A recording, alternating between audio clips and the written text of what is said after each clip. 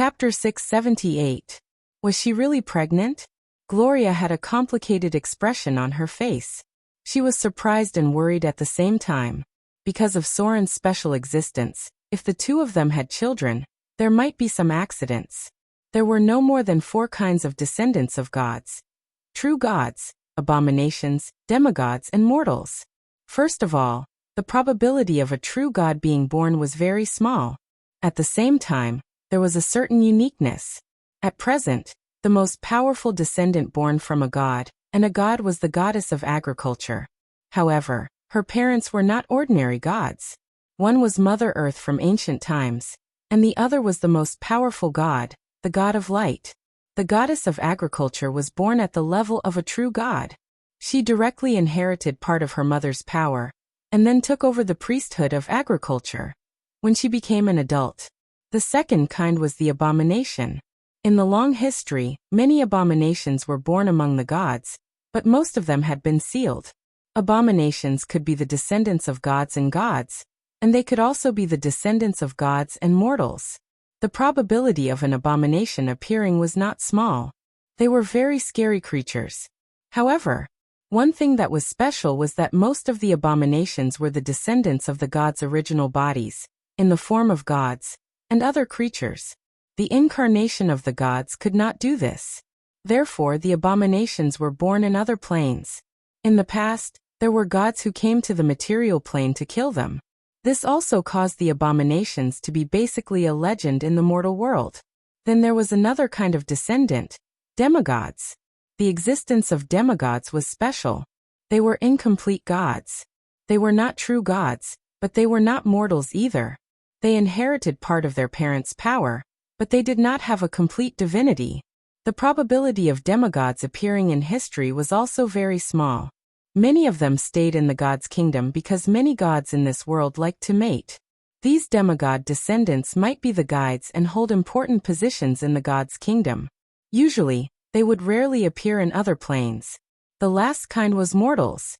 Of course, even if mortals were the descendants of gods, it was impossible for them to not inherit any power. It was just that the power they inherited was even smaller. The probability of not inheriting any talent or power at all was probably smaller than the probability of an abomination being born. The son of fear. The divine son of massacre. These children of God that had appeared in history were all mortals. Vivian was a mortal descendant of a god. For a long time, her power did not awaken until one day. Her talent suddenly awakened, and she began to inherit the divine power from her father. The probability of such offspring being born was also relatively high, especially if only one of the parents was a god. The most likely situation for an abomination to be born was when both parents were gods. In this case, for unknown reasons, the probability of an abomination appearing was a little scary. Gloria was worried about the abominations. They were terrifying existences filled with the desire to destroy. They were a kind of twisted life form, and they could also be the world's punishment for the gods.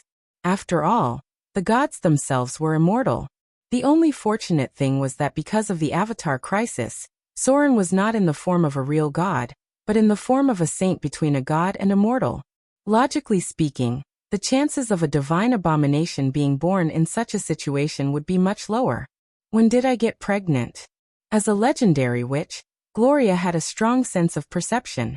She vaguely felt that a life was being born in her body, although she was not 100% sure whether it was true or not. This feeling would become more and more clear as time passed. This discovery made her a little panic, but she soon calmed down. She decided to hide this matter for the time being and not tell anyone, including Soren. When she was sure that she was pregnant, she would choose the right time to tell him. Although she never knew what spurred Soren to move forward crazily, Gloria knew that Soren had been actively dealing with something. Maybe it was a great crisis. Gloria gently stroked her belly with her hand, and her expression gradually calmed down. Then a smile appeared at the corner of her mouth, and there was an inexplicable motherly aura around her. She murmured, "When was it?" As the Avatar crisis approached, the number of times Soren made out with her was obviously not as much as before. During this time, Soren had been learning magic like crazy. According to the time, There were only 2 times that might lead to pregnancy. Gloria thought of this, and a blush appeared on her face. She murmured, "It can't be the first time. That time, I ate them all. In that case, then it can only be that time in the astral realm? Could it be that she got pregnant because of this? Astral realm." Gloria's eyes flashed with the scene of the past. She felt that she seemed to have discovered something, but there was still a trace of worry in her eyes. Autumnfall. The second migration of the half-elves had begun. Soren must take advantage of the first snow of winter to send people back to Mordor as much as possible. Otherwise, when the snow blocked the road, it would be quite difficult for these people to go to Mordor. Moreover, the cold ice and snow may take away some people's lives. The winter in these 2 years was much colder than before. The portal could no longer be used. The power of the temple had to be reserved to deal with the Avatar crisis. And the expenses of Mordor were already very large. Before the income of the Abyss arrived, Soren must reduce some of the expenses. A huge army. There were 12 towns that were being developed near Mordor. These 2 were the most important. At present, most of the income of Mordor was filled in these 2 holes. If it were not for the occupation of Treasure Island, overseas trade alone would not be able to support it. "My lord," the old archbishop came to Soren and bowed slightly. "The first batch of believers has been sent away. However, we found traces of the half-orcs at the border. They seem to be investigating us." "Half-orcs?" Soren frowned when he heard this, and then said in a deep voice, "Don't worry about them. As long as they don't attack, everything will go according to the original plan." Ascendant. Eugene. This was a rare far-sighted half-orc.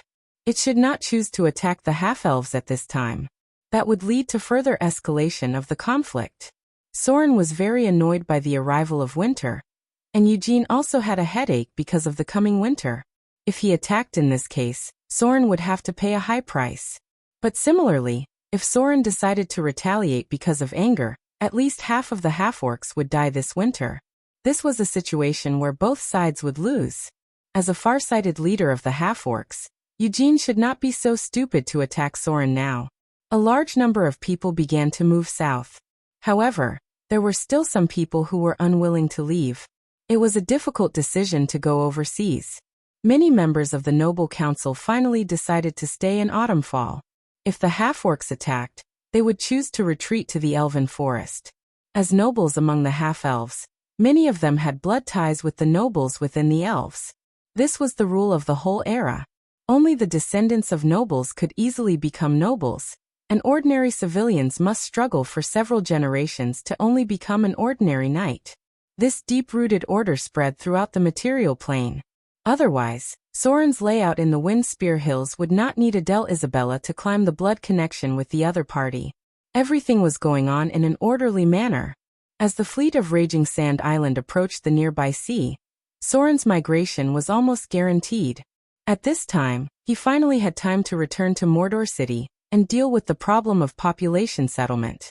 Mordor City would certainly not continue to accept more outsiders. The overcrowded environment would make the whole city dirty and messy. These people could only be distributed to nearby towns that were being developed. According to Soren's plan, there would be 12 large towns with more than 5,000 people near Mordor City. After returning to Mordor City, Soren finally had a little free time. But what surprised him was that on this day, a very special visitor came to Mordor City. Lady of Silvermoon. This mysterious lady still did not appear in her true form. Her avatar was directly teleported to Mordor City, and in order to express her goodwill, the Lady of Silvermoon immediately sent a message to Soren after arriving, telling him of her visit. It was a little unexpected. The lady did not come at night. She chose to come during the day. The divine sense allowed Soren to directly find the other party's location. With a magic aura, Soren's figure was teleported to the cliff outside Mordor City. The Lady of Silvermoon stood on the towering cliff overlooking Mordor City. After noticing Soren's appearance, a faint smile appeared on her face, and she slowly said, "It's a very good city. It reminds me of a place called Silvermoon City." Silvermoon City. Soren was silent when he heard this. Of course, he knew Silvermoon City, and he knew that this place, which used to be the most prosperous city in the material plane, had now become a ruin. The northern witches were built on the ruins of Silvermoon City, and the magic lock of the Witch Council was part of the magic lock of Silvermoon City. Silvermoon City and the Lady of Silvermoon naturally had a very special relationship. The other party must have mentioned the city at this time to express some special meaning. It may mean that the gods were immortal, and no city could be prosperous forever, but it may also mean something else. I once tried something similar to you. The Lady of Silvermoon looked down at the bustling Mordor city in front of her. Her sight seemed to include every corner of the city. Her bright white face showed a trace of reminiscence, and she whispered, "At that time, Silvermoon City was like this, maybe better than this, full of vitality, freedom, enthusiasm, and hope." The Lady of Silvermoon's expression gradually became gloomy. Then she smiled and shook her head. "I hope you will succeed." The gods all wanted to change the material plane. They wanted to change the world in the direction they wanted. The Lord of Light wanted the world to be full of justice and kindness. The Lady of Wealth wanted the world to have prosperous trade. The Goddess of Agriculture wanted to make agriculture more prosperous, and so on. The gods' changes to the material plane had all kinds of changes after colliding with each other, and finally evolved into a balanced situation. Mordor City was Sauron's hope. To some extent, it was also the starting point of Sauron's hope to change the world. Do you know? The Lady of Silvermoon smiled slightly, and her attitude seemed to have become much friendlier. Maybe it was because both of them had put a lot of effort into a certain city. She looked at Sauron in front of her and slowly said, "This place is not quite the same as I imagined. I thought that a new god like you, who was promoted from a mortal, would only make your territory as foul as Dark Sun." Note: another name for the god of murder. But the truth is very surprising. I see a lot of different things here, although I don't like the harsh order here. Maybe you should give people more freedom. Freedom? Sauron's mouth twitched, but he didn't answer the Lady of Silvermoon's words. Because talking about freedom at this time was completely suicidal. The chaotic and kind Lady of Silvermoon. Don't you like to die? As one of the ancient gods, how could you fall to this point? Look at the Lady of Night. She's doing well. The Lady of Silvermoon couldn't help but frown.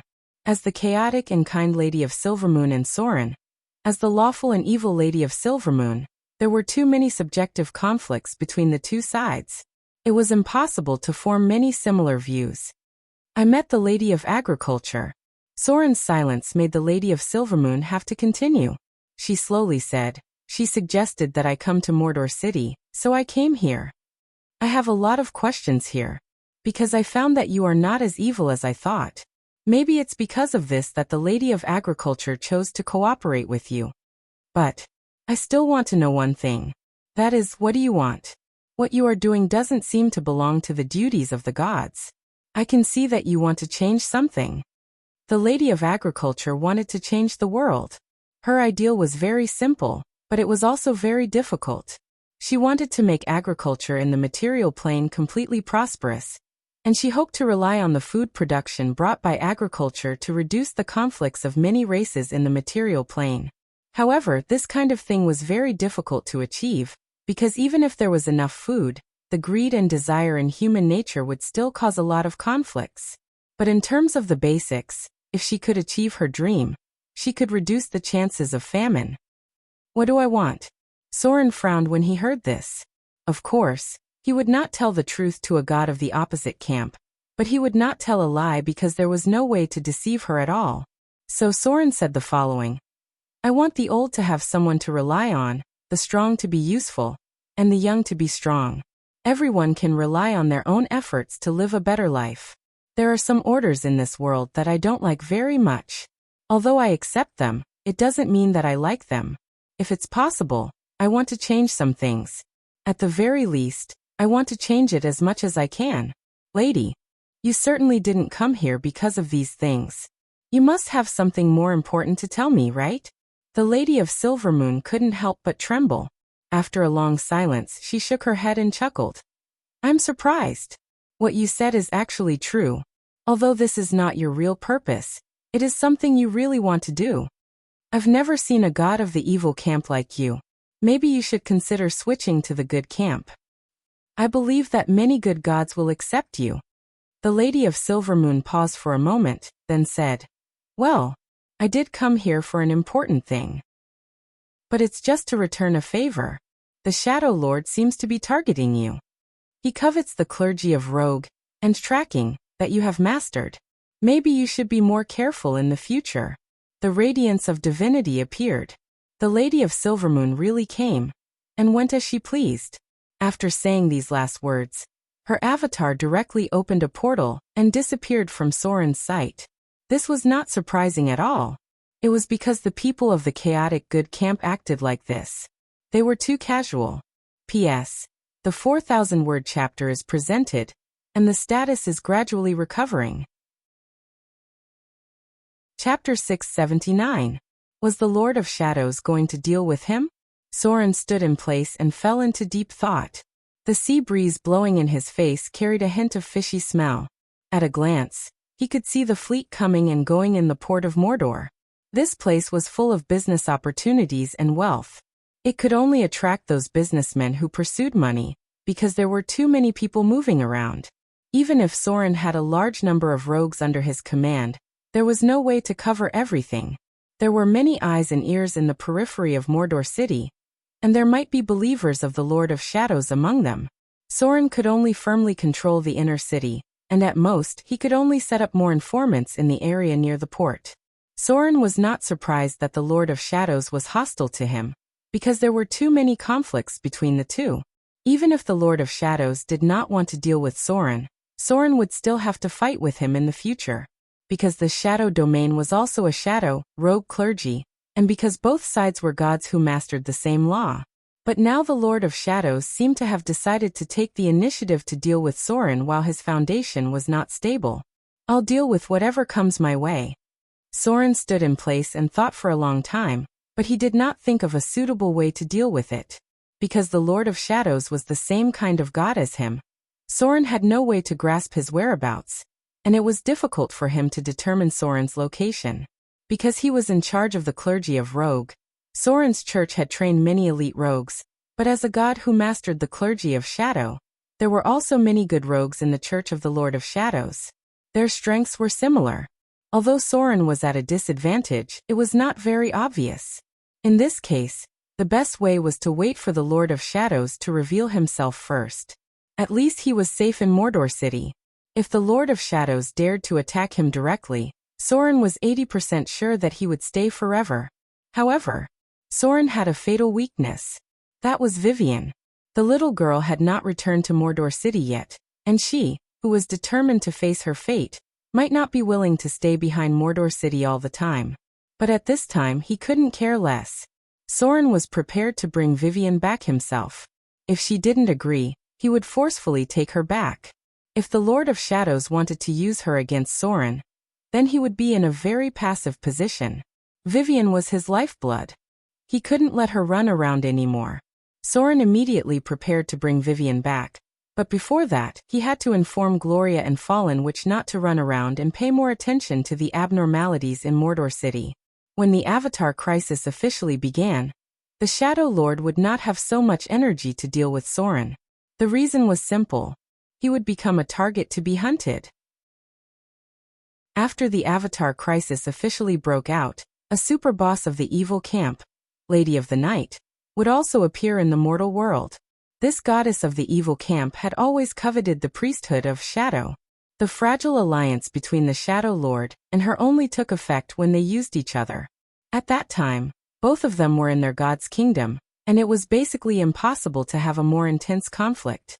But now that both gods had fallen to the mortal world, it was hard to say whether the fragile alliance agreement between them could be maintained. The Shadow Lord must be very afraid to see the Lady of the Night now, which was why he had been hiding. He might have the idea of accumulating strength to deal with the Lady of the Night by targeting Soren. A day passed in the blink of an eye. The undercurrent of the material plane did not have much impact on the bottomless abyss.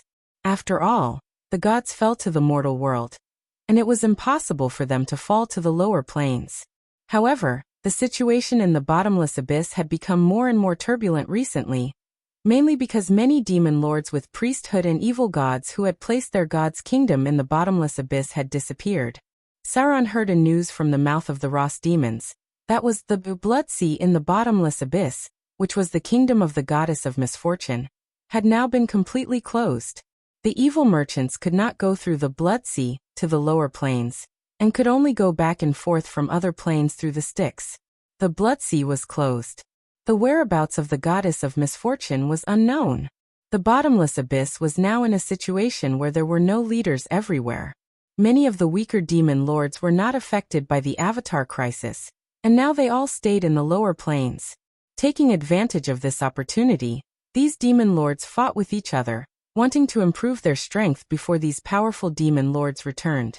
Chaos spread. In the third layer of the bottomless abyss, the Forgotten Land, dozens of big and small guys who claimed to be demon lords emerged overnight. Golumba Arena. After such a long time of preparation, Sauron was finally ready to attack the interior of the arena on this day, and completely conquer the remaining demons and goblins. Fire. With Sauron's roar, the battle broke out at dawn. The reason why it took so long was that the demons in the bottomless abyss were too stupid. Few demons knew how to use the heavy artillery sent by Sauron's body. He tried to train the artillerymen, but in the end he found that the low-grade demons were too stupid, and the middle-grade demons were too reckless. These brainless guys would rather go up and kill people than stay behind and fire. In the end, Sauron had no choice but to let the succubus who served him be the artillerymen. Succubus were very smart demons. After a period of training, these succubus were soon able to use the artillery skillfully. The overall strength of the material plane was not as good as the bottomless abyss, but the artillery still had great lethality here. With the roar of the artillery, the Golumba arena was completely suppressed in an instant. After 3 rounds of artillery suppression, the demon army under Sauron's command began to charge. On the side were the mercenaries from the demons. They were driven to charge bravely for the sake of profit. The artillery fired 6 times, and Sauron waved his hand to signal the succubus to stop attacking. In the bottomless abyss, production was extremely low. Basically, ammunition could only be replenished from the material plane. The remaining ammunition had to be saved to deal with the enemy in the future. Under the cover of the artillery fire, some demons had already rushed to the walls of the Golumba arena. At this moment, Sauron also pulled out a huge beheading sword. His body was burning with raging flames, and he flew directly to the center of the enemy's front line. There was a goblin demon warlock holding a scepter. He was originally the right-hand man of the demon lord, but now he had become the leader of the demon goblins. "Master, I'm here to give you a hand." A coquettish voice rang out. The lady boss of the Furnace Tavern also flew up at this moment. She was a high-grade succubus, and she knew very well how to please her master. Now that the situation on the battlefield was completely suppressed, she immediately took the opportunity to show her loyalty. The berserk demons rushed toward the entrance of the Golumba arena like a tide. Sauron's body was burning with raging flames, like a sharp knife stabbing into the enemy's front line. He raised his hand and a flame whip gathered in his palm.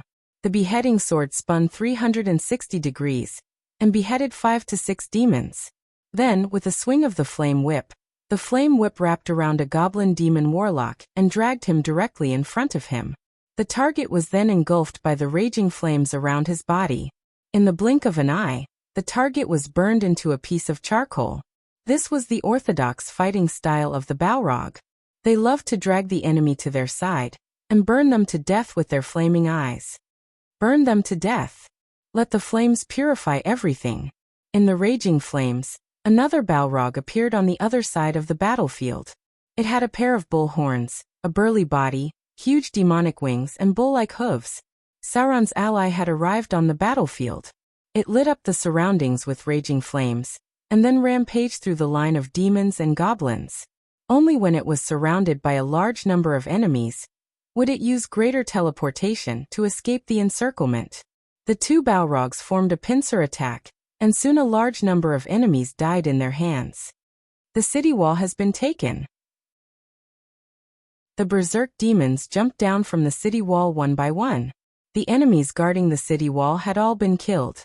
Now the army of demons and goblins had shrunk extremely, almost holed up in the inner city of the Golumba arena. The slaughter was increasing Sauron's power. When he killed a soul judgment demon, the accumulated demonic power erupted again, directly causing a new mutation in Sauron's body. A row of data appeared in front of him. Ability upgrade. Balrog form evolved into Balrog elite form. You've mastered a new ability, Cleave. You've gained immunity to lightning, poison, and fire damage. Your ability Summon Demon has been upgraded. Your ability Dominate Demon has been upgraded. A raging fire was ignited. With a slight crackling sound from Sauron's bones, his body grew bigger again. Now he was close to 4 meters tall, and his weight had probably reached more than 3,500 pounds. At the same time, his attribute page also changed. Name Sauron. Race Demon. Form, Balrog Elite, Grade 5. Large Otherworld Creature. Cross-Plane Evil Level. Creature Level 24 Attributes. Strength 32, Agility 21, Constitution 27, Intelligence 21, Wisdom 21, Charm 24 Alignment. Lawful Evil Note. Other demons will be slightly hostile to your actions. HP, 381415 Demonic Power. 153000 Skills. Sneak 195, Deception 155, Negotiation 155, Literacy 170, Intimidation 300, Spellcraft 150, Use Magic Device 150, Listen 135, Scout 135, Search 110. Abilities: Gaze of Fear, Aura of Fear, Body of Flame, Whip of Flame, Bind, Demon Claws +1 Natural Magic Weapon, Demon Skin Damage Reduction +10, Demon Resistance, all types of resistance +10. Abilities: Cleave Dual Wielding, Proficiency in Preemptive Attacks, Multiple Attacks, Weapon Mastery, Beheading Sword, Heterogeneous Weapon Mastery, Whip, Fierce Attack. Spell-like abilities: Soul Manipulation, Telekinesis, Blasphemous Words, Greater Teleportation, Fear, Cast at Will, Fireball 5 times a day, Instant Cast, Dominate Demon once a day, Burning Hand, Summon Demon, Telepathy. The eyes of the entire battlefield were attracted by Sauron, who seemed to have advanced. At this moment he looked like a huge burning human-shaped flame, which made the temperature of the entire Golumba arena seem to have risen a lot. It was as if they were close to a hot lava area. The aura of a demon close to the leader level spread. Many demons and goblins were full of despair.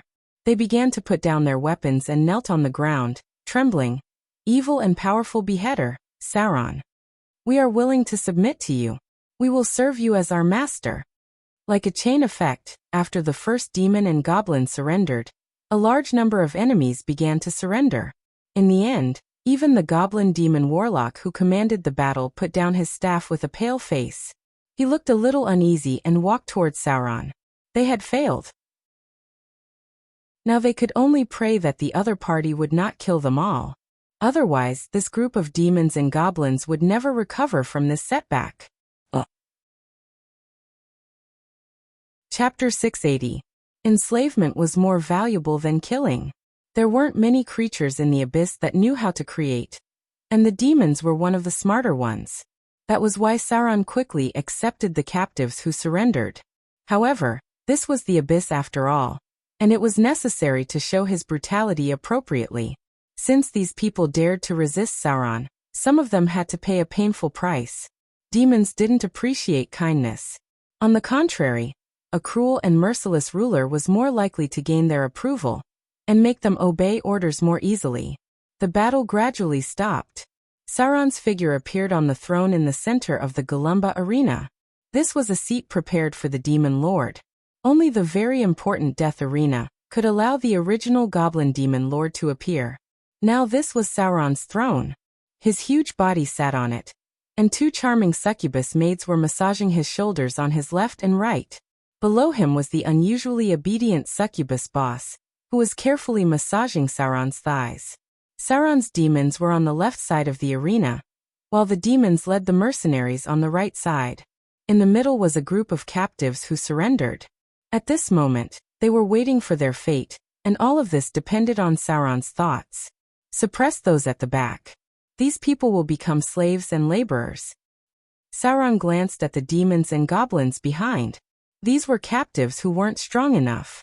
He could keep them without worrying about any trouble. However, when he turned his gaze to the high-grade goblins in front of him, his target became a lot colder. These were the core elites of the demons and goblins, and many of them were close to becoming high-grade demons.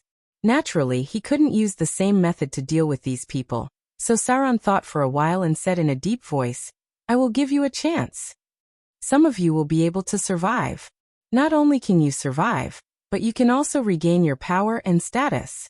But those losers will not be so lucky. The Galumba Arena will reopen in 3 days. You will be the first batch of gladiators. The winner will regain his status and power, and will be rewarded by me. Losers have no value. I don't need useless trash here." Demons and goblins were of the same race, so it was easy for them to band together. Although they had already surrendered to Sauron, it was hard to avoid the possibility that some of them would join forces to do something behind the scenes. Therefore, Sauron could not take all of these captives, and he might need to suppress and divide them in the future. In order to avoid such a troublesome matter, Sauron simply let them kill each other first. As for these powerful high-level demons and goblins, Sauron planned to let half of them die first. This way, in order to survive, the other half would be filled with hatred and competition between each other in the process. You die, I die. Sauron's words instantly made many of the demons and goblins wary of each other. If they had to participate in the death arena to survive, anyone around them could become their opponent. Sauron was satisfied with this.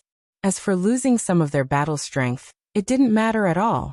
One could always recruit powerful fighters in the bottomless abyss, as long as one wasn't afraid of them challenging and overthrowing one's rule. Besides, it was necessary to celebrate the reopening of the Galumba Arena with a death arena. Sauron's goal was not only to weaken and divide the demons and goblins, but also to declare his existence and rule to the surrounding demons. The battle ended. Next, it was naturally time to divide the spoils of war.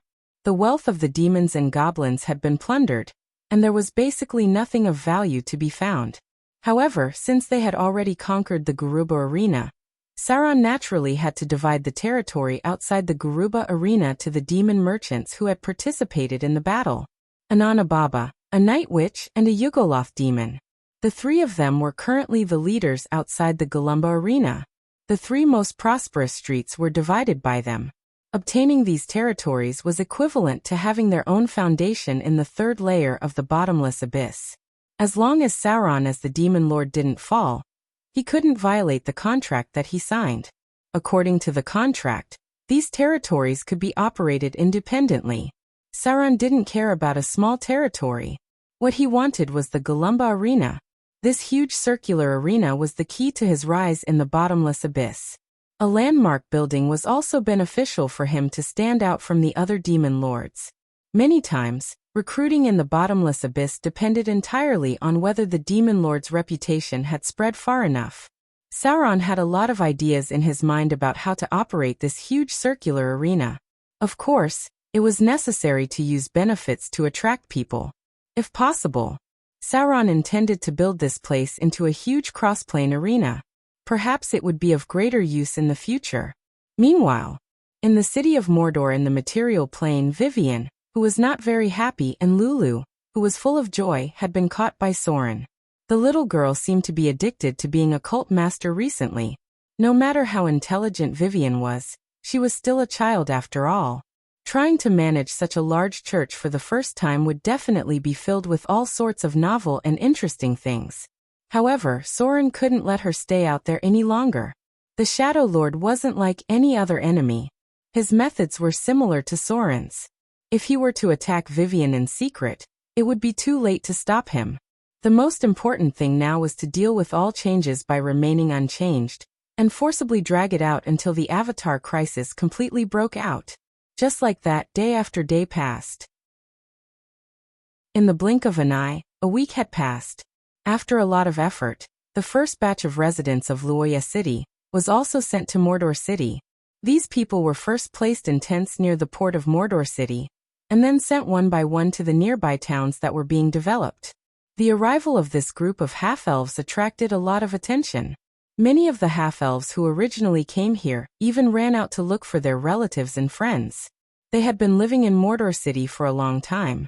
Compared to the situation of the first batch of half-elves who arrived in Mordor City, the treatment of the second batch of half-elves was obviously much worse.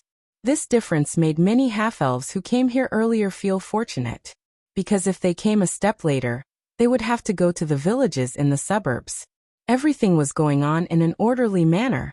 Soren never liked to keep idle people, so starting tomorrow, these people would be arranged to work. At the same time, the third wave of expansion in Mordor City would begin.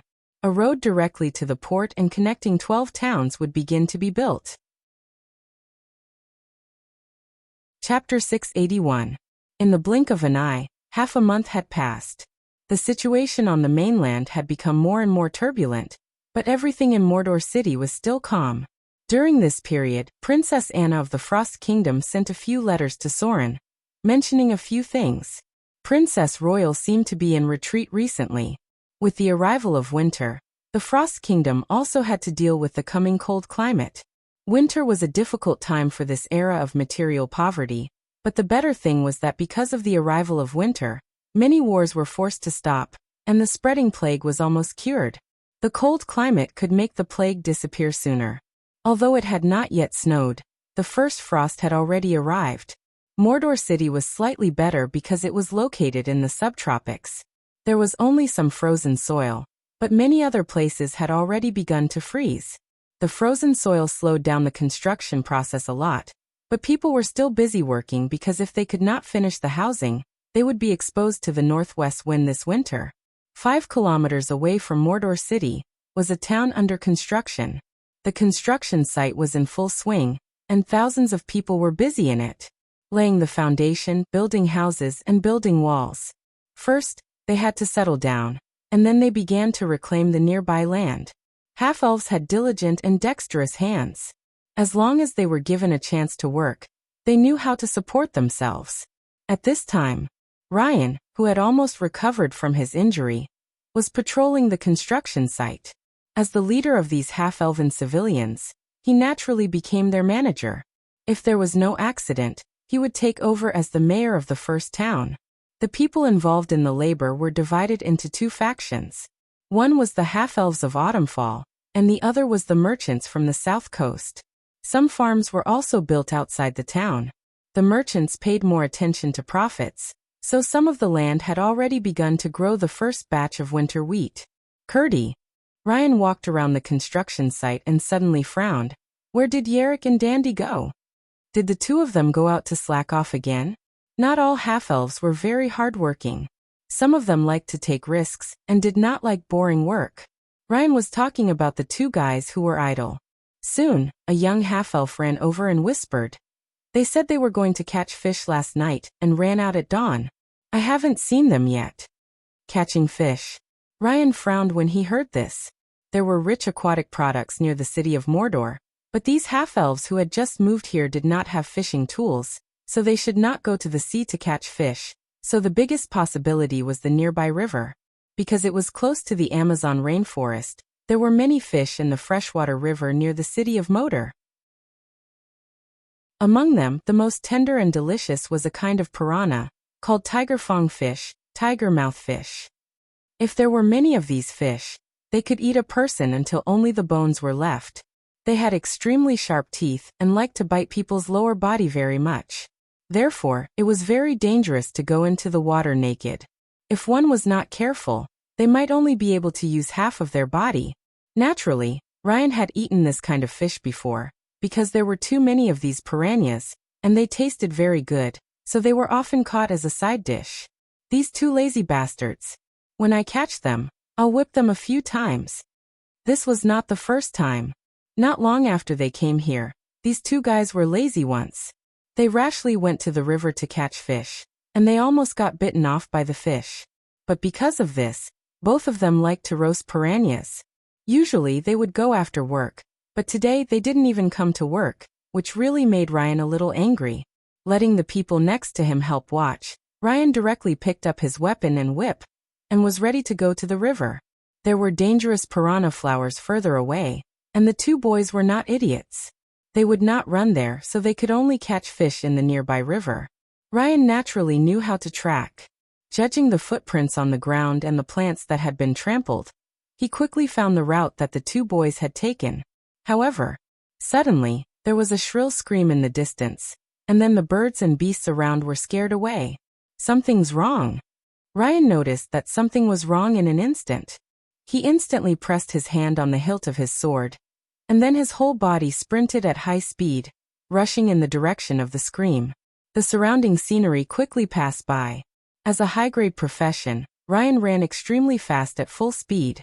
In a few minutes, he passed through the dense jungle and approached the place where the sound came from. Then, Ryan saw a half-elf boy covered in blood. At this moment, he didn't care about scolding him. He said anxiously, "What's the matter? What happened? Where's the other person?" The half-elf boy named Dend was covered in blood. At this moment, when he saw Ryan, it was as if he saw his savior. He grabbed him and murmured, "Alec is dead. He was eaten." Damn it. Ryan was so angry that he wanted to slap the guy in front of him. He had already warned them that the nearby river was very dangerous and not to run to catch piranhas. Now he finally learned his lesson, but a young life was ended because of this. Ryan thought that the other half-elf boy was eaten by a group of piranhas, but Den's next words made him tense up. "Demon." The half-elf boy named Den said incoherently, "Eaten." "Demon." "Eaten." "The demon ate Alec." "Demon." This time, Ryan's face finally changed. He wasn't sure if the half-elf boy in front of him was scared out of his wits.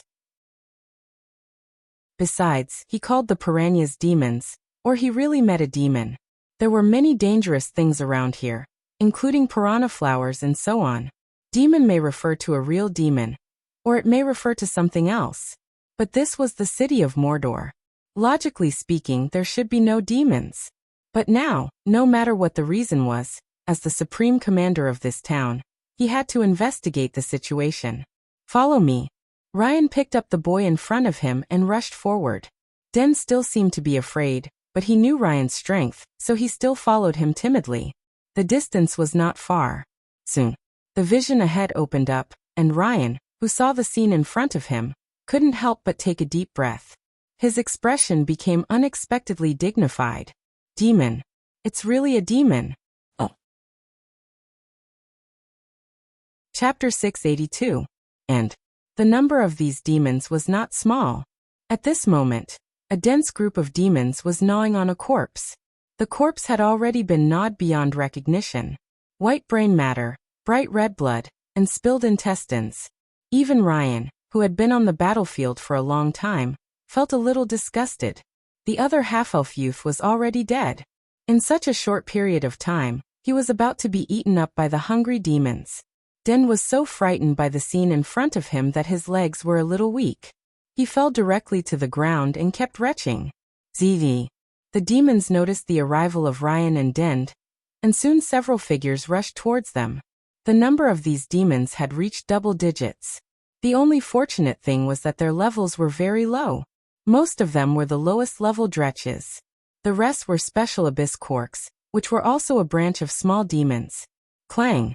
Ryan quickly pulled out his sword and rushed up. These demons were not enough to threaten him. Although he did not understand why there were demons here, it was better to kill them all now. There were many ordinary civilians in the range of Mordor City. These civilians could not deal with the demons. Even the lowest level demons could easily cut open a civilian's stomach. The basic strength of the abyss and the material plane was still too far apart. The battle soon ended. It took Ryan a few minutes to kill all the demons, and the demons that wanted to escape were also shot to death by his bow. He frowned and glanced at the remains of the boy named Alec. Then he glanced at Dend, who was still weak in the legs, turned around, picked him up, and rushed outside. These evil demons appeared without any warning. It was too strange. For this matter, Ryan felt that it was beyond his ability, so he decided to report the matter first and let the higher-ups of Mordor City deal with it. Demons would not appear for no reason. He was afraid that this matter was not that simple. Soren was preparing to continue attacking the higher-ups of the Wizard Tower. During this period of time, Gloria's attitude was a bit strange. Soren could not tell what it was. Since she did not say anything, Soren did not ask much. However, just as he was about to continue exploring the interior of the Adept Tower, a message was sent directly to him from the guards. This news caught Soren's attention. He immediately notified Gloria after receiving the news, and they teleported to their destination together. Demons appeared in Motor City. Although they were not very strong and there were not many of them, the way they appeared was extremely strange. It was as if they had appeared out of thin air. It should be here. Soren's expression was grim. In front of him were the corpses of the demons, and the remains of a young half-elf. It should be the victim. The nearby area had been blocked by the Mordor city guards who rushed over, and the news did not spread out. Another boy who knew about it was temporarily locked up. At this time, it was better not to leak the news. It could easily cause panic among the ordinary people. Send someone out to search immediately. Soren glanced at the battlefield and ordered his guards. Search the nearby area and see if there are any demons that escaped. Block this area and don't allow anyone else to come close. Yes. The guards standing behind Soren took the order and left. Soren took Gloria to follow the footprints left by the demons. They quickly passed through the dense jungle and arrived at a dark valley. It was a very inconspicuous little valley. With his god-level perception, Soren did not find any abnormalities. Gloria was also checking the surroundings, but her expression was very puzzled. After a while, Gloria stopped and murmured, "It's strange. There are no summoning circles. There are no traces left by others. It's as if these lower demons appeared here out of thin air." Soren was shocked when he heard this. Immediately he fell into silence. Then he said in a deep voice, "I'll use telepathy to help you open the divine vision. You can check the nearby space." Space. Gloria looked up with a puzzled expression, but she quickly nodded and said, "Okay." The brilliance of divinity emerged. Soren's pupils emitted a golden brilliance. At the same time, with the power of telepathy, everything he saw was transmitted to Gloria's mind. Everything in front of them began to change. Space began to distort slightly. Everything seen at the divine level was completely different from what mortals saw. What's more, Soren was trying to master the power of space change. "Something's wrong." Gloria's expression also became very dignified. She murmured, "The space here seems to be a bit distorted. I'm not sure what's the reason, but the space here is really unstable." It began. It seemed that the Avatar crisis had really begun. Hearing Gloria's words, Soren already had the answer in his heart, but he did not say much because he wanted to confirm it further.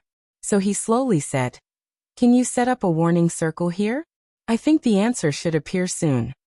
Gloria immediately nodded and said, "Yes. Soon." An exquisite warning circle had been completed. The two stayed in place for a while, and after confirming that there was nothing else, they quickly left. Half a day passed in a blink of an eye. When night fell, the warning circle set up by Gloria was suddenly activated. In an instant, both of them felt it, and then they were directly teleported to the valley during the day. The air in front of them seemed to be rippling. Soren saw that the space was gradually distorted, and then a small crack appeared. Through the crack, Soren could see hot magma. He could not determine where the other side of the crack was, but he was sure that it was somewhere in the abyss. With a chaotic sound, some short dretch crawled out of the narrow crack in space. Through the crack, a huge berserk demon could be seen, but it seemed that it could not pass through such a small space.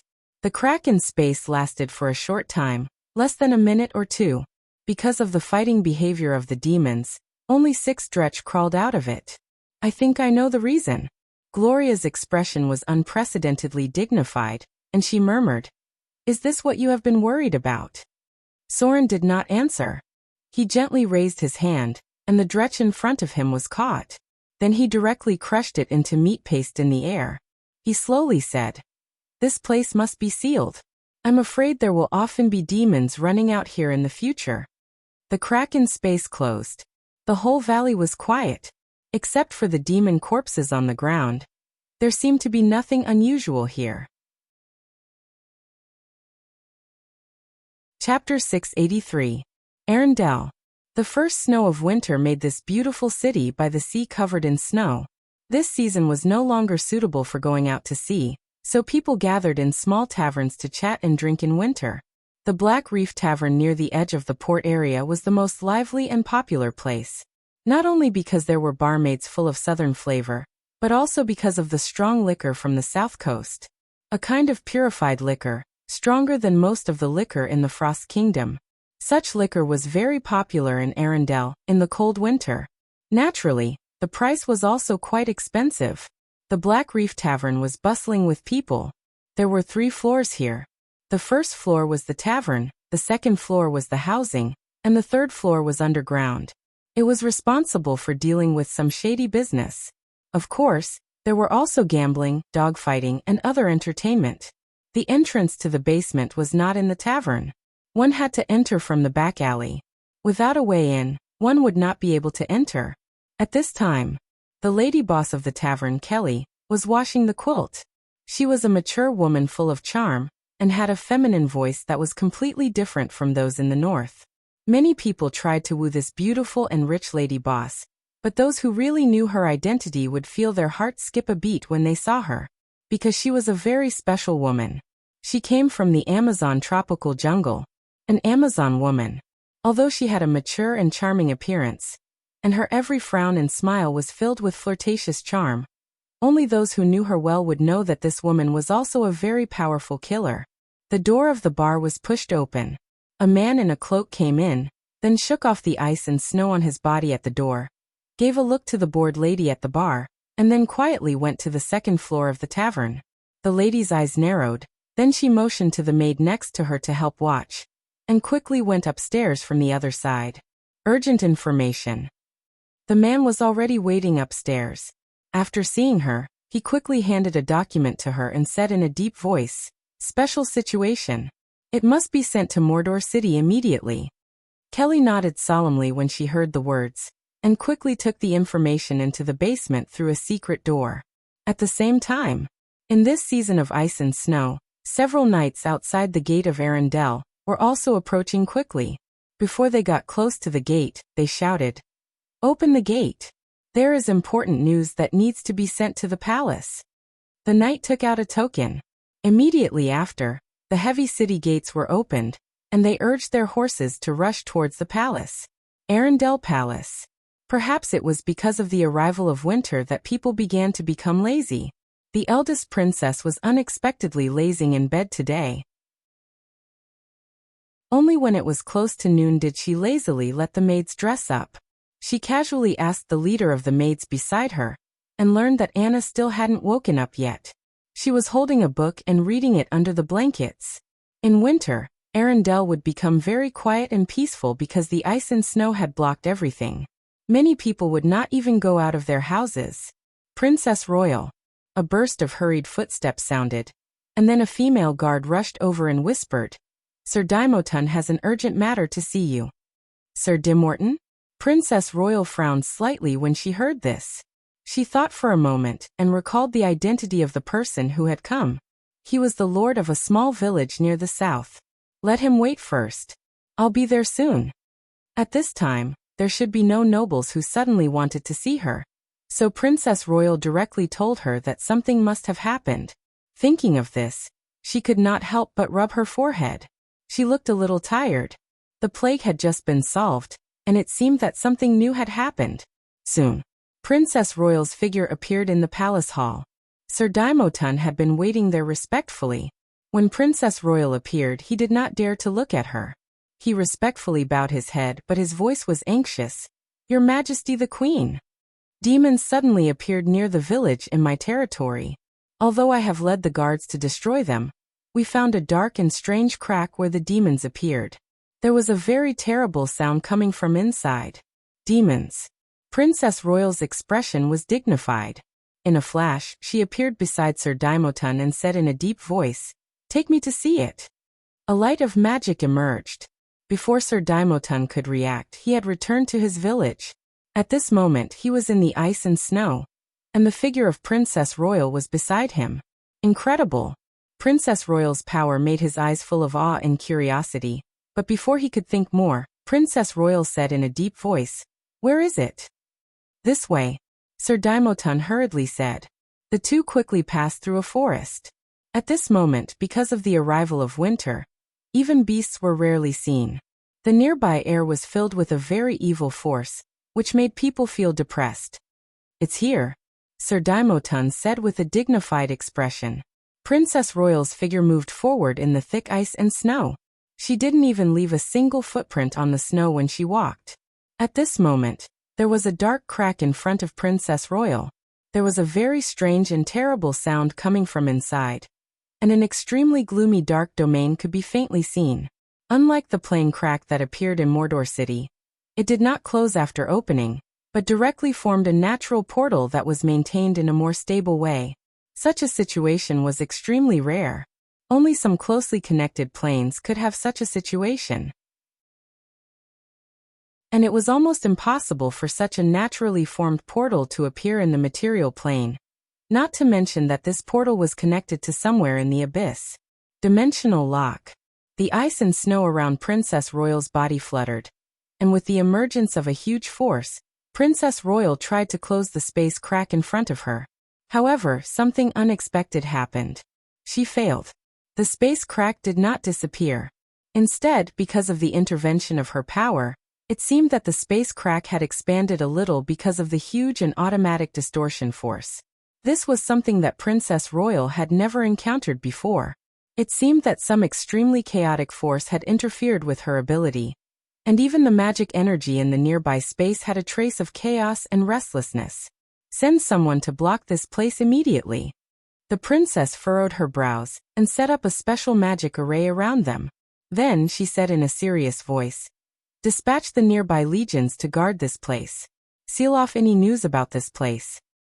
I will send the court witches to check it out. If there are any abnormalities, inform me immediately." Snowflakes fluttered. The surrounding ice and snow were controlled by a powerful force. In an instant, 36 staggered icicles were formed. There were strange ice and snow crystals on the ground, as if everything around was isolated inside. Chapter 684. Glorious City. A team of knights in silver-white armor was galloping. The armor of the paladins seemed to be shining in the sun. The farmers on the roadside saw them, and could not help but bow their heads in respect. The team went south for more than 20 kilometers. Soon a clergyman appeared.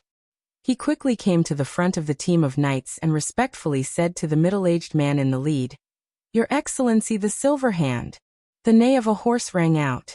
The Silver Hand reined in the horse, looked at the clergyman in front of him with a dignified expression, and said in a deep voice, "How is the situation?" The clergyman quickly replied, "The enemy has been destroyed. The bishop is checking the nearby environment. The appearance of these enemies is too strange."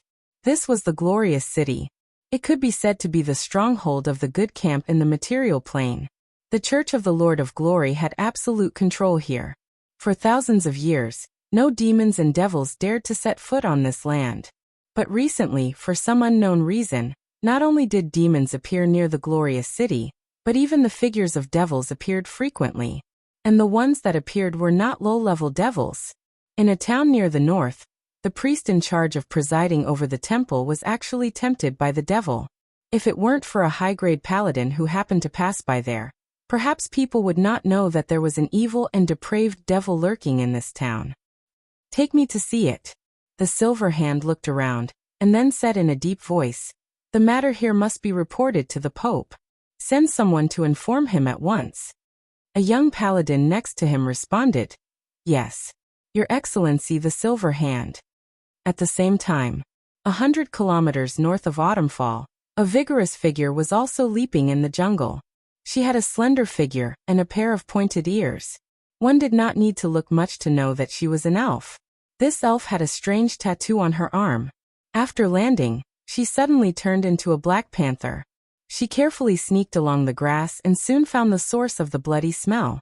There were traces of battle around, and there were pieces of broken bodies on the ground. Demon? Or devil? The Black Panther turned back into the tall elf drool. The girl picked up the strange horn left on the ground, as well as the broken limbs with dark red skin, and murmured, "No, I must report to Your Excellency the Earth Walker immediately." Opposite Loya City, Eugene's tall and sturdy body stood outside a newly built village. The departure of the gnomes made his mood a lot better, because this meant that they had given up on this land. As long as he led his people to properly manage this place, the gnomes would not be able to take it back in the future. The arrival of winter made life difficult for the orcs, so they wanted to collect as much food as possible before the first snowfall in the south. But a very bad thing happened. The hunting team sent out by Eugene was almost completely wiped out. The only one who came back alive was Delirious. All he could do was shout, "Demon! Damn demon! I'll kill you all! Ha. Come on! Come and eat me!" It had already gone mad. Excessive violence and psychological stimulation could drive the half-orc crazy, and the news it brought back cast a shadow over Eugene's heart. Winter arrived. Before the winter completely enveloped the world, some irresistible changes were slowly eroding everything. Many of the lower-class civilians were still unaware of this, but the high-level rulers had already noticed this. Demons appeared. They not only appeared in their own territory, but also frequently appeared all over the world. In one night, the evil sects hidden in the material planes suddenly became active, especially the followers of the demon lords and archdevils who had developed in the material planes. Now they were frequently operating in the dark, using the power of fear to recruit fallen followers. Mordor City. Soren slowly put down the information that had just been sent back, and then ordered in a deep voice, "Send out all the hidden sentries. There must be no fallen followers in Mordor City. Kill them all." The drow warrior standing outside the door answered, "Yes, my lord. Sir Soren." The demon followers appeared. They used fear to confuse ignorant civilians, telling them that the terrible demons were coming to the mortal world. Only by joining them to serve the powerful demon lord, these mortals would not be attacked by the demons. To a certain extent, they weren't wrong. The demons might not attack these fallen followers. But if you wanted to join these fallen, you had to go through a very evil and bloody sacrificial ceremony. At that time, people could no longer be regarded as people. They used the fear of the demons to grow rapidly. In a short time, there were even traces of the fallen on the south coast. Soren's fingers tapped on the table gently. He was thinking about whether to tell the news to the people. In fact, after the frequent appearance of demons, many people in Mordor City had already heard the news, especially the well-informed merchants. They had spread the news to many places, but no one had brought the news to the surface yet. It was inevitable that this would cause a certain amount of panic. Soren was now thinking about whether to tell the ordinary civilians in advance, so that they could avoid the number of casualties. After all, it would be impossible to block the news until the new year. Finally, Soren decided to tell the news to the lower-class civilians slowly. Now he would let some of the smart ones be aware of the situation first. There was no shortage of smart people in this world. So Soren directly issued a decree, ordering the city of Mordor to enter a state of slight preparation for war. Militia training. The decree from Soren was transmitted to the entire island through the city hall for the first time. At the same time, other places on the south coast quickly received the news. Mordor City entered a state of preparation for war. The decree clearly stated that all adult men, 16 years old or older, in Mordor City must receive militia-level combat training every 3 days. Training every 3 days, this had reached the training intensity of the auxiliary soldiers.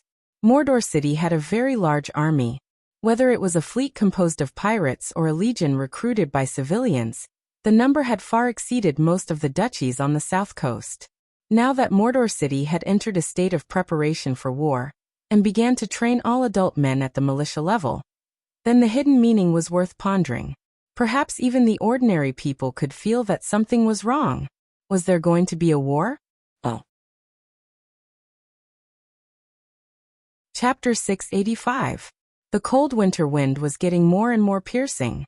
Even the city of Mordor, which was close to the subtropics, had a plummeting temperature. It was foreseeable that this winter would not be much better than last year, and no one knew how many homeless people could survive this winter. The temple in the central square was holding daily prayers. Perhaps because of the arrival of an unusual aura, the church's requirements for the believers were also much stricter. The large prayer that was originally once a week had changed to once every 3 days.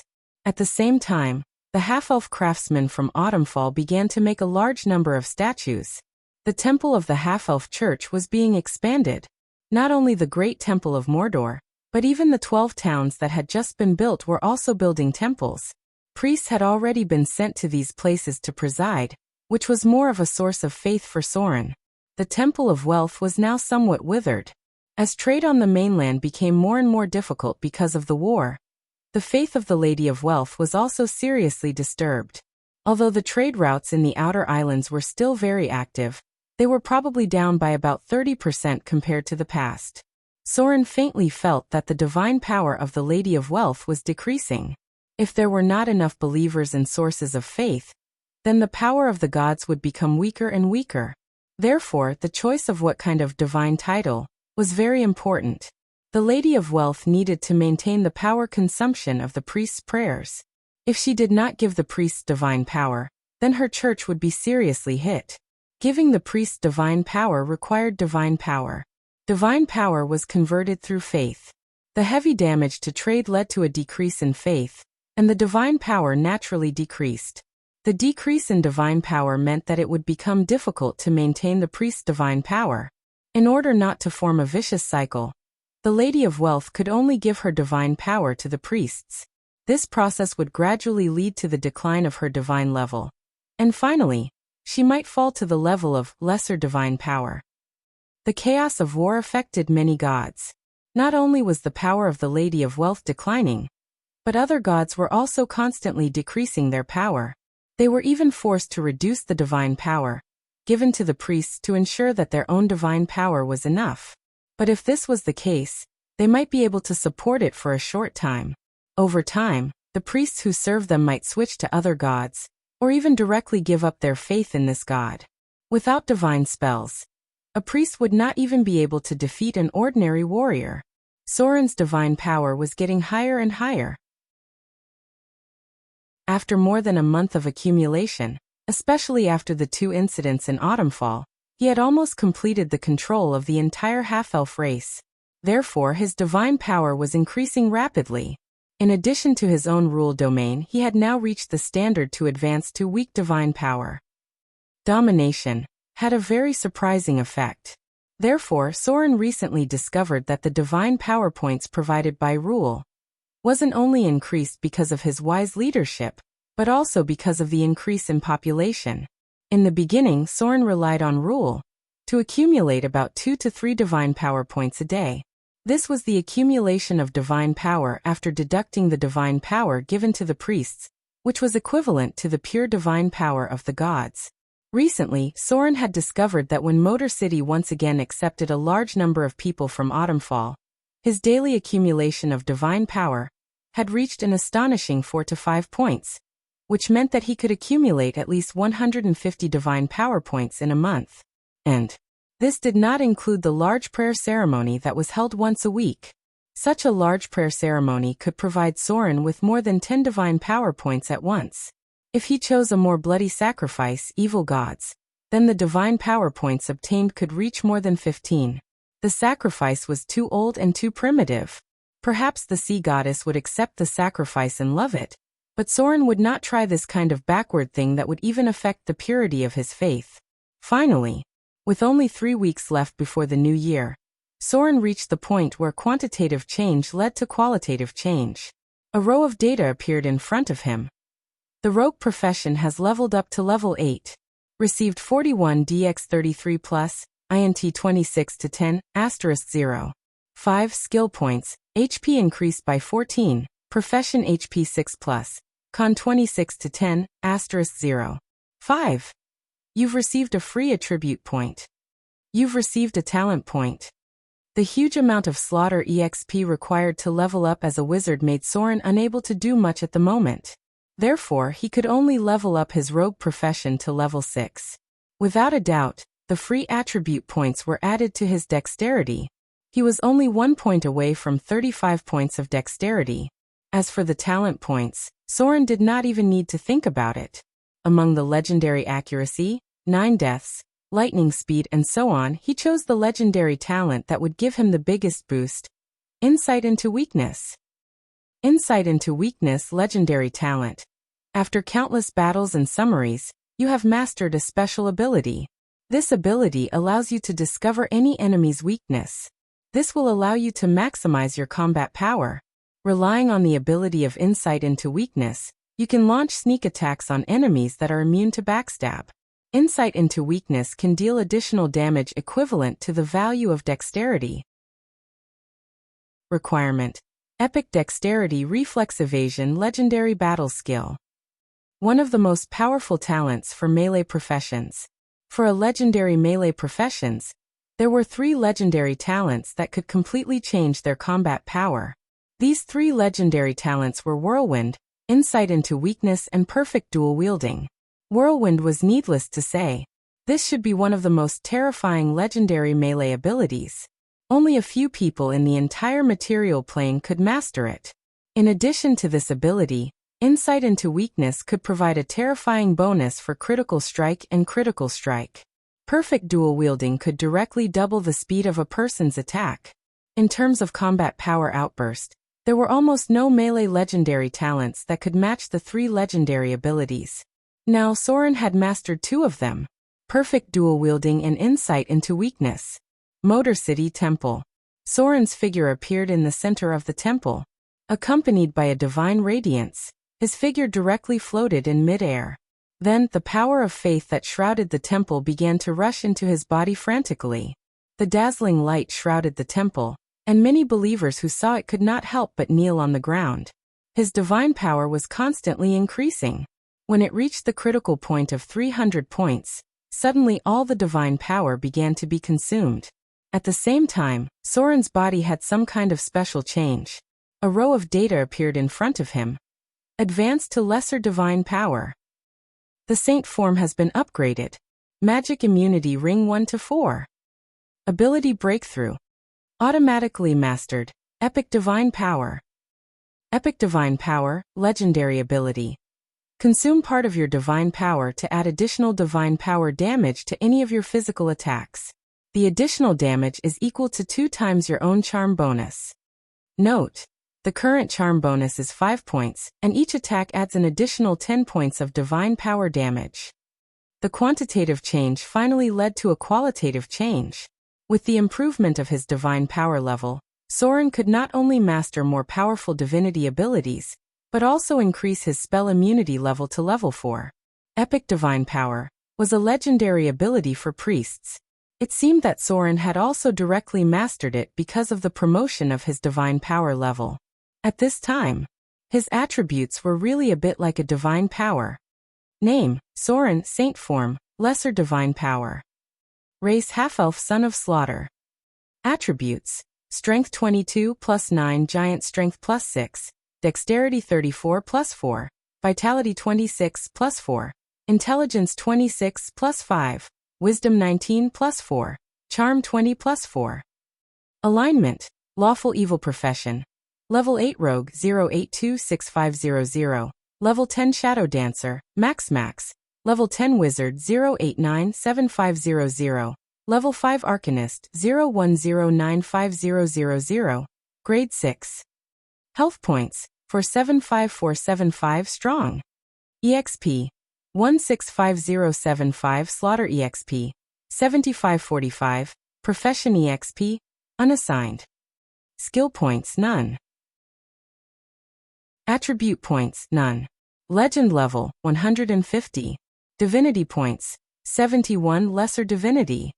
Requires 100 points to upgrade. Intermediate Divinity. Divinity points: 30. Lesser Divinity. Requires 100 points to upgrade. Intermediate Divinity. Divine Power points: 13600. Requires 600 Divine Power points to upgrade to Intermediate Divine Power. Master Space Change of the Divine Law. The limit of the divinity in the past was 600 points. Clergy: Half-Elf, Rogue, Tracker. Domain: Slaughter, Evil, Domination, Piracy, Shadow. Aura: Evil Aura. Status: Normal. Basic skills: Sneak 395, Literacy 325, Steal 215, Picklock 215, Snare 180, Focus 185, Negotiate 355, Appraise 125, Deceive 215, Intimidate 375, Taunt 215, Perform 155, Listen 315, Dodge 215, Parry 185, Block 125, Heal 155, Search 315, Detect 325, Scroll Copy 95, Spell Identify 155, Survival 325, Use Magic Equipment 125, Cooking 115, Alchemy 155, Forge Magic Weapon 185. Saint Form, Transcendence, Spell Immunity 1-4, Epic Divine Power. Divinity Abilities, Reality Change, Form Change, Divine Power Shockwave, Language Proficiency, Character Proficiency, Interplane Communication, Astral Teleportation, Plane Teleportation. Legendary Skills, Expose Weakness, Perfect Dual Wielding, Omnipotent Hands, Legendary Evasion, Legendary Battle Skills, Epic Dexterity, Epic Intelligence, Epic Constitution. Special Abilities, Life Extension, Eternal Youth Godslayer, Blessing of the Misfortune Goddess, Blessing of the Ocean Goddess, Dragonblood Baptism LV2, Killing Heart, Slayer, Deathwalker, Ascetic, Erudite, Blasphemy. Personal Abilities, Nimble Left Hand, Eidetic Memory, Perseverance, Encyclopedic Knowledge, Skillful Spellcasting, Reflex Evasion, Intuitive Evasion, Roll Evasion, Nimble Movement, Evade Sight, Dark Vision, Battle Spellcasting, Mobile Spellcasting, Spell Control, Empower Spell, Maximize Spell, Crafting Magic Equipment, Spell Penetration, Minor Magic Resistance, Minor Cold Resistance, Medium Fire Resistance, Minor Poison Resistance, Minor Electric Resistance, Robust, High Regeneration, Telepathy. 100 Feet Profession Abilities, Arcane Memory, Arcane Counterspell, Arcane Runes, Shadow Dominator, Flexible Mind, Military Weapon Proficiency, Curved Sword Legendary. Battle Skills, Summon Shadow, Shadow Jump, 300 meters, Shadow Strike, Shadow Jump 2 times, Fear Gaze Divine, Fear Divine, Vampiric Touch Divine, Sword Form, Heavy Slash, Sword Form, Horizontal Slash, Sword Form Beheading, Sword Form, Waist Chop, Sword Form Spinning Strike, Spinning Slash. Currently, except for his wisdom which was only 19 points, all of Soren's other attributes were above 20 points. Whether it was his basic attributes, abilities, basic skills, or other aspects, Soren had gradually caught up with the local gods. At his current level of strength, it would be very difficult for him to improve further. Whether it was a god-level increase in power or a professional-level increase in power, the requirements would be much higher. Under normal circumstances, many gods' professions would reach their peak after one more level.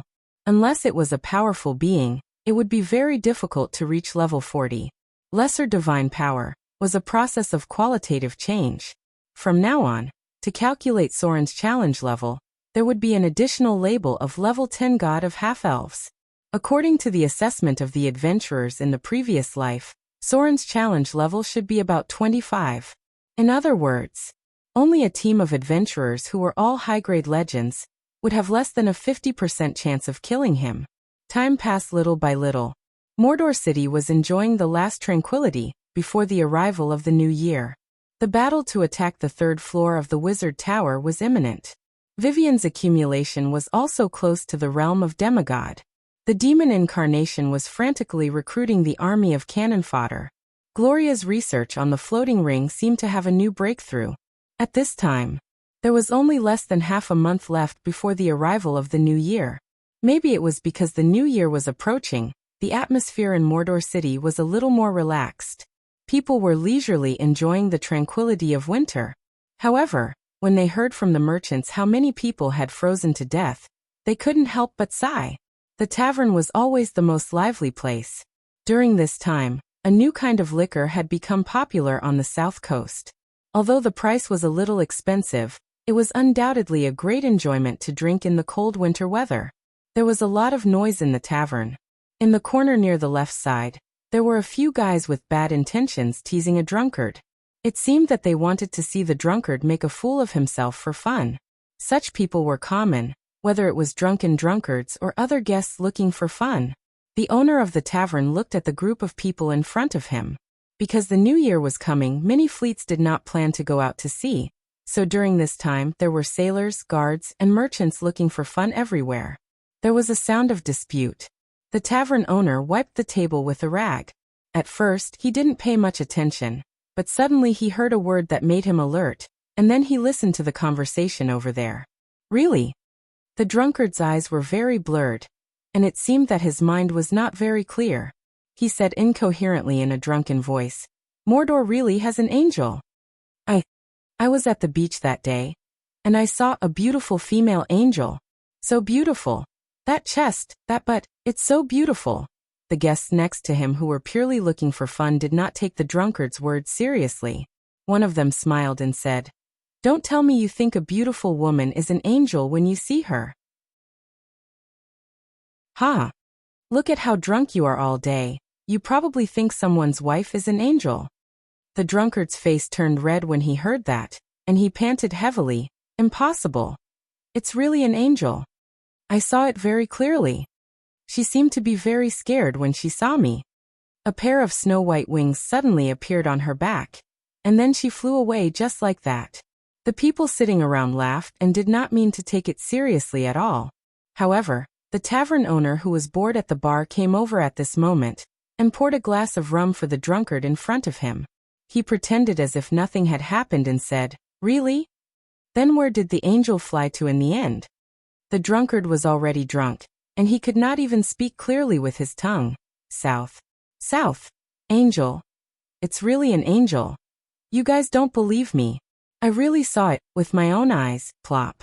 The drunkard who drank too much finally fell down, but he was still whispering something in his mouth.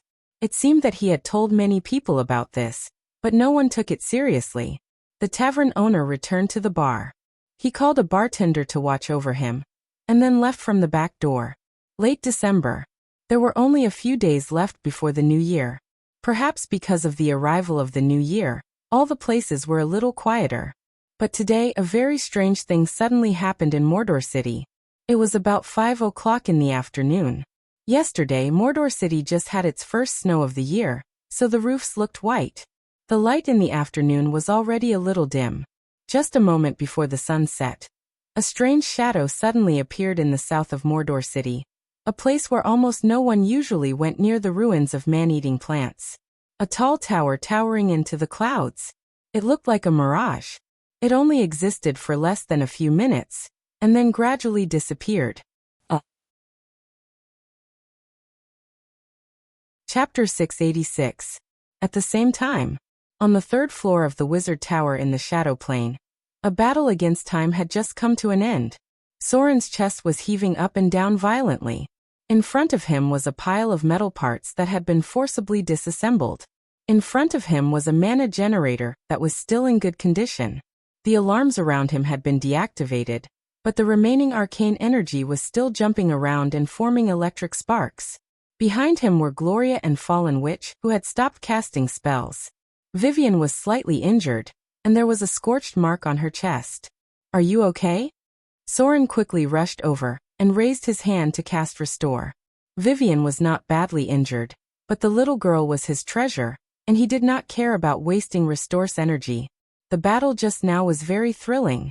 The strength of this mana generator was much stronger than Soren had imagined. The level of the rune was probably around level 30. Only an Arcanist could create a rune of this level, and it was a terrifying enemy that could challenge the old red dragon. Soren had actually used a trick to deal with it. Before the battle began, he had asked Vivian to cast Time Stop once. As a lesser god, Soren was immune to this spell. In other words, he had an extremely powerful opportunity to strike first. The time brought by this opportunity was not enough for Soren to kill a powerful mana generator that was made of abnormally strong steel. However, with his strength, he could destroy the energy transmission devices around the Wizard Tower before the mana generator could activate. Any puppet golem needed to be powered by energy. The more powerful the golem, the more energy it needed. Cutting off the energy supply in advance would greatly reduce the strength of the enemy.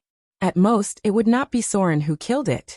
After about 3 minutes of battle, the powerful golem stopped operating because of the lack of energy. This was extremely good news. Although Soren could not obtain the powerful energy contained in its soul core, it still meant that it had become Soren's trophy.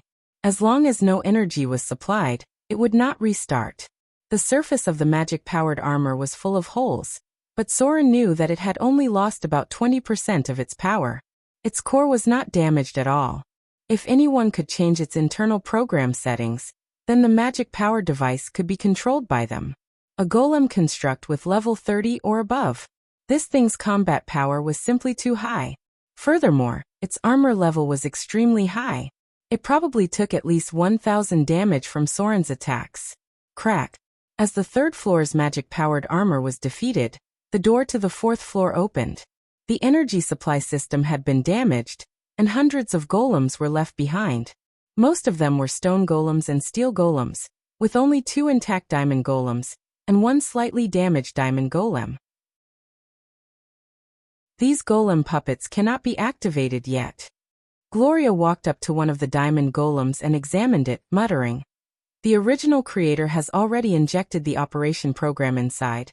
It must be completely modified before it can be activated. Otherwise they will treat us as intruders." Golems all had their own internal settings. It was just like the golem puppets made by Gloria. Without her authorization, no one else could command them. In fact, if an order was given to protect a certain area, the golem puppets would automatically attack anyone who approached. Although they had a decent level of intelligence, they still weren't truly intelligent life forms. Most of the golems operated according to the original order, unless they encountered a high-level construct life form like the metallic girl in the bottomless abyss. Warning! Warning! A strange alarm sounded and lasted for about a minute before it stopped. Nothing unusual happened after that, but in the sky south of Motor City, the shadow of a tall tower suddenly appeared, looking like a mirage. The shadow only lasted for a short period of time. After a few minutes, it would be gone. "Brother." Vivian seemed to be eager to try, as if she was very interested in the secrets inside the tower. She asked excitedly, "Do you want to continue? I can still cast another time stop. Should we continue our exploration?" Metal, machinery, arcane energy. Everything here was out of place with what they saw in the material plane. It was as if humans living in the 21st century had suddenly stepped into a secret base in the interstellar era. Anyone could not help but be curious about everything here. "I'll go up and take a look first." This battle was relatively easy. Soren made a gesture to the others, and then entered the 4th floor of the wizard tower. There were no enemies.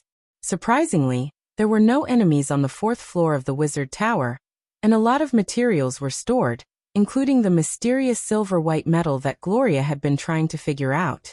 There were tons of them. There were 6 rooms on the 4th floor of the wizard tower. Each room had an extremely dangerous spell trigger trap. If the person who set the trap didn't enter, it would be triggered directly. The level of the spell trap was a bit scary.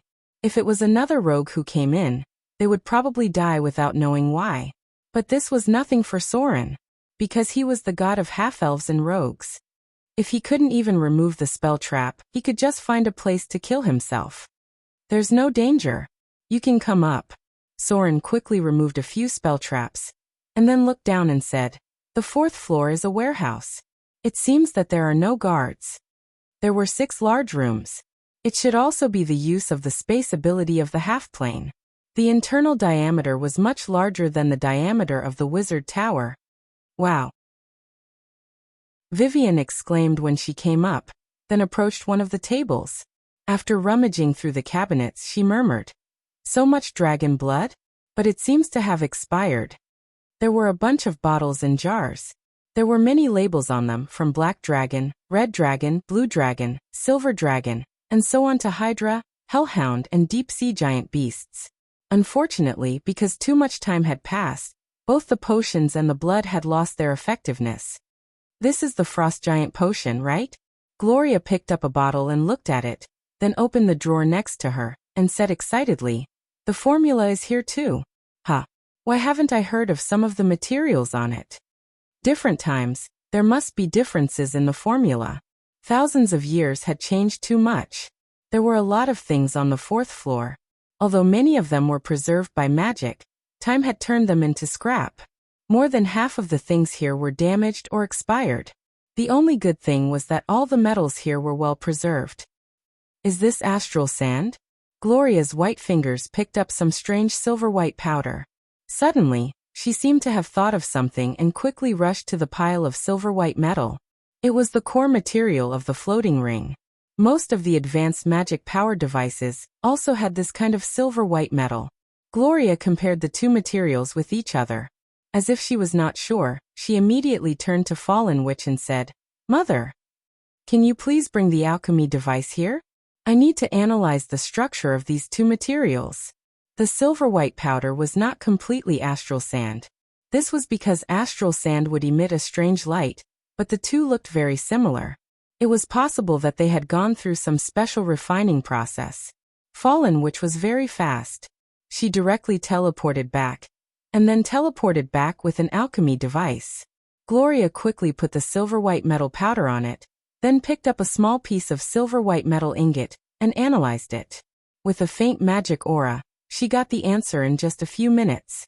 She was very excited and said, "Although I don't understand how it is made, but I can be sure that this is really astral sand.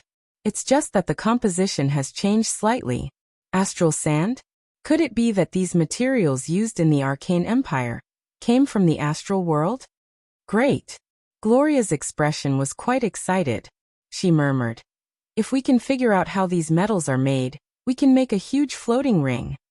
And I believe the Witch Council will be very willing to buy them at an extremely high price." Gloria needed a wizard tower. Fallen Witch also needed a wizard tower. Although they had never said it to Soren, they were just considerate of Soren's difficulties. The huge expenditure of Mordor City could not be reduced. The wizard tower often cost millions of Kindler.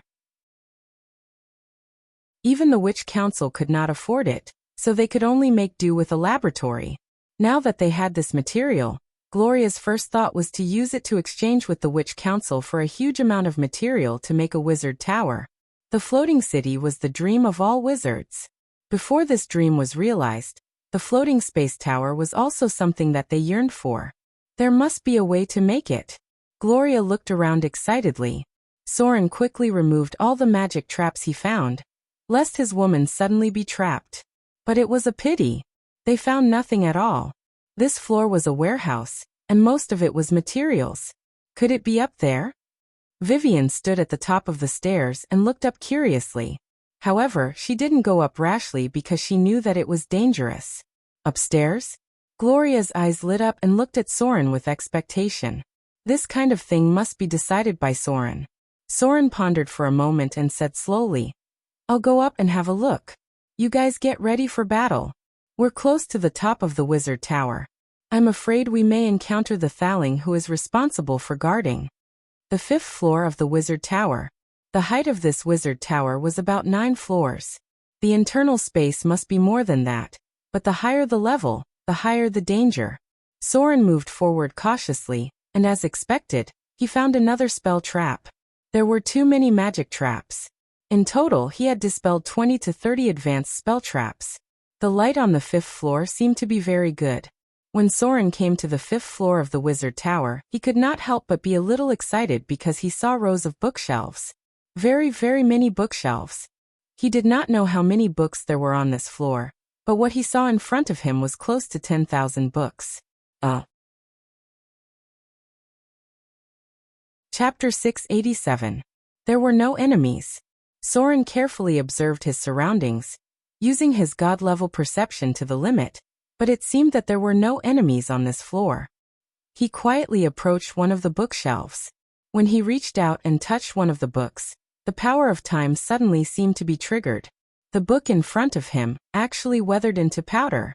In an instant, dust was everywhere. The books in the entire bookshelf were all turned into dust. Even the books on the bookshelves next to it were mostly turned into powder. However, after a large number of books turned into dust, some of the books that did not change at all became very obvious. These were all magic books, or books that were enchanted with spells. Even wizards did not have enough energy to enchant all of the books. As a library, They would set up a large magic circle to prevent the books from being damaged and so on. However, time had erased all of these, and only the important books that were enchanted with spells were preserved.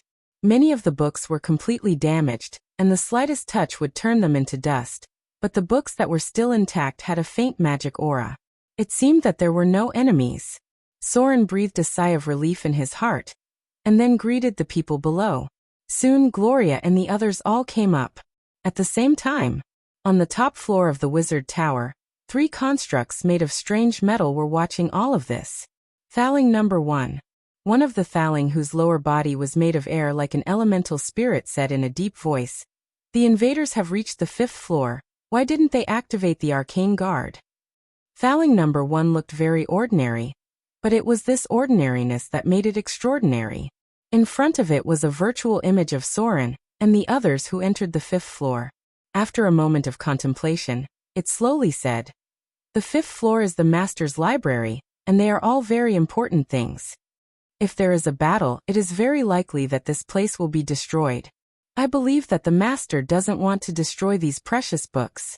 So much time has passed, and if the Master is still alive, he would have returned long ago. Let's just wait and see." Hearing Thaling number 1's words, the Thaling next to it could not help but be silent. As a kind of high-level construct, although they had great power, they were also strictly limited. They faithfully carried out their master's orders, but after so long, even they would feel tired. Rune life forms weren't immortal. Some of them had already disappeared in the river of time. Thousands of years were enough to wear down even their souls. Therefore, Thaling number 1 might have thought of other ways to carry out its master's orders. It had already changed its body 3 times. As the oldest Thaling in the wizard tower, more than 3,000 years had weakened it. This weakening was not in terms of strength, but in terms of soul. Since rune life forms were also called life forms, there would naturally be a time when they would die. They weren't liches. They were just artificial life forms, and their souls couldn't be compared to humans. The weakness caused by the liches changing their bodies could be recovered through other methods, but they couldn't do that at all. As a kind of high-level construct life form, Thaling's body could last for hundreds of thousands of years. However, it had been too long since the Arcane Empire. Changing their bodies again and again had brought them closer to death. If Soren didn't come, perhaps all the Thaling here would have died in less than 100 years. No, perhaps there was another one, and that was Thaling number 13 in the war chess plane. It had a special divinity, and perhaps it was the only Thaling that was close to immortality. 1,000 years, 2,000 years. Even they would not be able to escape death in the end. Even planes would die at some point, let alone construct life forms like them. Perhaps in the entire multiverse, only the gods were truly immortal. The 5th floor of the Wizard Tower. The collection here was extremely large, but less than 1,000th of the books were preserved. However, without exception, they were all very precious.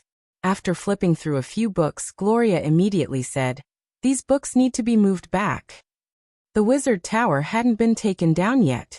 It was obviously not wise to leave these books here. It was better to move them all back first. Vivian was obviously not very interested in these books.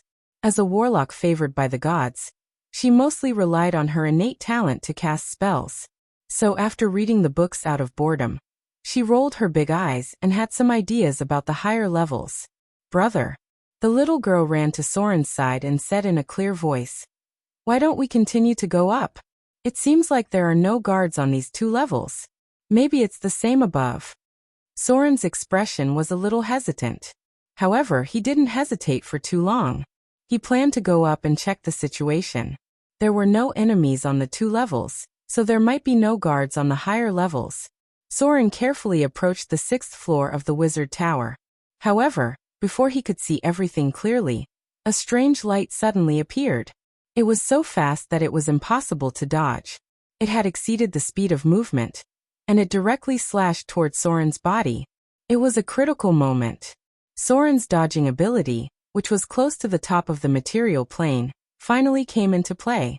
Relying on his strong intuitive dodging ability, he turned his body 360 degrees in advance, and avoided the vital parts of his body in an extremely thrilling way. Pada. Half of his hand fell to the ground. Soren's figure quickly stepped back. When he raised his hand, only half of his left hand was left. There was no blood on the wound because the flesh and blood had been burned. The cut was unusually neat, and it happened in a flash. When he retreated to the 5th floor, he felt a sharp pain from his hand. "Brother!" Vivian exclaimed and quickly rushed over. She was worried and asked, "Are you okay?" Soren's face was slightly pale. He shook his head and said, "I'm fine. This injury is nothing. Broken limb regeneration. Restoration." Soren gritted his teeth and cut off a part of his hand. Then the light of divinity appeared, and the broken limb regeneration combined with restoration healed his injury. What the hell is this? Is it a laser? Soren was not sure what it was because the light came out in a flash. It seemed to be a bit similar to a laser. It had a terrible destructive force on a physical level, but he was not sure if the energy shield was effective. "Are you okay?" The situation here alerted Gloria, who was organizing the books. She quickly rushed over and asked worriedly, "Are you hurt badly?" Soren shook his head and raised his hand to show them. He then said, "Be careful. Don't go near the front. Looks like there's a powerful trap up there." "Is it really a laser?" Soren was not sure yet, but he felt that it should be something similar. If it was really a laser, then there must be a trigger device. As long as he destroyed it, he could enter the 6th floor. The level of civilization during the Arcane Empire was probably not much lower than the interstellar era. They had been exploring the astral plane and the multiverse for a long time. The appearance of something like this was still within the range of Soren's tolerance. He could still get rid of this thing after he figured out the situation. "Why don't we stop here for today?" Gloria checked Soren's injuries, then looked at the half of his hand that was cut off on the ground. She said with a serious expression, "I'm researching a level 9 spell called Spirit World Travel. Maybe we can wait until I'm done and go through here in spirit form." Soren nodded when he heard that. This thing was a bit dangerous. Cutting off the hand was not a big deal, but if the head was cut off as well, then he would be dead for sure. This kind of trap could not even protect against spirits. It was safer to wait until Gloria mastered the spell. But, before leaving, Soren wanted to continue testing, so he quickly took out 2 pieces of metal and threw them toward the stairs in front of him. One left and one right. In an instant, a strange light appeared in front of him again, but this time there were 2 of them. They were so fast that they could not be seen. Then the 2 pieces of metal were cut into 4 pieces. "Looks like my body can't take it anymore." A thought suddenly popped up in Soren's mind, and a small black stone appeared in his palm. This was the demon stone. It was an elemental material that appeared in the abyss near the edge of the plane. The size of a small fingernail, could weigh more than a few kilograms. Soren carefully threw it out. In an instant, the strange light appeared again, and then there was the sound of something falling to the ground. Magician's hand. Soren cast a spell and took the demon stone back. It was not cut in half, but there was a very shallow mark on the surface. It seemed that the light was not enough to cut it. One object was 1 light, and 2 objects were 2 light. Soren seemed to have understood something. It was not difficult to pass through it. Soren actually had another way, which was to use the divine shield to rush through. This thing was similar to the mana crystal pulse cannon. Anyway, it was a highly condensed energy attack, which could be understood as the lowest level of mana pulse attack. If he opened the divine shield, he could still rush through it, but the consumption of divine power points might be a lot. When the God Slayer dealt with the Queen of Spiders, a mana pulse cannon almost broke the Queen of Spiders' divine shield. Although the Queen of Spiders was very powerful, the consumption of divine power points must be very high. Soren thought about it and decided to take it slow. The Avatar crisis was getting closer and closer, and divine power points were more precious than slaughter EXP. There was no need to use them like this. The group quickly left the Wizard Tower. Gloria and the Fallen Witch needed to digest today's gains, and Vivian also needed to further integrate the power of the divine spark. The little girl's priesthood was still not settled at all. Soren had no clue now. He did not know what kind of priesthood Vivian was suitable for, and what kind of help he could provide. Fear was temporarily impossible. Chapter 688. Clergy, Divinity, and Godhood. These were the foundation of the Trinity at the divine level. If these 3 points could not be met, it was impossible to become a true god. The group soon returned to Mordor City. If possible, Soren still wanted to help Vivian become a god. In this way, she would be on the same level as the Dread Lord. Even if there was a gap in strength between gods, there would not be a terrible suppression of the gods.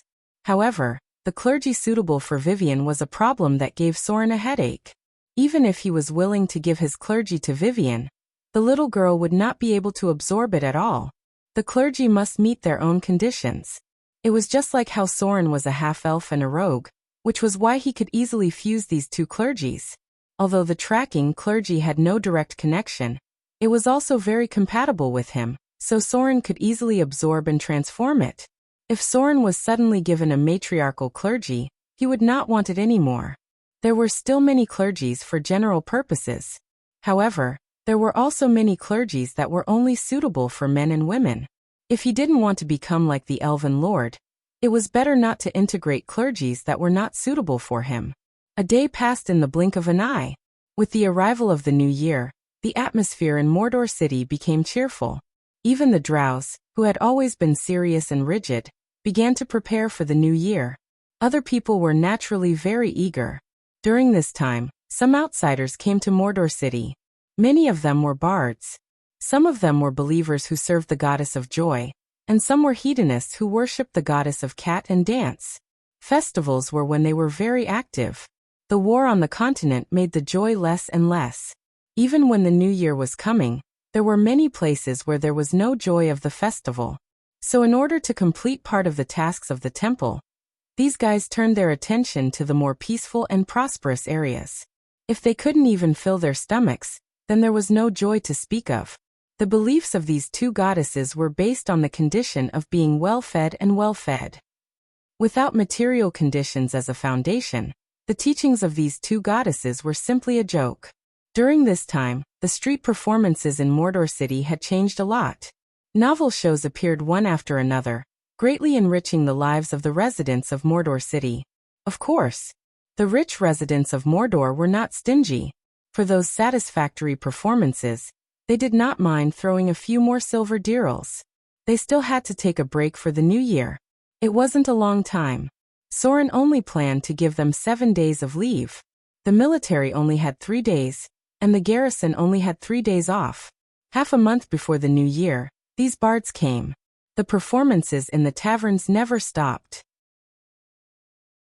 There were also new magic tricks on the streets, or cheerful songs and dances. Joy may be good, but pleasure is better not. Both goddesses were famous hedonists, and their believers were naturally the same. The middle and high levels of Mordor were still restricted by Soren. He would never allow internal corruption to have hedonistic thoughts. Aristocratic ball? Forget it. There were no nobles in Mordor City, so naturally, there was no need for aristocratic masquerades. This thing was used by the 2 goddesses to infiltrate the ruling class. Happiness was something that only people who didn't have to worry about food and clothing would pursue more.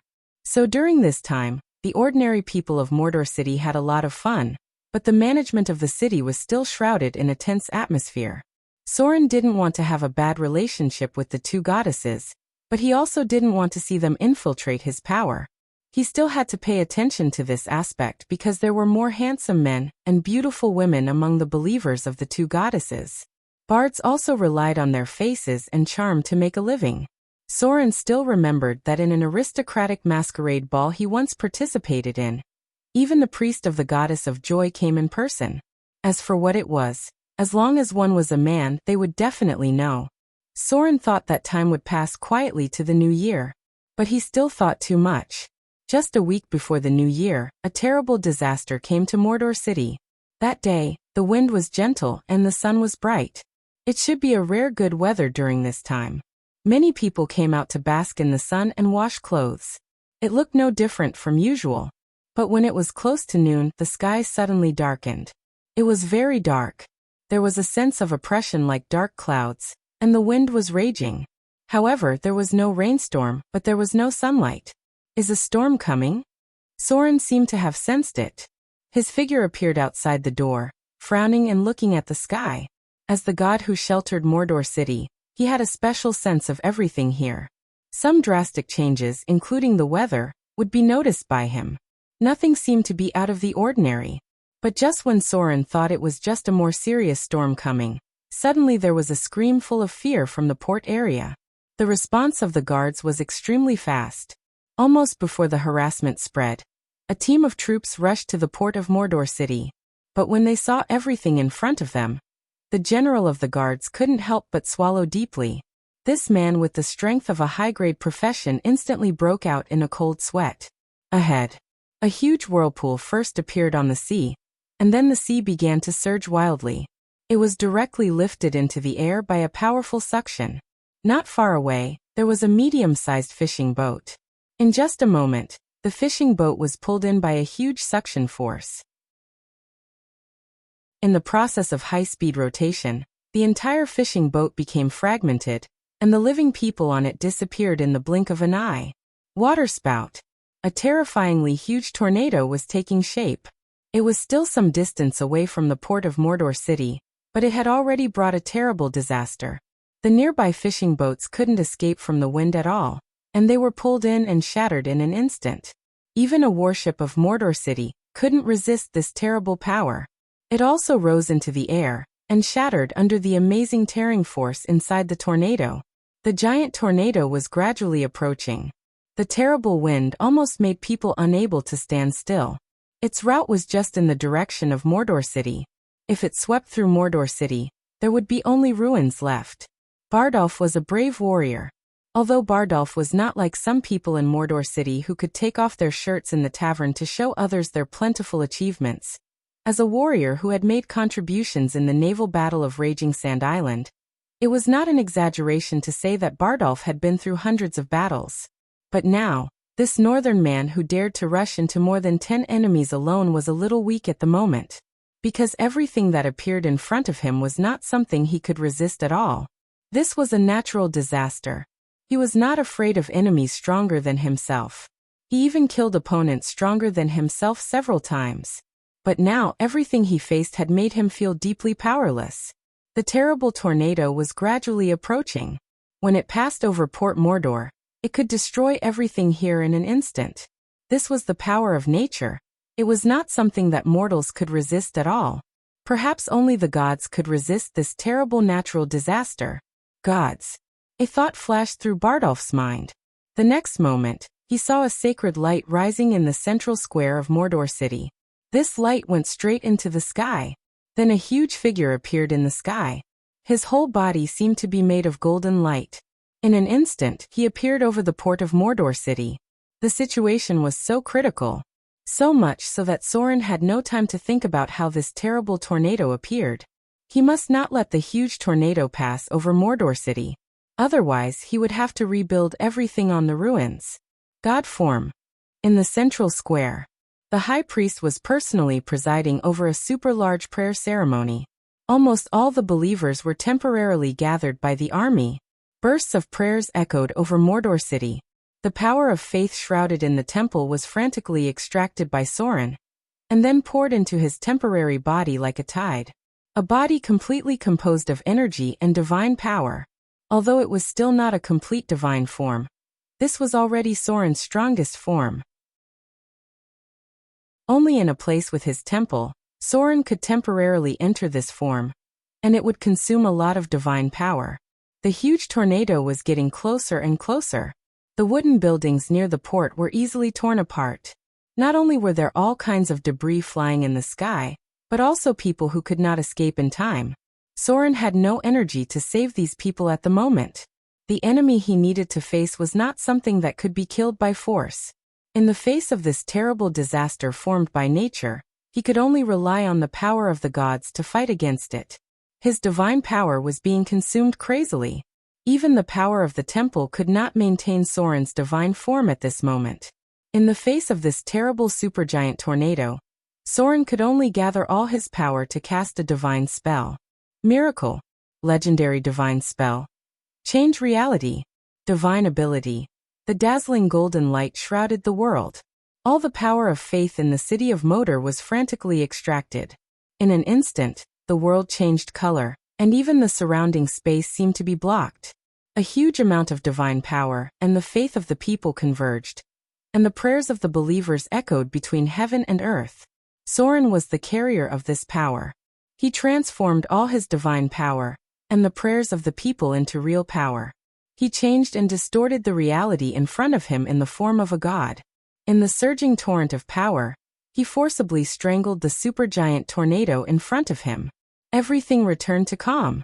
If it weren't for the building debris falling from the sky and the bloody bodies, everyone would think that the terrible disaster that had just appeared was just an illusion. There was a burst of cheers. The people who survived couldn't help but cry with joy. They were glad that they had safely survived this terrible disaster. Soren's expression was unprecedentedly tired. He was almost able to stand with the help of Gloria. This terrible tornado appeared so strangely. As if he had sensed it, Soren suddenly looked in the direction of the Amazon jungle. Fly. Soren seemed to be a little exhausted at the moment. He said to Gloria next to him, and soon the two of them rose into the air. The height was gradually climbing. Everything under their feet became smaller and smaller. Gloria's expression was a little confused at first, but soon she was shocked. Tornado. In their sight, they could also see a huge tornado, but it was far away from Motor City. It raged very far away from the island, tearing everything into pieces. Sure enough. Soren sighed and said slowly, "Let's go down. I understand the reason. The Storm Lord. This ancient god, he finally failed to resist the energy storm. It seemed that now he had also fallen into the mortal world." Chapter 689. Motor City. There were several documents on the desk in front of Soren. At the moment, he seemed to be in a heavy mood. After picking up a document and looking at it, he resealed it and archived it in his database. What was recorded was some special information, many of which were directly related to the gods. For example, the information on the left of Soren recorded a place that had been barren for hundreds of years, and was called Death Valley by the locals. Suddenly, flowers bloomed overnight and the lush vegetation became a living paradise. Until now, it was called a miracle of nature by the droll. Without a doubt, this must be the work of the gods. The second document recorded a forest near the Frost Kingdom. It was a relatively large primeval forest. All of a sudden, it withered overnight and became a land of death. It even infected everything around it like a plague. This must also be the work of the gods. It should be the work of the Lady of Pestilence and Poison. These events all had one thing in common. That was, when the gods fell to the mortal world, they were accompanied by some special events. These events completely violated the laws of nature. It was not an exaggeration to say that they were some kind of miracles. The sudden appearance of a huge tornado was the same kind of event. The great divine power of the Storm Lord fell to the mortal world because of the Avatar crisis. The terrible divine power he possessed was no longer under his control. It was mentioned before that if the gods fell to the mortal world, they could not retain the divine power accumulated over a long period of time, as well as the power of faith from within the divine kingdom. When the gods fell to the mortal world, they were in the form of a saint, and all the divine power they possessed would be emptied at once. The emptied divine power would not disappear for no reason. These divine power values would produce a variety of terrible effects according to the characteristics, power, and priesthood of the gods. For example, the Death Valley suddenly became a vibrant paradise, and a huge forest suddenly withered overnight.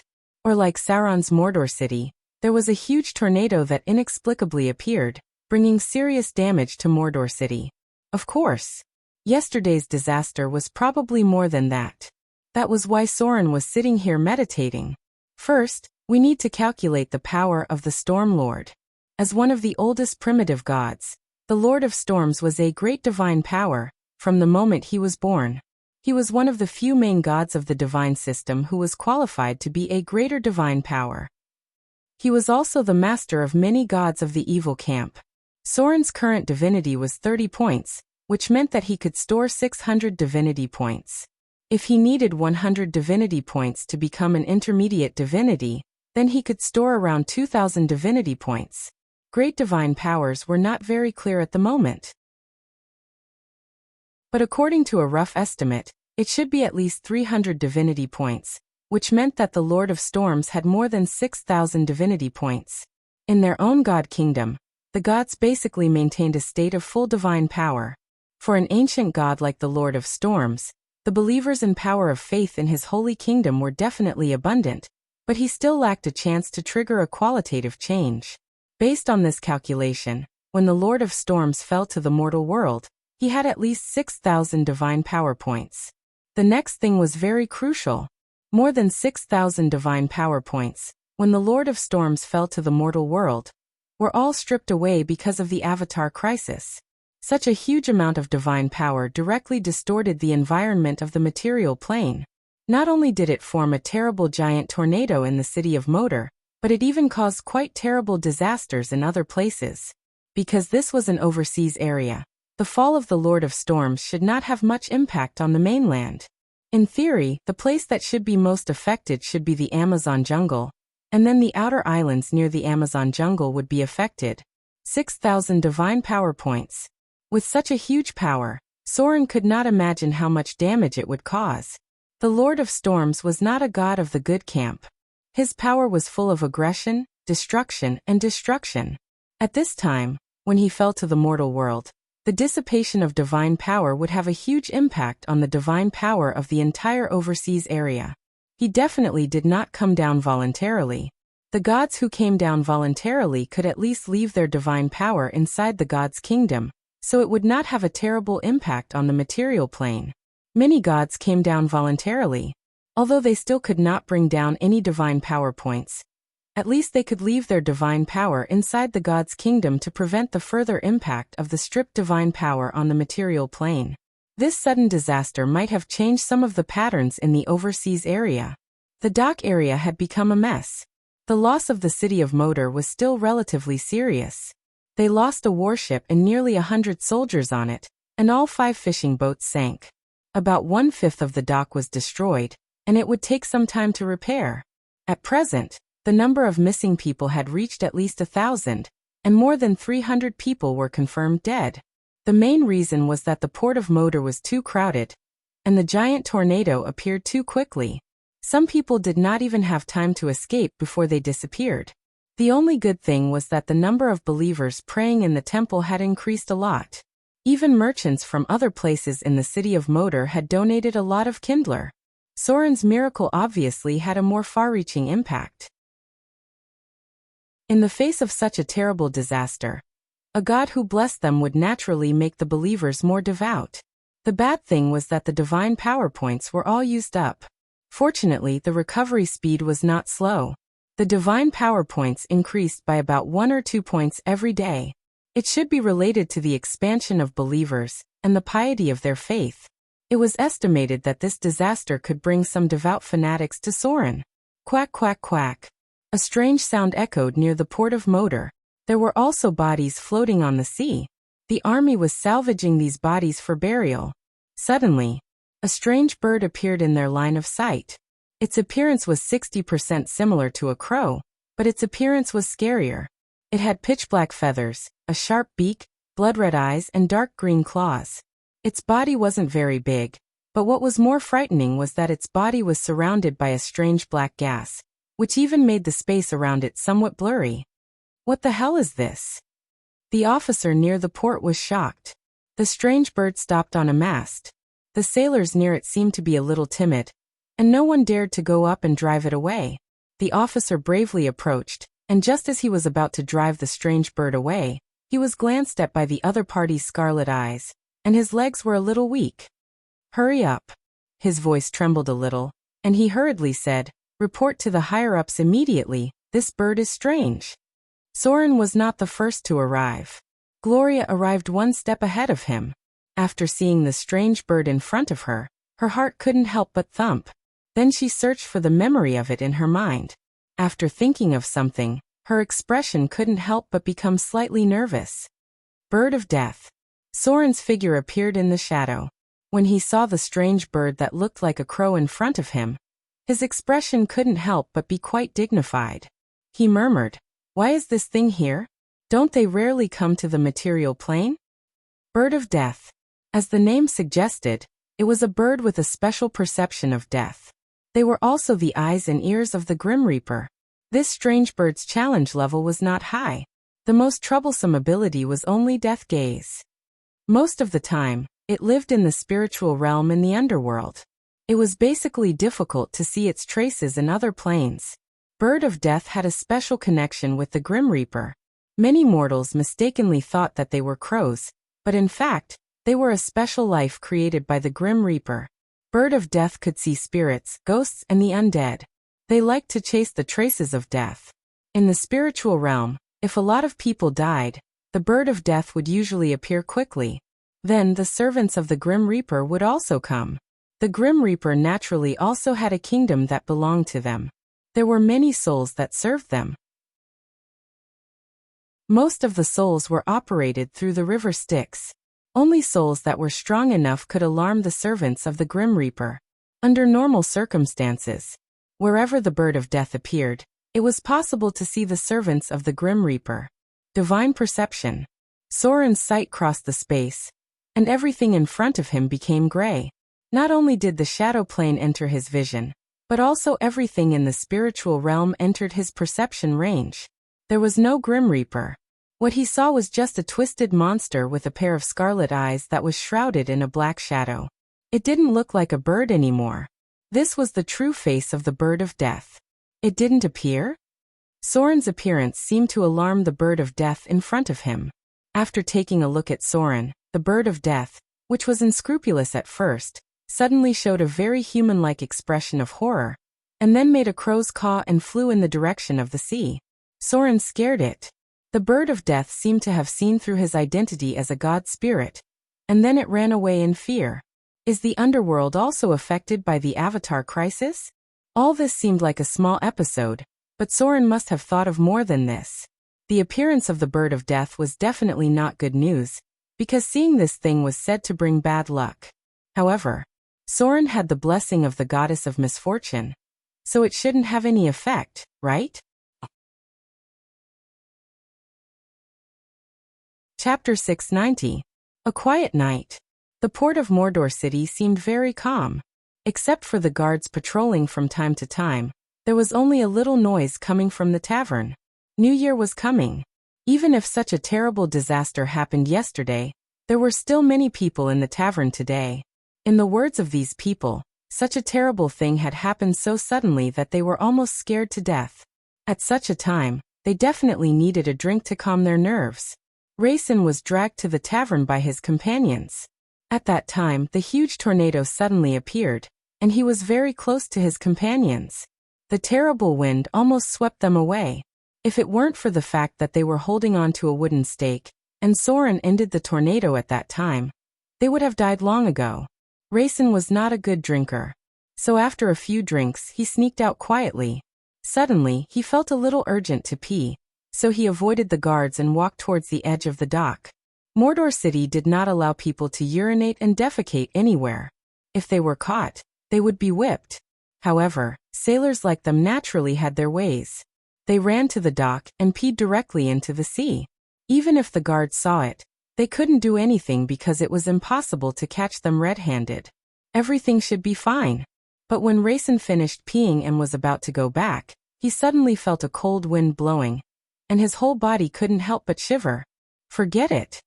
Inexplicably, he felt a little panic in his heart. He even felt that something was looking at him from behind.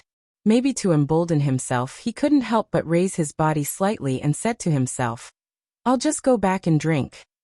At this moment, suddenly, a cold palm touched his back, and then there was a sad voice. "Is there any wine? I want to have a drink." What the hell?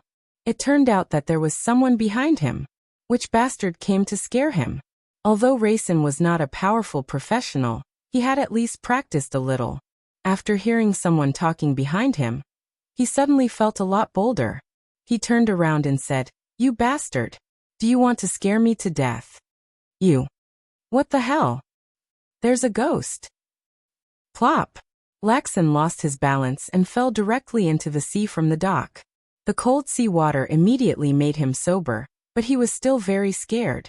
His teeth were chattering as he shouted, "Help! There was a ghost! It was really an undead. Someone come quickly! This place is haunted!" In Rexon's line of sight, there was a middle-aged man with an incomparably pale complexion. His figure was floating in the air, and his lower body was a blurry mass of gas. Only his upper body looked like a human. His expression seemed to be a little dazed, as if he had been frightened.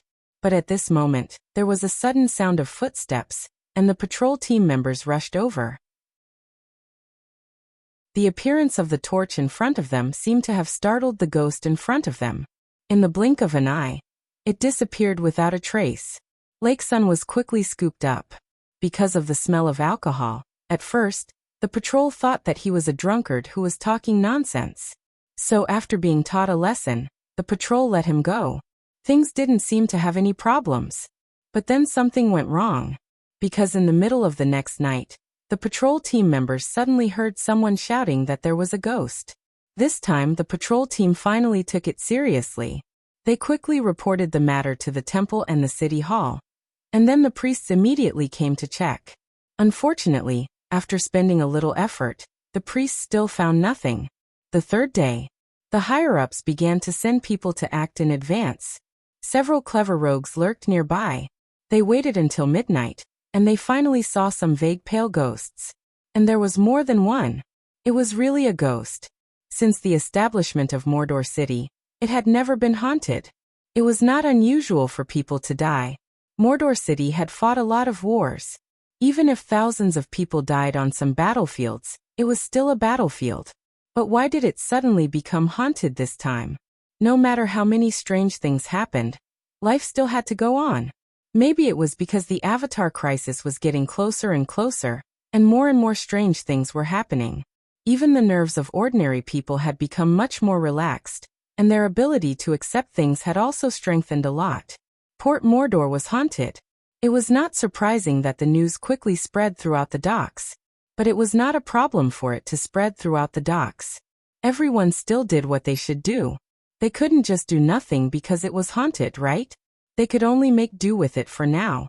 The arrival of the new year was still unstoppable. 3 days before the new year, the city of Mordor had its second snow of the day. The haunting seemed to have been solved by the temple. At least no one had encountered ghosts again. There would be a grand ceremony held by the temple for the new year. There would be a large-scale celebration at that time.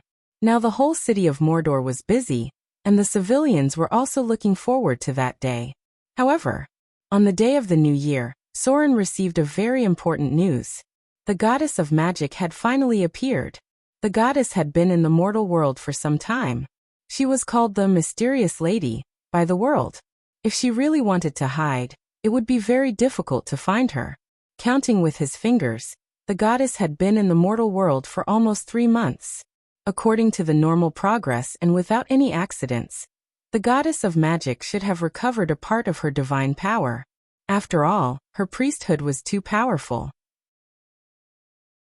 With the help of the magic net, her recovery speed would definitely be faster than other gods. The timing of the goddess' appearance was very special. It happened to be the day before the new year.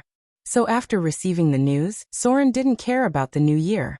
He took the things he had prepared and immediately tracked the goddess. The goddess of magic appeared. She actually appeared in the east of the material plane. No wonder so many people didn't have any news about her. She actually went to the Eastern Kingdom with a large number of magic chaotic areas and dead magic areas. This was probably the case of, the most dangerous place is the safest place. The goddess of magic who walked in the Eastern Kingdom was probably the most affected, but it was because of this that no one could guess where she went. It wasn't until the day before yesterday, when a special phenomenon close to the level of a miracle suddenly appeared, that the traces of the goddess of magic were discovered. The goddess of magic went to the Eastern Kingdom. It seemed that she should be back now. No one knew where she was yet, but as long as there was a trace, there would always be a way to find her. Chapter 691. The goddess of magic was one of the biggest changes in the Avatar crisis. It could be said that it was because of her fall that the Avatar crisis caused such terrible damage. The impact of the collapse of the magic net was too long ago, and it affected the whole multiverse until the end of the Avatar crisis. So, from Soren's point of view, the sudden appearance of the goddess of magic this time, no matter what, he had to pay attention to it. Whether it could change the future or not, at least he needed to judge where the future would lead from this matter. In the near future, the death of tens of millions of people was related to the goddess of magic. At the critical moment when the plane barrier was broken and the demon army and the devil army came to the material plane, the goddess of magic suddenly fell. The collapse of the magic net caused all the spellcasters to become weak in an instant. Not only were the wizards sent to hell, but even the priests were in an awkward situation because the faith network above the 9th layer of the magic net collapsed. The gods were temporarily unable to access the divine spells bestowed by the higher levels of the magic net, and fell into an awkward situation, where they could only fight hand-to-hand. In this case, only the melee professions could stand on the front line against the demons and devils. At that time, there were many tragic heroes. The names of many warriors were spread by the world, but in the end, they still couldn't change the overall situation. It was impossible to stop the demon army by relying on the melee professions. Without the help of spellcasters, they couldn't even close the abyss portals. Many legendary-level warriors had killed thousands of demons, only to be exhausted to death by the demons surging out of the portals. Although the material plane was weak, most of the cities had at least one legendary profession in charge. Especially the Northern Witch Tower and the Southern Wizard City, there were many legendary spellcasters in these two places. If the magic net hadn't suddenly collapsed, the material plane wouldn't have been riddled with holes all of a sudden. The whistling wind was accompanied by sand and dust. Soren sensed everything around him. It seems that the goddess of magic really showed up here.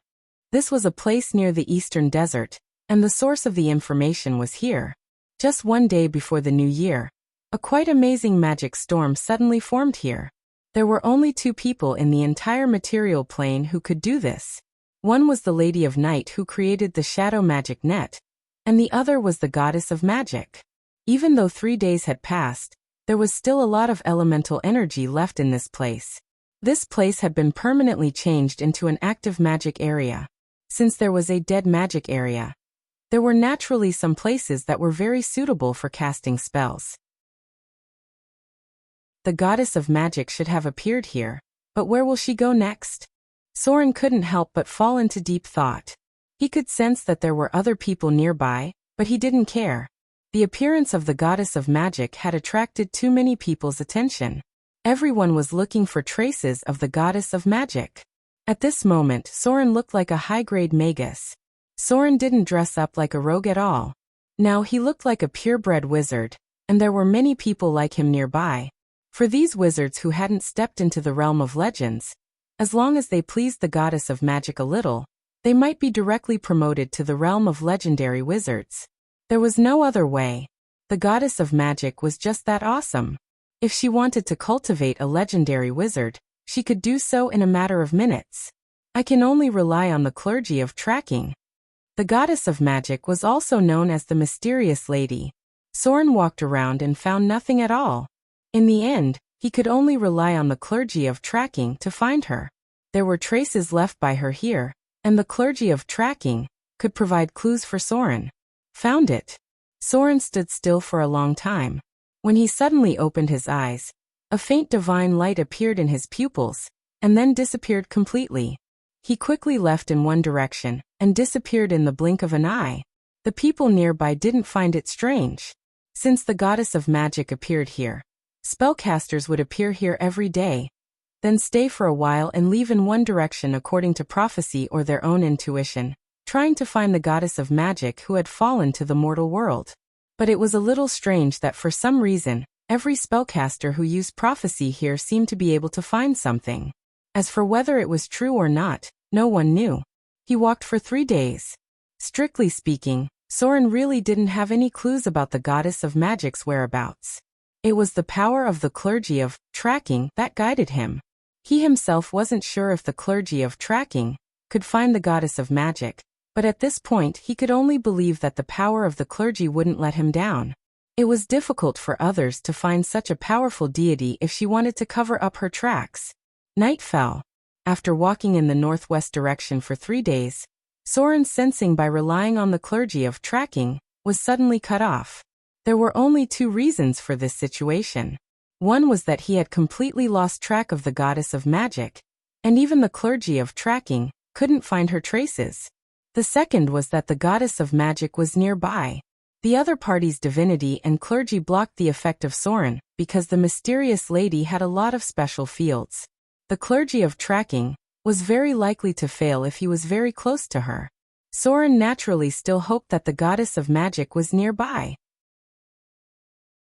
So he stopped and carefully searched nearby. This was a forest near the northwest direction, not far from the misty forest. Soren vaguely remembered that he had heard of this place before. Generally speaking, Soren remembered that there were treasures in places because of the profession of a rogue. Who is it? Suddenly, a vigilant voice sounded. Soren found that he had triggered an alert spell at this time. The opponent's spellcasting ability was obviously much higher than his. I mean no harm. Soren quickly stood up from the shadows because he had seen the missile storm condensed in the opponent's palm. He explained, "I'm the wizard from the south, Sauron. I just happened to pass by here. May I know who you are?" Hearing Soren's words, the wizard in front of him obviously relaxed a little, but he didn't completely eliminate his hostility. Instead, he slowly said, "I'm Ildes from the City of Wizards. What are you doing here?" Ildes. When Soren heard this name, he couldn't help but tremble, because he actually met a future famous person, and one of the most powerful wizards in the material plane in the future. Of course, this future most powerful wizard didn't have many brilliant achievements. In Soren's memory, although he had heard of his strength, he didn't hear of any powerful enemies he had killed. However, this guy was quite lucky. He had lived safely until the end of the Avatar crisis, and the reason why he could become the most powerful wizard in the material plane was very simple. That was, he slept with the goddess of magic. It should be mentioned before that if a wizard was lucky enough to get the favor of the goddess of magic, or had close contact with her incarnation, then the wizard could get a special gift. Under normal circumstances, this lucky guy would permanently add an extra legendary spell slot. Or even more lucky, all spell slots would be added by 1. These were all permanent. And these spell slots wouldn't be affected by one's own strength. Even if a level 1 wizard got the favor of the goddess of magic, he could also use these spell slots after a close contact. Of course, the premise was that he could remember a legendary spell.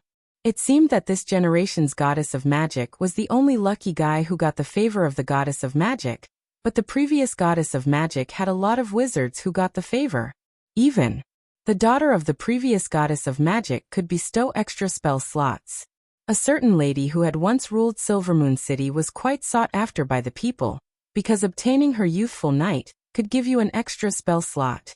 To be honest, if there were really children of the plane in this world, then Ildes in front of him should be one of them. Chapter 692. Ildes. Since he could meet the most powerful wizard in the future here, Soren was sure that the goddess of magic should be nearby. Ildes had been with the goddess of magic for a long time, and it could even be said that before the fall of the goddess of magic, this guy had been very close to the goddess of magic. Although Soren was not quite sure how far the timeline had come, judging from the current situation, Ildes in front of him was very likely to have seen the goddess of magic. Even if he had not seen the goddess of magic, Soren believed that as long as he followed him, he could find the goddess of magic. Hey.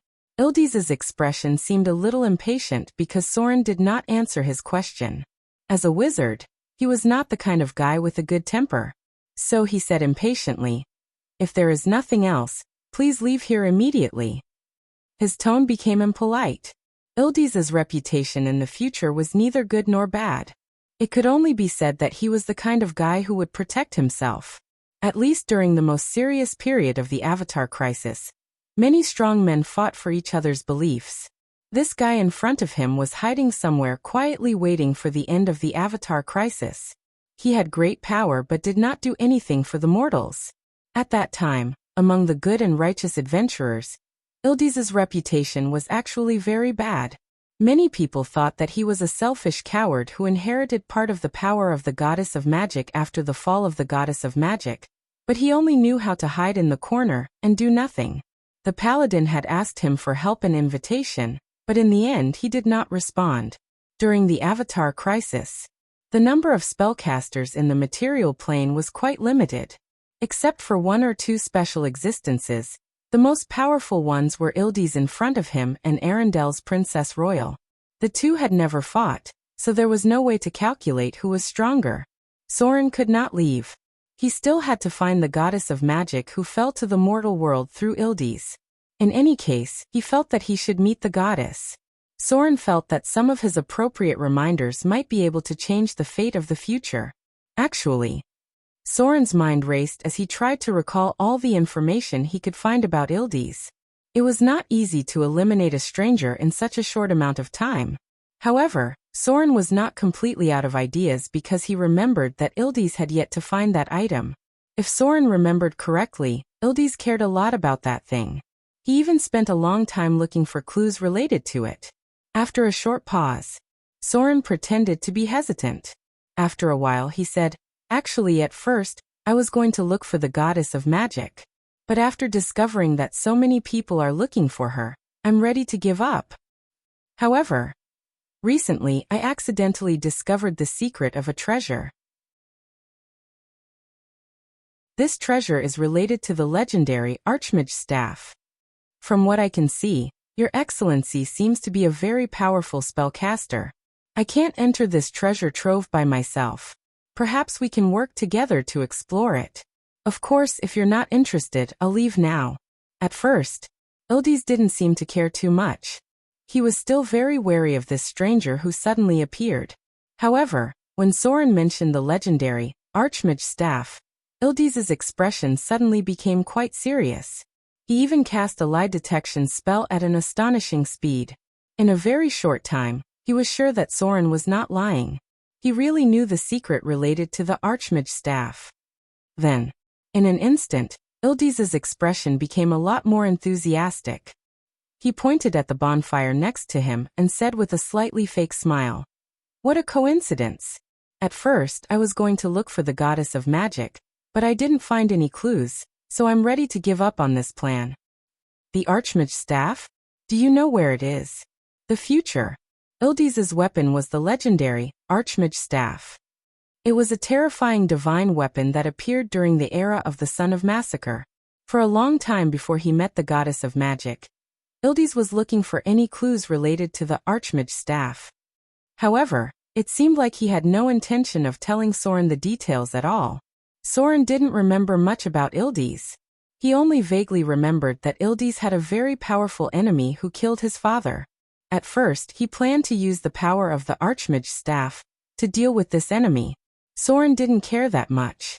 What he cared about the most right now was to find the goddess of magic through Ildiz. It would be best if they could communicate with each other as enemies. As for the Archmage staff, it didn't matter. That thing had been sealed for thousands of years. To be honest, even if Soren didn't tell Ildiz, he would still find clues in the end. As for whether he could take it out or not, it depended on the direction of the script. The difficulty of the Archmage staff was level 27. Soren had a 70% chance of dying inside. In fact, he had always suspected that Ildiz's ability to take out the Archmage staff had something to do with the goddess of magic. Maybe the goddess of magic helped to break the seal. The Archmage staff was one of the legendary divine weapons in the material plane. In terms of combat power, it was probably several times stronger than the Holy Avenger. During the era of the Son of Massacre, this divine weapon had a terrible impact. However, the Archmage staff had been sealed several times, but it was always found with great difficulty. In the end, a god couldn't stand it anymore and personally came to the mortal world to seal this divine weapon. After that, only some legends were left in the material plane. The Archmage staff was one of the most powerful divine weapons that appeared during the Avatar crisis. However, the most dramatic thing was that this staff was actually a melee staff. Ildiz could become the most powerful wizard in the future. The first reason was naturally because he had the goddess of magic. His innate spell slots were much higher than other wizards, and he also inherited a small part of the divine power from the goddess of magic. The adventurers who had seen him in action at that time inferred that Ildiz's talent, equipment, and other abilities, as well as the gift of the goddess of magic, had nearly twice as many spell slots as the wizards of the same level. This made it almost impossible for anyone in the material plane to exchange spells with him. His combat power was excellent. Another important reason was that he also held the legendary divine weapon, Archmage's Staff. This divine weapon was not only powerful in combat, but also had a legendary spell that could be used to absorb the attack spells launched by the enemy and restore the spell slots used by the user. Ildiz relied on these 2 points to be comparable to the Princess Royal of the Frost Kingdom. Chapter 693. 2 people were sitting on the ground beside the bonfire. Soren was sitting on the left, and Ildiz was sitting on the right. In fact, even now, Ildiz still felt like he was in a dream. 2 days ago, he had met a witch who had come with him. She had only given him some pointers and helped him break through the spiritual barrier, successfully lifting him to the higher levels of the weave. Now he was already a quasi-legendary level spellcaster. With his age, he could reach such a level. It was almost certain that he would enter the legendary realm in the future. According to the agreement at that time, he came here to wait for the witch's arrival. At that time, the witch said that if he was free, he would wait for her nearby. She needed Ildiz to do a small favor. According to the agreement, the witch should have arrived this morning. However, the witch seemed to be delayed by something. Ildiz originally planned to leave, but after thinking about it, he decided to wait a little longer. After all, the witch had helped him before. She might be his opportunity. Ildiz had a powerful enemy. That enemy was not only a legendary spellcaster, but also a lich. Then, Ildiz met Soren. The witch that was supposed to be here did not appear. Instead, a stranger that he had never met before appeared. However, as dramatic as his encounter with the mysterious witch, Ildiz actually managed to learn important clues about the legendary Archmage's Staff that he had been looking for all this while. It was like a dream. As a high-grade spellcaster, Ildiz had been stuck at a very important bottleneck. His spirit was not pure enough to break through the higher levels of the weave, so he had never been able to reach the legendary realm. However, just as he was about to give up looking for the goddess of magic, Ildiz unexpectedly met a northern witch who was also looking for the goddess of magic. Although the other party did not reveal her identity, Ildiz intuitively thought that she was a high-level figure among the northern witches, because she just gave him some pointers and helped him break through the bottleneck. Then what he thought came true. Ildiz was preparing to continue looking for the legendary Archmage's Staff, after breaking through the realm, and use its power to help him deal with his enemies. He did not expect to suddenly meet a wizard in the wild. He did not know what went wrong with the other party. She directly invited him to explore the secret treasure that might seal the Archmage's Staff. At this moment, Ildiz felt as if he had been possessed by an ancient hero. It was just like the stories of bards in taverns. Whenever he went out, he would meet a famous person. With some guidance, he would advance by leaps and bounds. While strolling and drinking in the tavern, he bumped into another so-and-so. Then the other party told him where there was some treasure. He said, "I see that you have a good constitution and great strength. Why don't you come with me to find the treasure?" This was like the arrangement of fate. That's right. At this moment, Ildiz really felt that everything was arranged by fate. He was like an epic hero in a legendary story, who could get whatever he wanted. Soren really did tell him where the treasure was. According to the information he had collected over a long period of time, Ildiz judged that there was at least a 60% chance that Soren was telling the truth. Since his spellcasting level was higher than Soren's, Ildiz had been secretly maintaining the spell to detect lies. In his eyes, Soren was only an intermediate wizard, and he had completely suppressed Soren in terms of strength. Therefore, he naturally let down his guard. Soren didn't tell the truth, but he didn't lie completely either. In his opinion, the lie detection spell that Ildiz had been secretly maintaining was a complete joke. However, in order to save time and gain the trust of this guy as much as possible, Soren still didn't point out these things. Now, Ildes was not one of the most powerful spellcasters in the material plane in the future. Soren didn't care much about what he was thinking. What he cared about was that he could find the goddess of magic through him. It would be best if he could lock onto the goddess of magic through the clergy of tracking. In that case, Soren could find her at any time when he needed her. If possible, Soren still hoped that the magic network wouldn't collapse so quickly. If the magic network collapsed, the strength of the city of Mordor would suffer a great loss. First of all, Soren's spellcasting ability would be affected. Even if he had an Arcanist level, it would also reduce a lot. Then Gloria would basically be completely useless for a period of time. Before adapting to the situation of mastering spellcasting without the help of the magic network, Gloria's combat power was not even 1/10 of what it was now. It was the same for the Fallen Witch. The magic network collapsed. The Northern Witches were hit hard in an instant, and the Wizard City also suffered heavy losses. The latter was nothing, but the former was now an important ally of Soren. According to the historical progress line, during the time when the magic network collapsed, the Northern Witches were directly weakened to a small third-rate organization. A large number of members died in the hands of demons, devils, and other enemies. The entire Witch Union was almost wiped out. Even the Eye of the North, who now had the power of high-level legendary spellcasting, eventually fell. To some extent, the collapse of the magic network represented the destruction of the Northern Witches.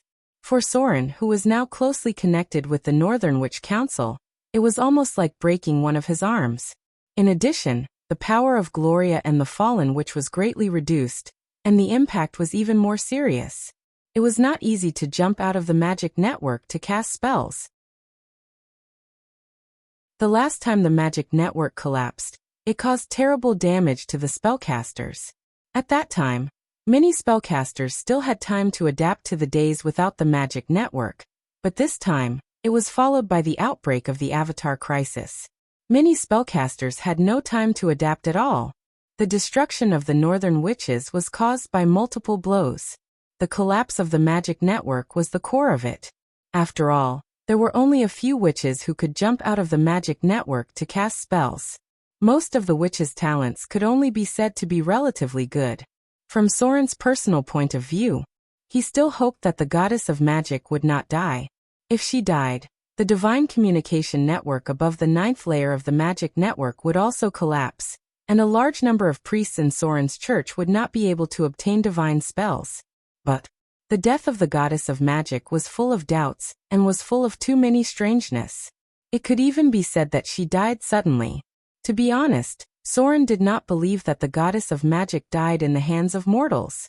No matter what, the Avatar crisis had finally come. Soren was ready to try to contact the goddess of magic first, and then think about the future. Perhaps this would be a turning point in history. Soren still hoped to change the world a little.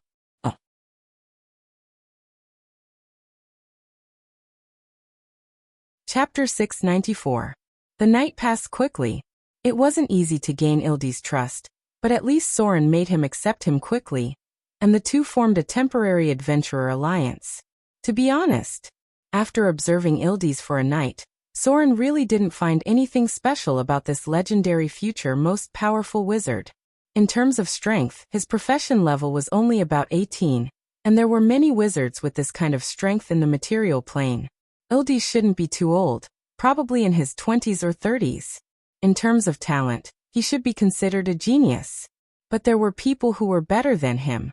There was Gloria among the Northern Witches, and there were a few people in the South Wizard City who were more talented than him. The South Wizards had a deeper background.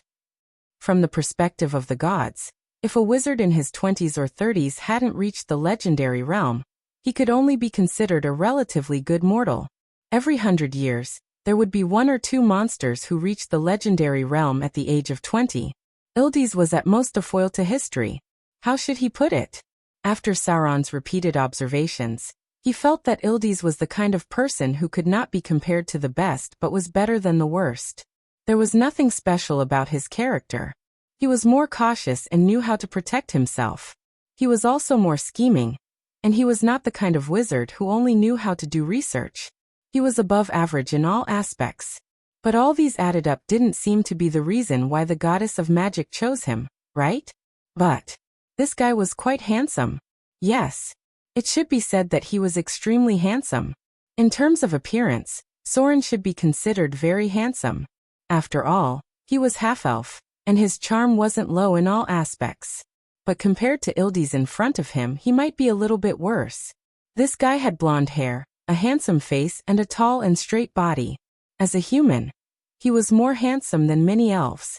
He had to admit that he was born with good looks. But this shouldn't be the reason why the goddess of magic chose him, right? In terms of appearance, the male angels in the upper plane were the most handsome. The Sky Piercer race was much better than the elves. The gods in the upper plane should have long been used to this kind of guy. The light of dawn appeared. Ildes seemed to be a little disappointed. He had already waited for an extra day. But the mysterious witch still hadn't appeared. It seems like she won't be coming? Ildes thought in his heart and couldn't help but feel a little disappointed. But soon he sorted out his emotions. Since the mysterious witch didn't come, he could only continue his own business. Since Sony next to him told him about the clues about the Great Mage's staff, it was best for them to form an adventurer team to explore the place. If he could get the Great Mage's staff, he might be able to defeat the evil lich. Let's go. Ildes stood up and slowly said, "It seems that the person I'm waiting for won't be coming." Said Soren heard Ildes. Yesterday he heard from Ildes that he was waiting for someone, and his intuition told him that the person was the goddess of magic. Her, T's her Tess, SSSS, S's, T, S history. Or Ildes didn't meet the goddess of magic in the present. Or is it because of my appearance? The goddess of magic has discovered my identity, so she didn't appear here? Damn it. Double quotes. Don't tell me we've lost the clue?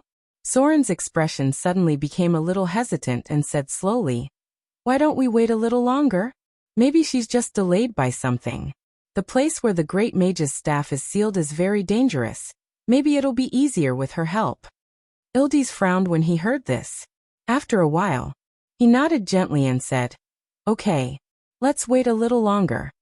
As soon as his voice fell, a figure suddenly appeared in their line of sight. Ildes didn't think much of it, but after seeing the other party, a look of surprise appeared on his face. Soren was quite shocked at this moment, because the other party appeared directly in front of him out of thin air without any warning at all. The person who appeared in front of them was a witch. Strictly speaking, from her appearance, she looked like a member of the Northern Witches, because her dress was very similar to Gloria's. She wore a loose wizard's robe and her face was also covered with a veil. They couldn't see what the other party looked like, but they could notice a pair of strange eyes that seemed to be full of magic. After the mysterious witch appeared, her gaze first fell on Ildes. She smiled and nodded gently, then turned her gaze to Soren next to him. When the witch in front of him saw Soren, there was a trace of surprise and nervousness on her face. She even faintly prepared to fight. It wasn't until Soren put his hand on his chest and slightly bowed to her that the witch in front of him relaxed a little. "Ildes," the witch in front of him said softly and slowly, "May I know who this sir is?" "Sir." Ildes was stunned for a moment because the witch used an honorific, but he didn't think much of it at the moment. A title didn't mean anything, so he introduced, "This is Mage Sony. I happened to meet him here yesterday." "Yesterday?" The witch frowned slightly when she heard this, and then nodded gently in acknowledgement. She saw Soren's identity. To be honest, there was no way for the two of them to hide from each other. Soren couldn't hide from the witch in front of him, and the witch in front of him naturally couldn't hide from Soren. No wonder others couldn't find the goddess of magic. She now looked like a member of the Northern Witches. If it wasn't for a god who met her, it was basically difficult for mortals to discover her true identity. Even if a god met her, he might not be able to see through her disguise. Soren knew too much to be able to determine her identity.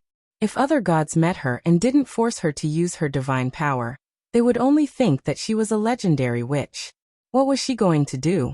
Soren was very curious about the purpose of the goddess of magic, but it was better to try to contact her first to make sure that there was no hostility between them. Quack quack quack. At this moment, a strange cry suddenly came from all around them. Soren was familiar with this sound because he had heard it in the city of Moder. It was the sound of the bird of death, and it was hard to forget it. Bird of death. Soren looked up and saw a bird of death. At this moment, the witch in front of him suddenly changed her expression and looked a little nervous. Let's get out of here first. Bird of death. The eyes and ears of death.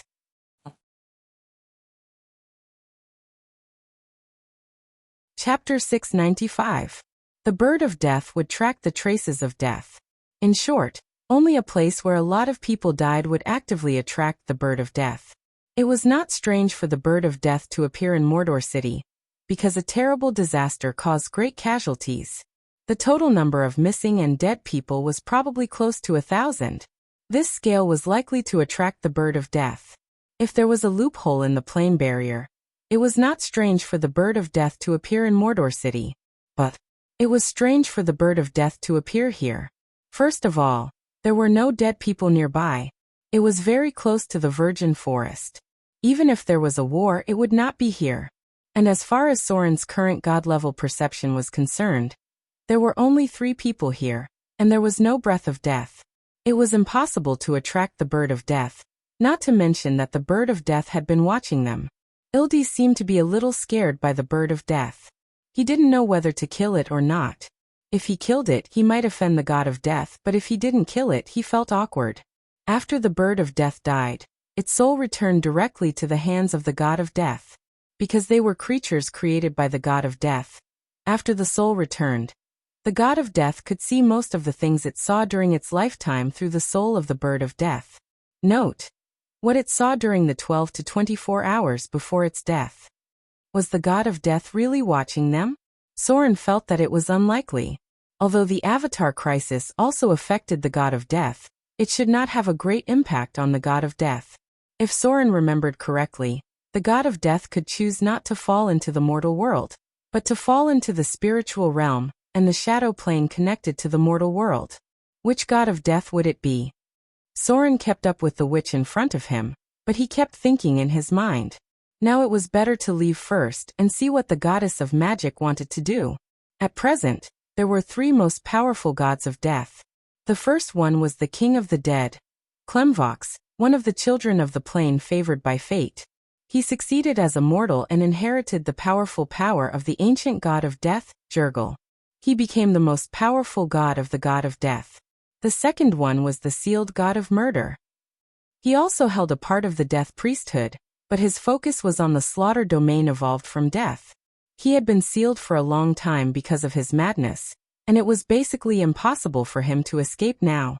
The last one was Naruto, an equally powerful death god, but an evil existence that was known as the enemy of kindness, the abomination of life, the emissary of darkness, the king of gloom, and the reaper of flesh and blood. In addition to these 3, there were other gods who held part of the clergy of death, such as the goddess of death in the desert, Osiris, the god of death in the Muhammad divine system, Uragalin, the god of death in the Halfling divine system, and some other gods of death from other races. However, these were all mediocre gods of death. Their kingdom was not established in the underworld, and they only controlled part of the domain of death.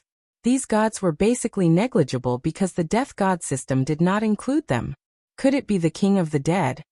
Clemvox was often called the Lord of the Eternal Sleep.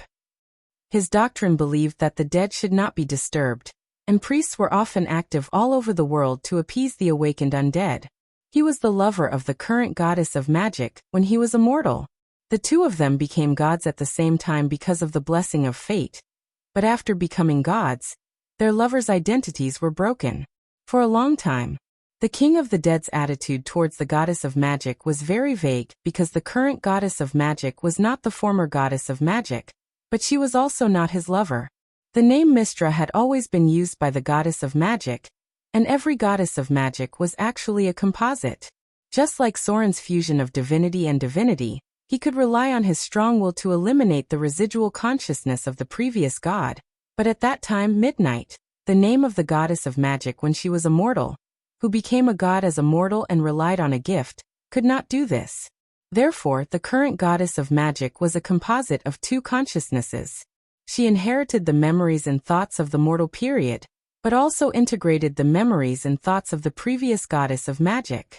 This was tantamount to a resurrection. It was a slightly gentler way of resurrection than the Dread Lord.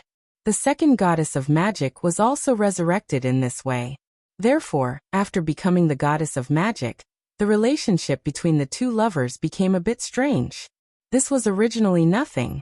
However, in order to take revenge on them, the god of murder stabbed a knife into their relationship. Before the Dark Sun Lord went completely crazy, he used a conspiracy to completely destroy the relationship between the two of them, making them almost like strangers. The mortal mind was fragile. Promoted as a mortal to a god, their mind, spirit, and soul were all changing. These two gods changed more than Soren, and the short memories of the mortal period eventually disappeared in the long river of history. Then, the appearance of the Son of Murder, the rise of the Arcane Empire, the destruction of the Arcane Empire, the fall of Father Oak, and so on. In the long river of time, their relationship was finally diluted a lot. The two gods seemed to have less and less intersection, and for a long time, the goddess of magic only maintained a close relationship with the Lady of Silvermoon. The King of the Dead is more likely, but we can't rule out the possibility of Naruto. He seems to have always wanted to destroy the living. The god of death, Nero, was an extremist. He believed that death was the final destination, so he was often called the life-hater.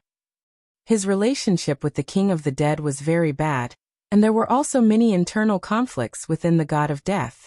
Soren wasn't sure what the appearance of the bird of death meant, but he knew that the fall of the goddess of magic was definitely not that simple. Dozens of kilometers away, after making sure that the bird of death didn't follow, the witch in front of him finally stopped. Ildes quickly walked to the side of the witch and said with a bit of flattery, "Your Excellency, are you done with your business?" The witch slowly shook her head and said lightly, "No. You can call me Midnight. Calling me Your Excellency will cause some trouble." Your Excellency was an honorific. It was usually used to address legendary professions or people of very high status. Midnight. When Soren heard this name, he couldn't help but tremble, and then he became more and more certain of some of his guesses. Midnight was the name of the goddess of magic when she was a mortal, but this name had gradually disappeared in the long river of history. She hadn't used this name for thousands of years, especially after her relationship with the King of the Dead, Klemvox, deteriorated. This name didn't appear in any ancient books related to her. Mortals almost knew nothing about this name. The most important enemy of the goddess of magic was the Lady of Night. Her close alliance with the Lady of Silvermoon was more because they had a common enemy. The Lady of Night secretly created the Shadow Magic Network a long time ago to fight against the Lady of Silvermoon and the Goddess of Magic. The Goddess of Magic regarded the behavior of the Lady of Night as a direct threat to her priesthood, and her close relationship with the Lady of Silvermoon grew day by day. For a long time, the ultimate goal of the Goddess of Magic was to incorporate the Shadow Magic Network of the Lady of Night into her priesthood, even if it meant that she had to sacrifice her last remaining human and good nature, and use this to integrate the power of darkness. This was where the change of the Goddess of Magic began. In order to achieve her ultimate goal, she abandoned some things and prepared to integrate the Shadow Magic Network. This change also caused her relationship with the King of the Dead to deteriorate, and finally, they almost became strangers. A somewhat dilapidated town appeared in front of them. It was already late. Ildes suggested that they take a rest here, and Soren didn't have any objections. The witch in front of him also silently nodded. This was a town that had been burned by war. The riot of the lizardmen hadn't been resolved yet, and the guards on the outpost were vigilantly watching everyone. There weren't many guests in the inn, and the owner seemed to be in a state of panic when the three wizards appeared. Night fell. A figure appeared in Soren's room. Soren, who was lying on the bed, didn't fall asleep. He slowly opened his eyes, looked at the witch in front of him, got up, and made an inviting gesture to the table next to him. "Are you looking for me?" The witch's expression was cold. During the day, with Ildes beside her, there were many things that couldn't be said, because this mortal didn't know her identity. Soren wouldn't appear for no reason. The goddess of magic also didn't believe that he met her by chance, so at this moment, her expression was cold, and there was even a hint of hostility. Soren met her gaze and said directly, "Yes. I'm looking for you. And I hope to provide you with some help." Help. The goddess of magic was a little stunned when she heard this. And then her expression softened a little. She sat at the table next to him and said slowly, "What help?" A divine radiance appeared. The goddess of magic looked at Soren in front of her and said slowly, "Soren. The god of half-elves and rogues. A human outside of fate. Ascending from a mortal to a deity in just 2 years' time. Some time ago, you killed the king of beasts and inherited his tracking divinity. It's not surprising that you can find me, but I'm curious why you want to help me." Soren looked a little surprised and said, "You know me?" As a thoroughly new god, he was a little surprised by the goddess of magic's understanding of him. Of course. A playful smile appeared at the corner of the goddess of magic's mouth, and she said slowly, "You don't seem to understand the world of gods." "That's right. Your ascension happened just before the upheaval. You haven't entered the kingdom of gods. The gods have been watching you silently. At the moment you lifted up the throne, they were already watching you. To be honest, your existence makes many gods feel threatened, because they think that you are growing too fast. You're lucky. The arrival of this catastrophe has left them with no energy to care about you for the time being. Otherwise, as a new god, you might need to learn to adapt to some rules." Soren was silent. After a while, he looked up at the goddess of magic in front of him, smiled, and said slowly, "Okay, I'm done talking about my business. Maybe we should talk about your business next." For a long time, the goddess of magic always seems to be unable to escape a fate. Maybe you've already felt it. Am I right? Hearing Soren's words, the goddess of magic's face changed instantly. For a moment, the atmosphere in the whole room became solemn, as if there was an irresistible huge magic that isolated everything from the material plane. The first goddess of magic, dead. The second goddess of magic, dead. The third goddess of magic, about to die. This was their fate. It seemed that every goddess of magic could not escape death in the end. They fell more easily than the other gods.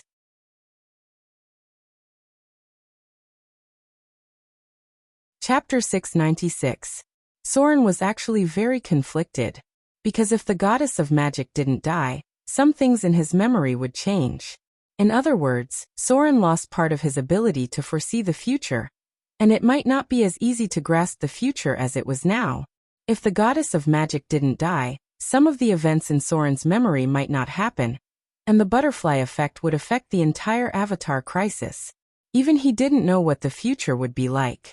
This was tantamount to letting Soren lose a powerful cheat. But if the goddess of magic died, the price would be too heavy. When the goddess of magic died, the material plane really collapsed. It was not an exaggeration to say that corpses were everywhere. The entire material plane lost 90% of its population by the end of the Avatar crisis, and at least hundreds of millions of people should have died. The devils of the Bator Inferno, the demons of the Abyss, the demons of the Shuraba and the Scorching Inferno. The Avatar crisis had riddled the whole world with holes from the beginning. Many powerful spellcasters had died in the hands of the enemy before they had time to adapt to the world without the magic net. In the end, even the gods were not spared from the accumulated contradictions and hatred. And the huge number of souls plundered by the devils and demons in this catastrophe had a profound impact on the future. In short, if the goddess of magic didn't die, the disaster of the Avatar crisis would be reduced, but the future would change. Soren would lose the ability to foresee the future. The goddess of magic fell, and the Avatar crisis broke out as normal. The material plane was instantly riddled with holes, and Soren was powerless to reverse the situation. He could only hold on until the end of the Avatar crisis, but he had the advantage of foresight. This was a question of whether to change history or not. If Soren succeeded in saving the goddess of magic, although he lost the ability to foresee the future, he would have a close ally with a greater divine power. One of the most powerful gods in the multiverse, the goddess of magic would be on the same side as him. It was late at night. From outside the town, there was a barking sound from time to time. Although the soldiers of the patrol were very tired, they were still vigilant. The situation of the human race had become more and more difficult. It was not only the human race, but many other races were also in a difficult situation. It was said that some dwarven cities had been completely sealed off. Other than the necessary trade, no one was allowed to enter. War had destroyed everything. Wise lords would be loved by the people, while incompetent nobles could face riots from the civilians at any time. The goddess of magic stayed in Soren's room for a long time. It wasn't until dawn that she finally came out of Soren's room. She seemed to be quite relaxed. It seemed like she had a pleasant conversation with Soren. After sending off the goddess of magic, Soren's expression was rather solemn. To be honest, the goddess of magic was surprisingly easy to get along with. She wasn't pedantic like the gods of the good alignment, and communicating with her could cut straight to the point of interests. Perhaps it was to fuse with the shadow weave. The goddess of magic's alignment had changed to neutral, and the conflict with Soren's alignment had become much smaller. To be honest, Soren didn't have much confidence in saving the goddess of magic, but he felt that he had to give it a try. Even if the future might be changed because of this, he would lose some of his advantages of foresight. Even if the goddess of magic fell a little later, it would allow the spellcasters to resist the first wave of the Avatar crisis, which was a blessing for the entire material plane. The weave limited the power of mortals, but it also helped the mediocre to master the power. It was really difficult to explain the good and bad of the weave in a few words. At least as long as the weave still existed, Soren could use it to give his believers divine spells, which greatly reduced the burden of the divine mode. If the weave completely collapsed, Soren would have to give up about half of the priests, because just giving out divine spells every day consumed most of his energy. The weave could really be understood as a super network in the interstellar era. As long as it existed, the gods could use its power to complete the distribution of divine spells. Ildis got up very early. Early in the morning, he went down to instruct the owner of the inn to prepare an exquisite breakfast, and then personally delivered it to the door of the goddess of magic. He was familiar with this kind of courtship. Although he was the only mortal in the group, and neither knew the identity of Soren, nor the identity of the goddess of magic, at least he knew that Midnight was a powerful witch, and a little guidance could help him improve his strength. When Soren came downstairs, he saw him surrounding the goddess of magic, and asking about her well-being. To be honest, this guy should be quite good at dealing with women. Looking at his posture, it was absolutely impossible for him to do it if he wasn't a veteran in the field of love. Unfortunately, the goddess of magic was more concerned about her own fate now, and the gods didn't like the things of the mortal world. So his meticulous care and flattery didn't seem to be very effective. Mage Sony. Ildis obviously restrained himself a little after seeing him come down, but his eyes were still very eager when he looked at the goddess of magic. Just a few casual words from the other party made him feel that his understanding of the weave was more thorough, and there were faint signs of touching the depths of the weave. It had to be said that the legendary witch had a deep understanding of the structure of the weave. If she hadn't said some things, Ildis felt that it would have taken him more than 10 years to figure it out. He walked to Soren's side and seemed a little embarrassed. The Midnight Lady has a very important thing to do. I think maybe we should put the matter of looking for the mage's staff aside first. After helping the Midnight Lady with her important matter, how about we go to that place? Ildis' attitude was very sincere.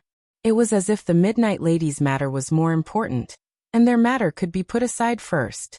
Even if it was a legendary artifact like the mage's staff, in order to help the Midnight Lady solve her problem, they could temporarily put it aside. To be honest, this guy's acting was really good. If it wasn't for the fact that the goddess of magic had come to visit him last night, he would have gained a lot of favorability from what he had just said. After all, the goddess was also a woman. This guy expressed such an attitude, whether it was true or not, it was easy to get a lot of bonus points. Soren nodded silently. This was originally part of the plan, but in front of Ildis, he still needed to pretend that he didn't know anything about the goddess of magic.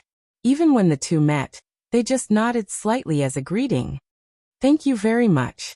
Ildiz's attitude was very good. After getting Soren's permission, he immediately walked to the Midnight Lady next to him. In the morning, the group moved towards the forest in the south. The goddess of magic's destination was actually the legendary Misty Forest. Soren had been here several times, but he didn't know why the goddess of magic was here. Let's go to the temple of the Oak Father first.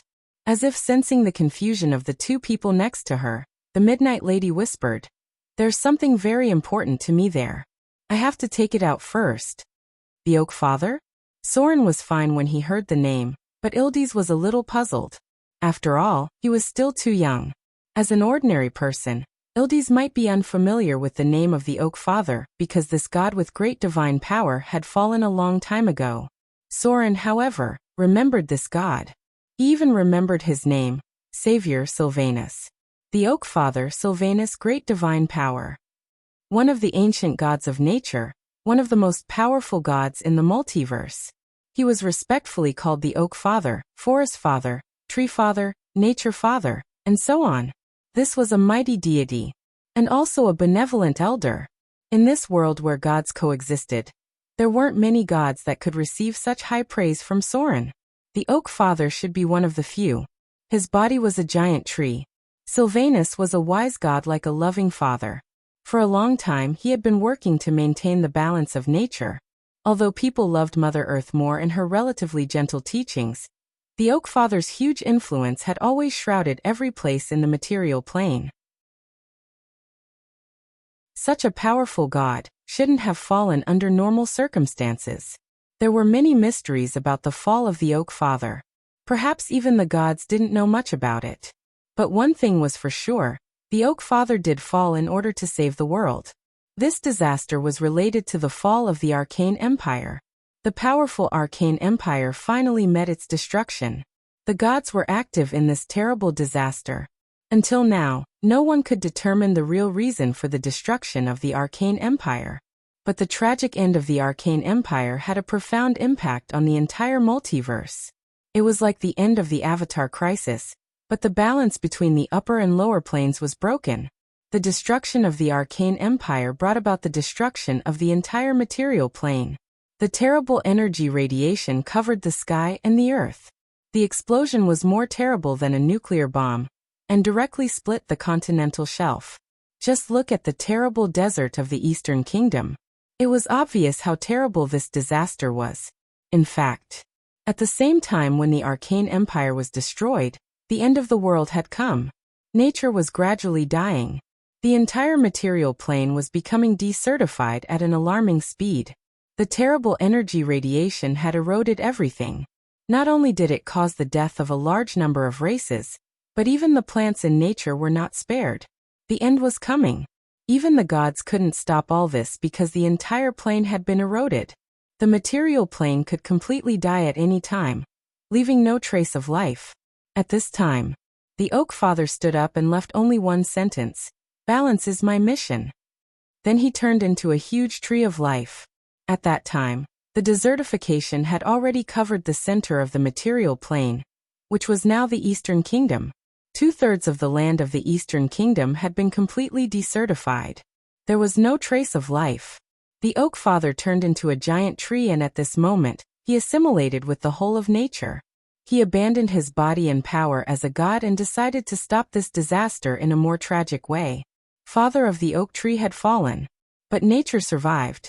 The terrible disaster of the Arcane Empire's destruction only turned 2/3 of the land of the Eastern Kingdom into desertification. There was still a lot of land in the material plane that was suitable for life. It was also from that time that the Drool sects split. The figures of the tree shepherds had been active in the desert for thousands of years. They worked hard to build oases one after another. In order to show their respect for the tree shepherds, the people in the desert would even kiss the land they walked on. Because of this, the tree shepherds fell into a deep sleep that lasted for dozens of centuries. It was almost impossible to see traces of their activities. These tree shepherds were Drool followers that once served the Oak Father. They had been fulfilling the last mission of the Oak Father, which was to balance and restore the whole of nature. This mission had nothing to do with any race.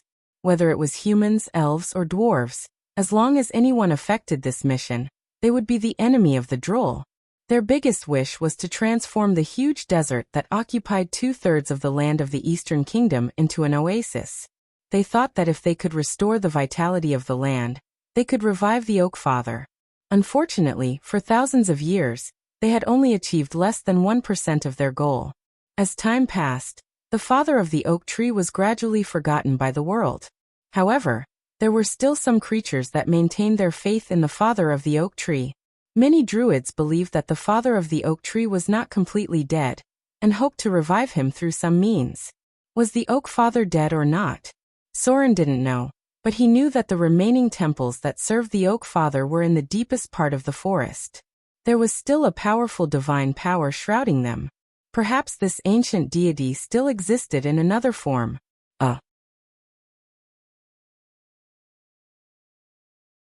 Chapter 697. Father of the Oak, Sylvanus. He was the only god that didn't have a clear alignment, and he was also the most extreme proponent of natural balance. Therefore, even though he stopped the disaster brought about by the Arcane Empire's destruction, many races didn't know much about his deeds. Because his past actions were too extreme, it was too easy to cause conflict between civilizations and races. Father of the Oak only cared about the entire natural world, and any race was the same to him. His followers could be from good to evil. As long as they leaned towards the neutral alignment, there wouldn't be a problem. Father of the Oak's perspective on things was different from everyone else, and most of the gods had a huge conflict with him in terms of values. For now, Father Oak's remaining influence was limited to druids, treants, and dryads. Even before he had fallen, Father Oak had great divine power, and his church's influence spread to every corner of the material plane. However, he still did not gain much recognition from the civilizations of many races, even though he had great divine power, and his church's influence spread to every corner of the material plane. Because no matter if it was humans, elves, dwarves, orcs, or other races, they couldn't avoid destroying nature while developing their own civilization. The only thing that could be spread within the civilization was the relatively gentle teachings of Mother Earth and the agricultural development she represented. Therefore, even though Father of the Oak saved the world, he was gradually forgotten by the world. Perhaps to Father of the Oak, he didn't need the gratitude of the world. Maintaining the balance of the natural world was his mission, and sacrificing himself to protect nature was just to complete his own mission. To be honest, Soren's way of doing things and his worldview conflicted greatly with Father of the Oak. But this didn't affect his respect for Father of the Oak. Father of the Oak was really a great elder, and in the long years he was the one who cleaned up the mess left behind by the battles of the gods. The material plane had experienced countless disasters, and there were a few disasters that weren't inferior to a large-scale nuclear explosion. But Father of the Oak saved them all in the end. Humans were a race that loved to seek death. From the Nesser era to the Thorium era to the Arcane Empire, and if the Psychics Empire and another special civilization were added, then the material plane would have experienced even more large-scale natural disasters. The Father of the Oak and the tree shepherds in his church had been tirelessly restoring the natural environment. As long as it didn't destroy the balance of nature, Father Oak wouldn't easily show his anger. But if he was really angry, it would be a terrifying thing, because he was one of the few ancient deities who had a part-time job as a barbarian. Father Oak rarely participated in battles, but there was no doubt that his battle prowess was at the forefront of the multiverse. He was also one of the few greater gods who had the ability to end a plane, but he probably wouldn't do that. Fog Forest. Soren looked at everything in front of him in confusion. The path that the goddess of magic showed him was one that he had never seen before. Because it was shrouded in fog all year round, and the interior of the forest was like a maze, adventurers had not been able to fully explore this huge primeval forest during and after the outbreak of the Avatar crisis.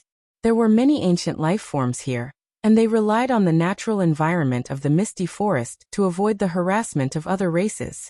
There was a strange arch of trees in front of them.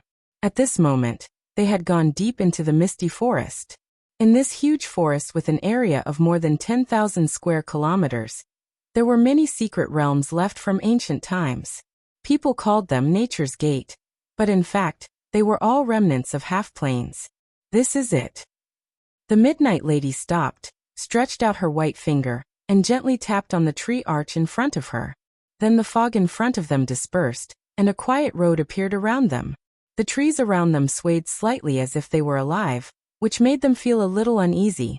Many of the trees here are dead. Ildiz's expression was full of amazement. As a wizard who had not yet reached the realm of legends, everything in front of him was very strange to him. Under normal circumstances, he would never want to go deep into the misty forest. Yes. The Midnight Lady nodded gently and said slowly, "The plague has eroded here, and there are some evil forces affecting these trees. The next thing I need your help with is related to this." A clear river appeared in front of them. This should be the space between the material plane and the half-plane. It was a space gap opened by some powerful force. "You can't pass through here." A clear female voice sounded in front of them. Accompanied by a faint natural aura, an extremely beautiful woman in a light green dress walked out of the trees in front of them. She looked a bit like an elf because she had a pair of pointed ears, but appearance didn't mean anything. In front of them was actually a high-level dryad. Even Soren also saw the brilliance of divinity on her body. The dryad walked up to them with light steps, and Ildiz's expression seemed to be a little stunned. In terms of beauty, the dryad should be at the top of the material plane. He probably hadn't even seen such a beautiful dryad in the past. Kalian. It seemed that it was not the first time the Midnight Lady came here. She looked at the beautiful dryad in front of her and said slowly, "I have to enter the temple. There are some things I need inside." Kalian should be the name of the beautiful dryad in front of them. She frowned slightly. With her strength, she should not be able to see the true identity of the goddess of magic, but she could roughly see that her strength was extraordinary. It was not the first time the goddess of magic came here. Last time, she seemed to have returned empty-handed, and then thought of asking for help. For a moment, even Soren was curious about what was inside the temple that made the goddess of magic so eager to get it. "I'm sorry." The dryad still refused the Midnight Lady in front of her. She shook her head and said, "The natural seal can't be opened. We need this power to stop the erosion of the forest. Please leave here." The negotiation still failed. In this regard, the goddess of magic did not seem to be surprised. Soren, who was next to her, silently put his hand on the hilt of his sword. Ildiz's expression also became serious. It seemed that if necessary, they did not mind using force to solve the problem. However, the goddess of magic stopped this. There seemed to be some power here that made her afraid. At least, she did not want to solve it by force. So she looked at the dryad in front of her and said slowly, "If we can help you solve these problems, can you let me into the temple?" Problems?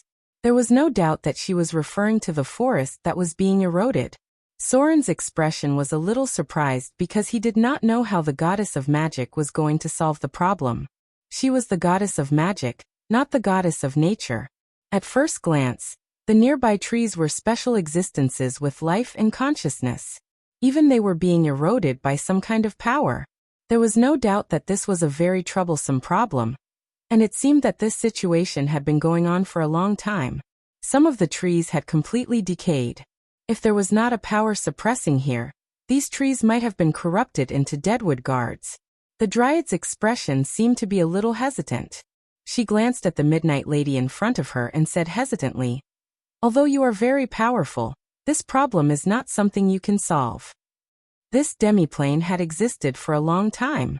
Such a serious erosion could not have been formed overnight. It was probably related to many factors. The balance of the elemental pool was not right. Even Soren did not think that the goddess of magic could solve this problem. Of course. The Midnight Lady nodded slightly, indicating that she did not have the ability to solve this problem. Her domain did not include nature, and saving was undoubtedly more difficult than destroying it. However, she then turned her gaze to Soren and Ildiz and said softly, "Since you are a priest serving the father of the oak tree, Sylvanus, then you should know that there is a ritual that can be used to awaken the divine power he left behind and heal this forest, right?" Ritual to heal the forest? Soren's body trembled when he heard this. And then a thought immediately popped up in his mind. He murmured, "It can't be that ritual, can it?" There were many dryads among the followers of the father of the oak tree. As the companions of trees, many dryads used to seek protection from the father of the oak tree. In the church of the father of the oak tree, there were two sacred rituals that could be used to restore the natural environment and restore life to the dying forest. There were many rituals in the church of the father of the oak tree, but the two most powerful and sacred rituals were called the tree song and the dance of the dryads. The former was an extremely large ritual. It required a large number of followers to sing the ancient hymns of the church in unison to attract the creatures in the forest to stop and listen. From what he saw, this place did not have the conditions to perform the tree song ritual.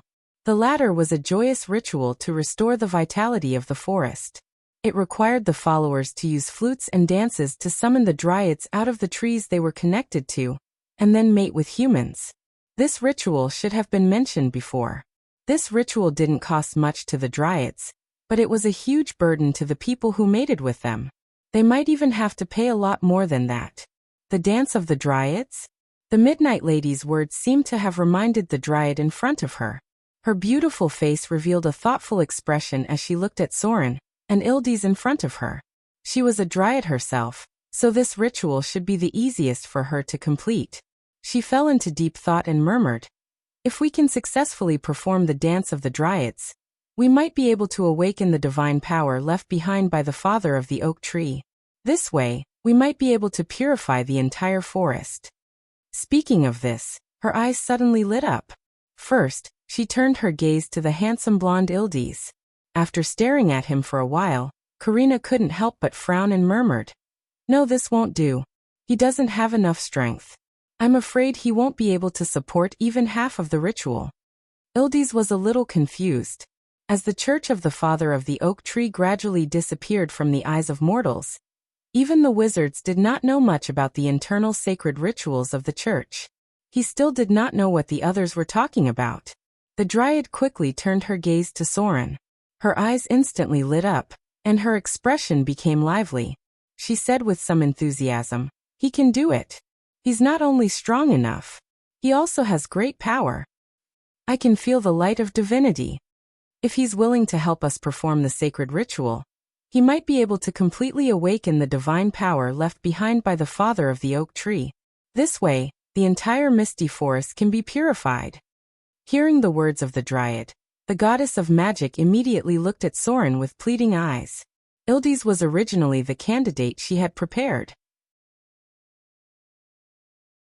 If he couldn't do it, the goddess of magic would probably have to use some special methods to increase Ildes's strength, and then let him complete the sacred ritual. Although this might require her to pay a high price, there really was something in the temple of the father of the oak tree that was very important to her. Now, if Soren could complete the ritual, it meant that she did not need to pay too much. She only needed to think of a way to compensate Soren. She was determined to obtain one of the items in the temple. Therefore, at this moment, the goddess of magic looked at Soren with a hint of pleading.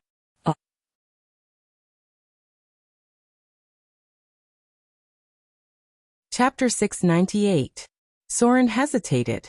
As he looked at the goddess of magic's pleading eyes, he couldn't help but hesitate because the dance of the dryads was also draining his power to restore the forest. The consequences of doing so might cause him to lose a level. Dryads were the embodiment of nature's spirituality, a very beautiful and charming creature, and could even be said to be one of the most beautiful creatures in the material plane.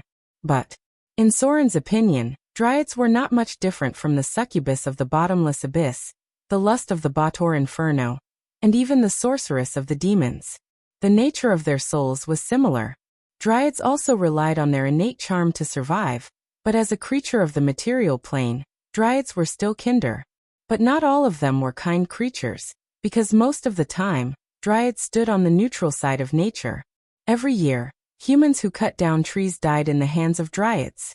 In order to prevent other races from destroying the forest, dryads even killed a lot of people.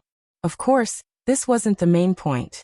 The main point was that Soren wasn't sure if the divine power left by Father of the Oak, Sylvanus, would be awakened by the ritual. If the ritual was successful, it would be the best. This was the result that everyone wanted to see. But if the ritual didn't awaken the divine power of Father of the Oak, then once this sacred ritual was carried out, even Soren would have a hard time forcibly stopping it. This meant that if the divine power of Father of the Oak was not awakened, Soren would have to use his own power to restore the forest. If it was a normal person, they would probably be drained dry. Soren wouldn't be like that, but it was almost certain that he would lose more than 5 levels of his profession. After all, the area of the misty forest was too large. Even if all aspects were achieved, if the divine power left by Father of the Oak wasn't enough, Soren might still lose a level. This kind of power reduction was permanent, unlike the energy drain spell that could be restored with divine spells. The goddess of magic naturally knew about Soren's concerns. In the days when the Avatar crisis was coming, no god would be willing to take such a risk. But there was something very important in the Temple of Sylvanus, and it could even be said to be related to her life and death. If Soren wasn't willing to help her, she could only pay a price and let Ildes do it. If possible, Soren still wanted to refuse. But he really couldn't refuse now. If he gave up now, what was the point of coming to the goddess of magic? No matter what, he still had to take some risks. I agree. Just when the Midnight Lady thought that Soren would refuse, he suddenly agreed, so that the goddess of magic in front of her had an incredible expression of surprise. She slightly bowed towards Soren and said with a trembling voice, "Thank you very much." Ildes still didn't understand the situation. But he knew that Soren seemed to have a tacit understanding with the Midnight Lady all of a sudden. Then Soren seemed to have promised something very important, which made the powerful Midnight Lady very grateful. This discovery, because he felt that if he could gain the gratitude of the Midnight Lady, he would definitely be able to get more help from her. But it didn't seem like a good thing. It was well known that most rituals consumed power. Ildes wanted to volunteer to replace Soren, but considering what the Dryad said and the danger of reducing his strength, he didn't say a word in the end. He felt a little disappointed. You agree? High Dryad Karina was also a little excited, and there was a faint blush on her beautiful face. She seemed to have figured out Soren's identity, and couldn't help but bow deeply and say, "Thank you very much for your help. From today onwards, the Dryads of the Misty Forest will be your companions. If you need any help, you can come to us at any time. Although we can't go too far from the forest, we still have some reliable allies." Speaking of this, Karina turned her gaze to the forest in the distance. Although many trees in the forest had withered, there were still many tall trees growing further away. "So, shall we start now?" The goddess of magic's expression seemed to be a little impatient. She raised her hand and set up a magic barrier, then said, "Do you need my help to prepare anything?" Karina's beautiful face blushed and she shook her head slightly and said, "No need. You just wait outside. The ritual may take a long time. If it succeeds, I will open the door to the temple for you at noon the next day." The goddess of magic nodded silently, then said to the stunned Ildes, "Let's go out first." "Oh." Ildes nodded with a disappointed expression. At this time, it was already afternoon.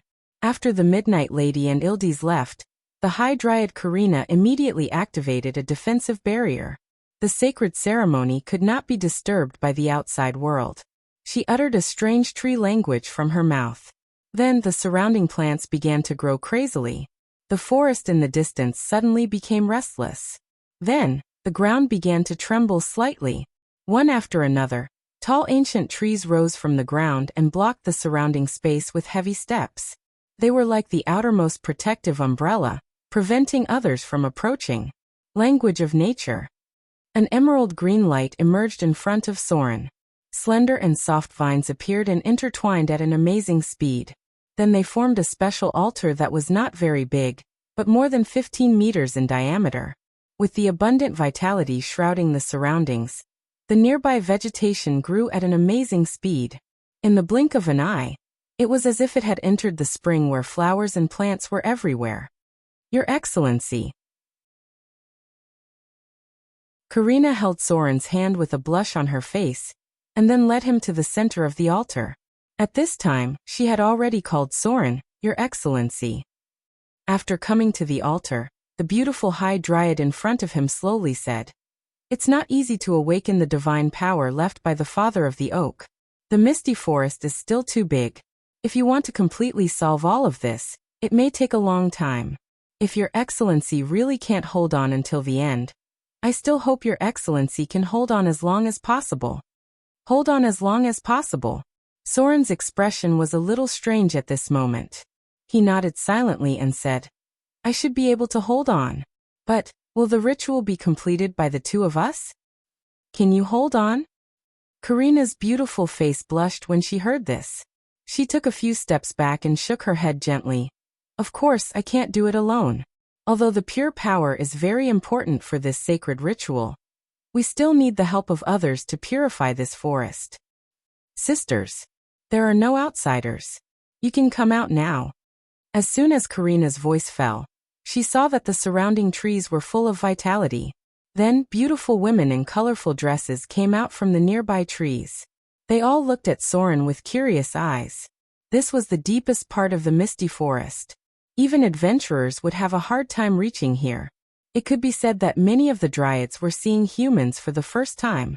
It was just like many humans had never seen a dryad in their lives and only heard about them in stories in taverns. "Let's begin." Karina coughed softly.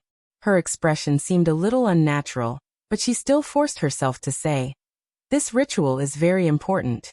You should all know how to do it, right?" The beautiful dryads who were a little playful at the beginning suddenly quieted down. They gathered around the altar one by one. Soren sat cross-legged in the center of the altar. He glanced at the number of dryads. Including Karina, there were a total of 36 of them. All of them were powerful high-level dryads. These dryads who had an innate charm of more than 20 points had a very high HP growth rate. They could live as long as the trees they parasitized had a lifespan. Looking at the trees in this forest, almost all of them had grown for hundreds of years. A strange chant echoed in the forest. The 36 beautiful dryads circled around the altar and began to chant some kind of ancient song in a way similar to a prayer. Accompanied by a beautiful melody, flowers bloomed on the nearby grass. In an instant, it was as if they had entered a sea of flowers. The beautiful dryads stood up one by one. Karina, who was the leader, began to lead the dance. They danced around Soren. Their slender waists that were full of flexibility danced and spun. Accompanied by a beautiful floral dress that was completely woven from plants. It was as if there were 36 flowers blooming around him. The crisp sound of birds chirping could be heard. Some birds with colorful feathers were flying around, making a pleasant sound as if they were the accompaniment to all of this. The clear sound of flowing water could be heard. In the clear river near the forest, beautiful girls with long hair that was as elegant as water plants slowly walked out of the river. They were holding colorful conches. Some of them were floating in the water, while some were lazily lying on the rocks by the river. They gently played a beautiful melody. These were the dryads, the embodiment of the spirituality of the river and lake. Flowers bloomed everywhere. Accompanied by the dance of the dryads, some incomparably petite and beautiful figures began to appear. They looked as if they were translucent, and had a pair of delicate wings. These cute, pocket-sized beautiful girls flew in the air and danced in the sea of flowers along with the melody in the surroundings. Beautiful dryads wearing exquisite dresses appeared one after another. They used soft leaves and petals to weave their clothes and danced around the dryads near the altar. Everything was so beautiful. In the midst of the beautiful melody, Karina walked in front of Soren with a blushing face. Facing Soren's puzzled gaze, she seemed a little shy. But in the end, her fingers trembled slightly as she took off her light purple dress. In an instant, her beautiful body that represented the spirituality of nature was displayed in front of everyone. Shy. The flower fairies dancing around the altar immediately began to sway as if they were drunk. These cute and delicate little fellows blushed and used their small hands to cover their large eyes. However, they still carefully opened their eyes by a sliver. Pairs of watery eyes widened as they stared at the altar, as if they were filled with curiosity about what was about to happen.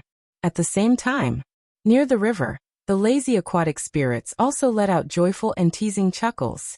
Then, the style of the melody that was originally filled with the fresh breath of nature changed drastically. It was as if there was an additional lustful and decadent feeling in the melody. The next part of the ritual was the most important part. Whether or not Soren could completely purify the evil energy in the forest would depend on whether or not he could last until the end of the ritual.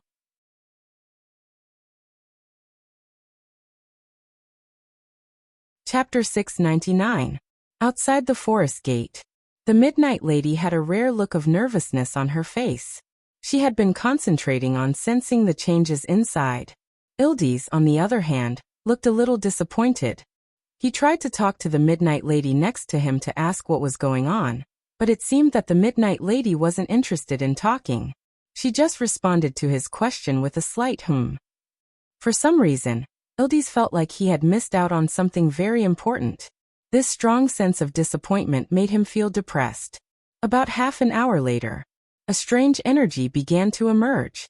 As the goddess of magic, the Midnight Lady had an astonishing perception of all energy changes. Therefore, when she realized that the ritual had successfully begun, she couldn't help but reveal a trace of relief on her face. The next thing to do was to awaken the divine power that the Father of the Oak left in this forest. As long as the divine power of the Father of the Oak could be awakened, the cost of the ritual would be reduced by a lot. On the other side, Soren himself had also entered a strange state. Kalina's slender white legs were wrapped around his waist. At the same time, she kept a very rhythmic twisting rhythm with the dance around her. Both of them were now joined together. However, the whole process wasn't just for pleasure. In Soren's view, the whole ritual was more like the Taoist yin-yang dual cultivation in his previous life. It was an incredible natural evolution. Soren represented the yang side, and the dryads represented the yin side. At this moment, Soren's body and spirit had separated into two sides. One side maintained control of his body and tried to last as long as possible in this sacred ritual. The other side had turned into a spiritual body and stood on top of the altar. His god-level senses allowed him to clearly feel an abundant life force gushing out from him and Kalina's body. It was transmitted to the nearby forest through the altar below. Soren's slaughter EXP was gradually decreasing. Kalina's power was also gradually weakening. This ritual required a lot of energy from both sides. However, due to the Dryad's special life forms, they could recover from the forest through other methods. They only lost power in the process, but the result was that they gained a lot of benefits. Fortunately, there was another huge divine power in this forest. It was the divine power left behind by Father Oak. Only by activating this power to replace the consumption of the sacred ritual could Soren avoid the fate of lowering his profession level. The slaughter EXP was quickly draining away, and it was not easy to awaken the divine power of the Father of Oak.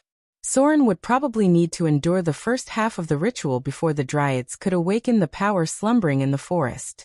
Half an hour passed in the blink of an eye. The tired Karina loosened her legs that were tightly wrapped around Soren's waist. She was a little tired and satisfied as she lay down to rest, but soon another beautiful Dryad with fiery red hair came over. The beautiful Dryad's face was flushed red, but she quickly took over Karina's position. At the same time, as the two of them merged completely, a rich aura of life once again appeared on the altar. I've used up all my slaughter EXP. Soren's spiritual consciousness stood about 20 meters above the altar. His spirit still maintained control of his body, but his perception of the outside world was focused on the changes in the forest. The aura of nature. The aura of life. An unimaginable mystical domain. Soren, who had used up all his slaughter EXP, began to consume his divine power. If possible, he still did not want to lower his class level, so he could only use his divine power to hold on for a while. Fortunately, the divine power left behind by Father Oak had changed due to the ritual, and this enormous power was slowly awakening. Another hour passed in the blink of an eye. When the fifth beautiful Dryad took over the position of the previous one, Soren's accumulated divine power was finally used up in the ritual. At this moment, the power of Father Oak had appeared. It was a divine power filled with the aura of nature. It had been awakened by the ritual, but because Father Oak had fallen, it could not completely replace Soren's consumption. It was accelerating the healing of the entire forest. But in order to maintain the state of activating it, Soren must continue to support the ritual. Soren was on the verge of losing a level. But at this moment, his spirit suddenly began to merge with the ritual. And at the same time, he was connected to this enormous divine power. It was a strange feeling. Soren suddenly felt like he had become one with the entire forest, and he could feel the aura of life of the plants that he usually did not pay attention to. Then a row of data appeared in front of him. Ability increased. During the ritual of the Dance of the Dryads, you have obtained part of the plant domain information. There was actually a new domain information. At this moment, even Soren was a little excited. He used a little bit of his energy to maintain the ritual of the Dance of the Dryads, and most of it was used to sense the changes in the ritual. It was a deep analysis of the power of nature. Looks like I can only burn my level. Soren had no other way out. Things had already reached this stage, and he could not give up halfway. Even if he had to burn his level, he had to hold on until the end. And looking at the current situation, there was a possibility that he would receive 3 notifications of the plant domain information after the ritual. Losing a level was right in front of him. When the last of Soren's divine power was sucked dry by the beautiful dryads, a strange emerald light suddenly appeared in Soren's heart, and the light formed into the shape of a leaf. In an instant, an abundant life force replaced the consumption of Soren's divine power, and it began to maintain the ritual in a way that consumed less divine power. The beautiful dryads suddenly became intoxicated. They gathered around Soren as if they could not wait any longer.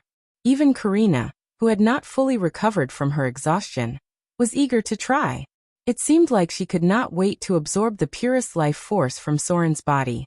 The beautiful dryads were thirsting for it. They felt that there was a force in Soren's body that was extremely important to them. It could even be said that it was a force that could change them qualitatively. Soren's expression was also quite shocked. He could not help but mutter to himself, "The leaf of life. So its power was not completely digested by me." The leaf of life from the Droll Church. Soren had once used it to improve his vitality. It seemed like its power was not limited to just that. The process of the ritual seemed to be speeding up. The beautiful dryads were eager for the power of the leaf of life, which also replaced the consumption of Soren's divine power, and was maintaining the operation of the whole ritual. Another 3 hours passed. After a short discussion, the beautiful dryads quickly took turns and took a portion of the leaf of life's power in a relatively equal manner. Then they continued the entire process of the ritual. At this moment, the power of the leaf of life was gradually depleted. However, a notification appeared in front of Soren's eyes once again. Ability increased. During the sacred ritual of the Dance of the Dryads, you have obtained some information about the plant domain. The second notification. As long as Soren could endure it one more time, he would be able to directly master a new domain, a powerful yet unfamiliar plant domain. It seems like I can't avoid losing a level. Just as Soren thought so, he suddenly realized that he did not lose a level. This was because another power full of vitality emerged in his body. This was the power left in his body by the water of life. The beautiful dryads cheered. They seemed to have found endless treasures in Soren's body. They were all full of energy and couldn't wait to try it out. Even Karina, who was exhausted after the second round, seemed to want to force herself to do it again. A row of data appeared in front of Soren's eyes. Ability loss. During the sacred ritual of the Dance of the Dryads, you have lost the ability, Eternal Youth from the Water of Life. Ability loss. During the sacred ritual of the Dance of the Dryads, you have lost the ability, Life Extension, from the Water of Life. I actually dropped an ability? Soren was surprised to find that he had lost 2 abilities. Fortunately, they were useless to him. These 2 abilities provided a large amount of vitality for the sacred ritual. The ritual had finally reached the most crucial part. After a long period of awakening, the power left behind by the Father of the Oak was finally fully awakened. The entire misty forest was shrouded in a huge power. The withered plants that were eroded by negative energy were recovering at an astonishing speed. The awakening of the Father of the Oak's power not only gradually replaced Soren's consumption in the ritual, but a small part of it was also fed back to them through the altar. But it was a pity. Soren's assimilation with this divine power was not high. More than 70% of his divine power was transferred to the Dryads who were maintaining the ritual. Soren could only slowly recover his divine power. However, at this moment, a long-awaited notification appeared in front of his eyes. It was even a little out of his expectations. Ability gain. During the sacred ritual of the Dance of the Dryads, you have obtained part of the plant domain. Ability gain. You have obtained a new domain, plant. Ability gain. During the process of awakening the divine power left behind by the Father of the Oak, you have obtained part of the nature domain. Nature domain. Although it was just a message prompt, it made Soren's whole spirit shake for a moment.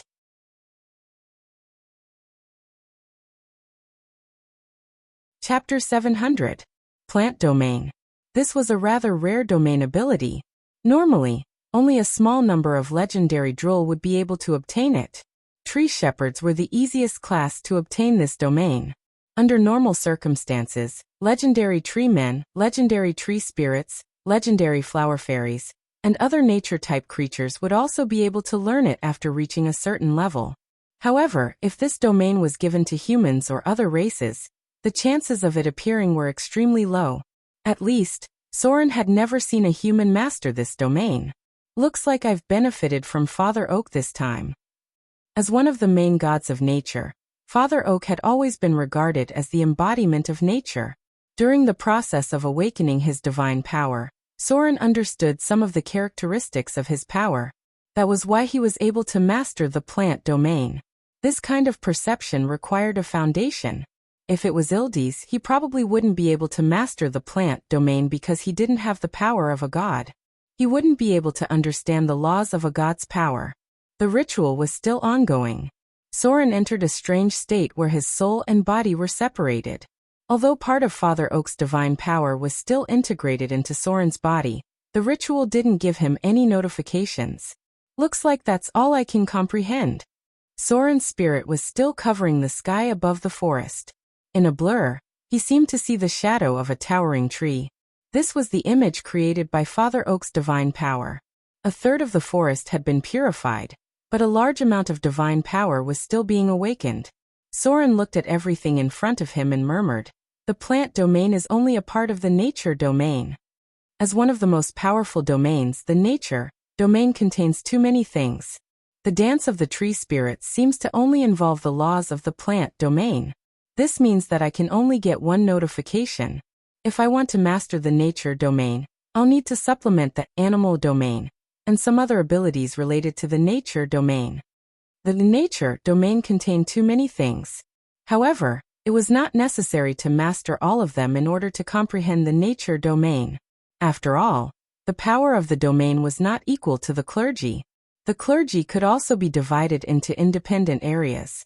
Therefore, some powerful domains could use some basic domains as a fulcrum. However, after mastering the domain, the ability would definitely not reach the standard of perfection. A god who had mastered 3 basic nature-related domains, and then comprehended the power of nature, was naturally weaker than a god who had mastered 5 or 6 basic nature-related domains. That was why the god of murder had tried so hard to gather the power of murder, slaughter, destruction, death, fear, and so on, outside the forest gate. When Father Oak's divine power was fully awakened, the goddess of magic finally showed a hint of relief on her face. As long as Father Oak's divine power was awakened, there would be no problems with the ritual. At this moment, she looked at the time and thought to herself, "It takes so long to awaken Father Oak's divine power. If he wasn't willing to help, I'm afraid that even if I helped Ildes increase his power, he wouldn't be able to hold on until now." Speaking of which, the Midnight Lady couldn't help but glance at Ildes beside her. Then, she quickly shifted her gaze to the interior of the forest gate. Mortals were mortals, after all. At this moment, the goddess of magic realized that in the upcoming crisis, It would be more effective to contact the power of the gods than to borrow the power of mortals. Although borrowing the power of mortals was more subtle, the forces of the other old gods were intertwined. Even if they were her closest allies, the goddess of magic could not completely trust them. These gods had their own enemies, and those enemies would definitely pay attention to them. Even the slightest involvement could alert the evil faction's mistress of the night, who controlled the shadow weave. That was why the goddess of magic didn't contact her allies, or even the forces of the churches that served her. There was no doubt that the churches and forces that served her were secretly monitored by her enemies. However, Soren, who was now willing to help her, didn't have such a problem because he was a new god who had just entered the realm of the gods. Such a god basically didn't have much interaction with the other veteran gods. Although he would be slightly noticed by the other gods, it was far from being that conspicuous. Moreover, he wasn't involved in the entanglement of the other gods. In this regard, Soren was one of the candidates she wanted the most. The goddess of magic couldn't trust anyone now, and Soren might be one of the few people she could try to trust. Being a god for too long meant that interpersonal relationships were too complicated. Soren, who had just become a god, was like a blank piece of paper. Although he was a god of the evil faction, the goddess of magic had now deviated to the neutral faction in order to integrate the shadow weave. There was a possibility of cooperation between the two sides. The goddess of magic was even thinking about whether she could pull Soren into her divine system, because she could see at a glance that Soren was a rogue and part-time wizard. As long as he was a spellcaster, she could try to integrate him into her divine system. In the blink of an eye, a day had passed. As the enormous divine power of the Father of Oak gradually dissipated, the misty forest also glowed with vitality. The almost withered ancient trees grew new buds, and as long as there was no evil power to erode them, they would soon be revived. Under the radiance of the morning sun, the whole forest was breathing happily, and for some reason, the beasts living in it became cheerful. One could faintly see groups of flower fairies dancing in the air. This huge forest had been purified by the divine power of the Father of Oak. The divine power of the Father of Oak had awakened the sleeping Ents. Although they were still motionless, they were actually awake, but too lazy to move. The Midnight Lady once again entered the gate of the forest. She saw Soren, whose face was pale and seemed to be unusually tired. The place had been restored to its original state, and the air was filled with a faint fragrance of flowers. However, as the powerful goddess of magic, she could still smell a trace of lust and decadence in the fragrance. This discovery made her blush slightly. As a god with a vast amount of knowledge, she naturally knew what had happened in yesterday's ceremony. "Thank you." The goddess of magic looked at Soren, who seemed to be tired and dispirited, and said seriously, "Thank you very much." She said thank you twice, and when she said it the second time, she slightly bowed to Soren. Soren smiled. He still looked very tired, but his eyes were bright. The burden on his body did not affect his seemingly sublimated spirit. He slowly said, "Karina is opening the gate of nature. But only you can enter. Go quickly." She said it can only be opened for a while. What was inside the gate of nature? Soren was naturally curious, but since the Dryads only allowed the goddess of magic to enter, he would not force anything. He could guess that it was not a temple of nature, but a part of the kingdom of the Father of Oak. That was why the Dryads did not allow anyone to enter.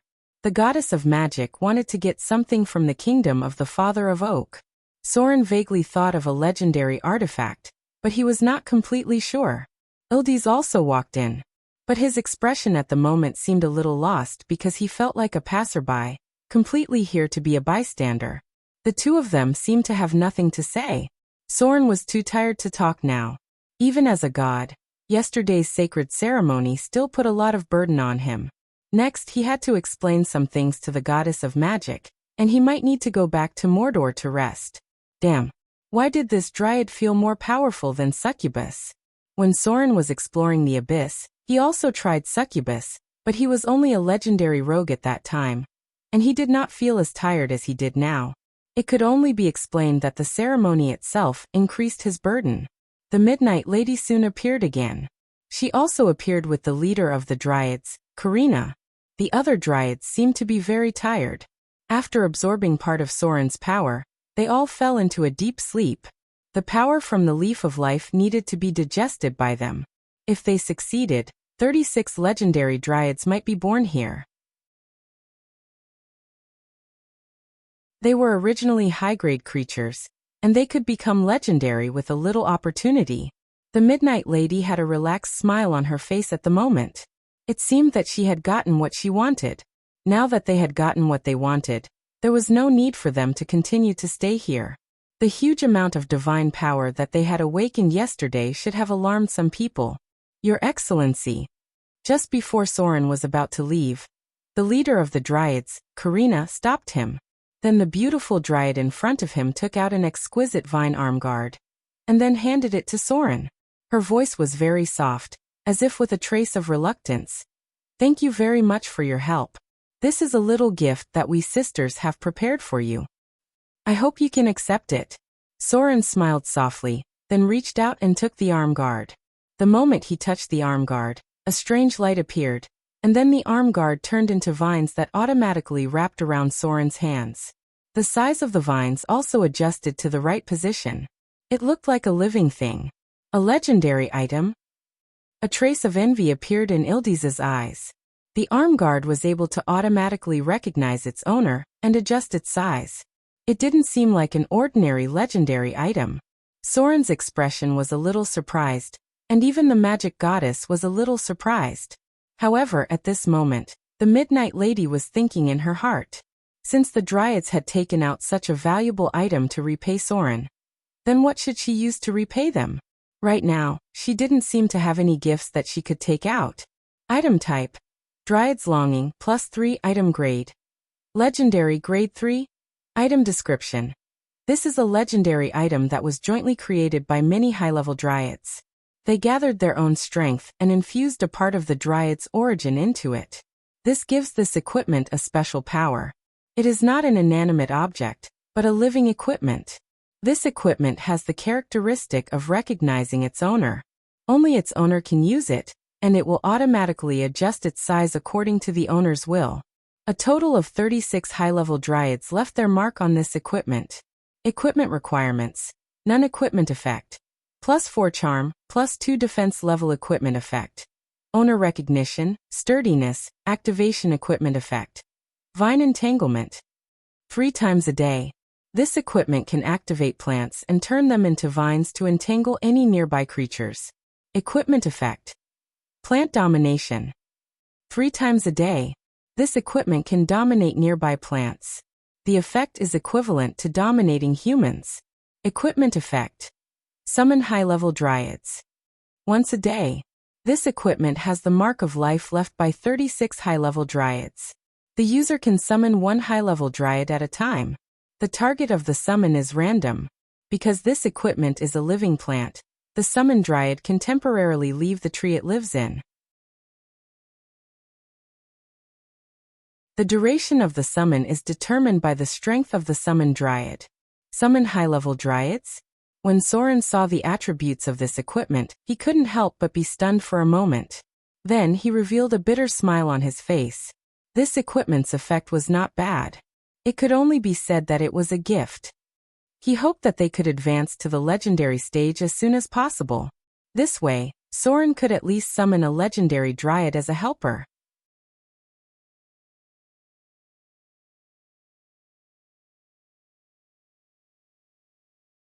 Chapter 701. Fire. There was fire everywhere, and the raging fire lit up the entire night sky. There were screams of panic and fear from others in the distance. And there was a strange and terrifying laughter full of excitement. Blood. There was blood everywhere, and the strong smell of blood enveloped the town. The sky seemed to be dyed red with blood, and the moon was a strange dark red. Will. Thank God. You're not dead yet. Get up quickly. A big man with a full beard appeared in front of him. He was wearing a simple mail armor, and there was a bloodstain on his chest. There were 3 claw marks on his thick arm. At this moment, he carried a warhammer with one hand and came to Will's side. He quickly threw a long sword over and shouted, "Get up and fight! The devils have rushed into the town." The young man slowly got up. He shook his head as if he wanted to figure out everything in front of him, but soon some memories began to appear. The sky was a bit strange this evening because it was too red. It was still winter, and there should not be such bright red clouds. Not to mention that even the moon was stained with a trace of dark red. The devils had arrived. No one knew where they came from. They seemed to have descended from the sky and suddenly appeared beside the town. Then they began to attack crazily. Battle. The town's garrison was defeated, and the militia was easily scattered by the devils. He encountered a lone berserk devil. Although he successfully killed the berserk devil with his own strength, the last impact made him faint. Fortunately, he was not unconscious for long. Captain. A young and slightly immature boy ran over. At this moment, his expression was abnormally frightened, and he was a little incoherent. Dead. They're all dead. Hank, Ryan, Shasta, they were all dead. They were all dead. There was a sharp scream of a woman in the distance. Will was very familiar with this voice because she was the cook in the town. She was a chubby aunt who was usually a little naggy but was good to people. Occasionally, she would give some food to the children from the kitchen. I'm fine. Will stood up shakily, then reached out and clenched the long sword in his hand. He blocked the hand of the man in front of him who wanted to help him up and said in a hoarse voice, "What about the others?" Quickly asked the priests of the temple for help. And Sir Clyde? He was Will Jackson, the captain of Eastlake Town's militia and a retired adventurer. The bearded man looked around with an ugly expression and said in a low voice, "Everyone has been scattered. Some of the cowards ran away. The demons have already rushed into the residential area. We have to save them." In the residential area, Will's eyes were bloodshot. He gripped his sword tightly and rushed out, roaring, "Gather the others. We can't just sit here and wait for death. Open the military supply depot. Give all men weapons. They must fight to protect their homeland." Will rushed out, and a low-level dretch appeared in front of him. As a former adventurer, he had seen demons when fighting against some evil spellcasters, but he had never seen so many of them, and there were even more terrifying ones among them. He felt a burning sensation in his lungs. The initial impact had already caused him internal injuries. He had to rely on his physique, which far surpassed that of ordinary people, to suppress his injuries and continue fighting. Poochie. Will killed the dretch in front of him with a sword, and then he saw a trembling figure hiding behind a haystack. Ron, a child 14 years old this year. Because he was not tall, he was always bullied. He had always wanted to join the militia to make himself stronger. Pa. There was no time for Will to say anything. He directly lifted the child in front of him with one hand, and then slapped him. The poor little guy had been scared silly. Will took a sword that fell next to him, then put it in his hand, and roared, "Pick up the sword! Go to the garrison! Don't stay here! Tell the patrol to come and help!" The child in front of him trembled as he got up. There were corpses scattered around him. Some of them belonged to demons, but most of them belonged to humans. Broken limbs were everywhere on the ground, and there were several corpses that had been gnawed beyond recognition. He suddenly vomiting so much that his bile came out. Will sighed. After all, he was just an ordinary civilian. Facing everything in front of him, he was easily on the verge of collapse.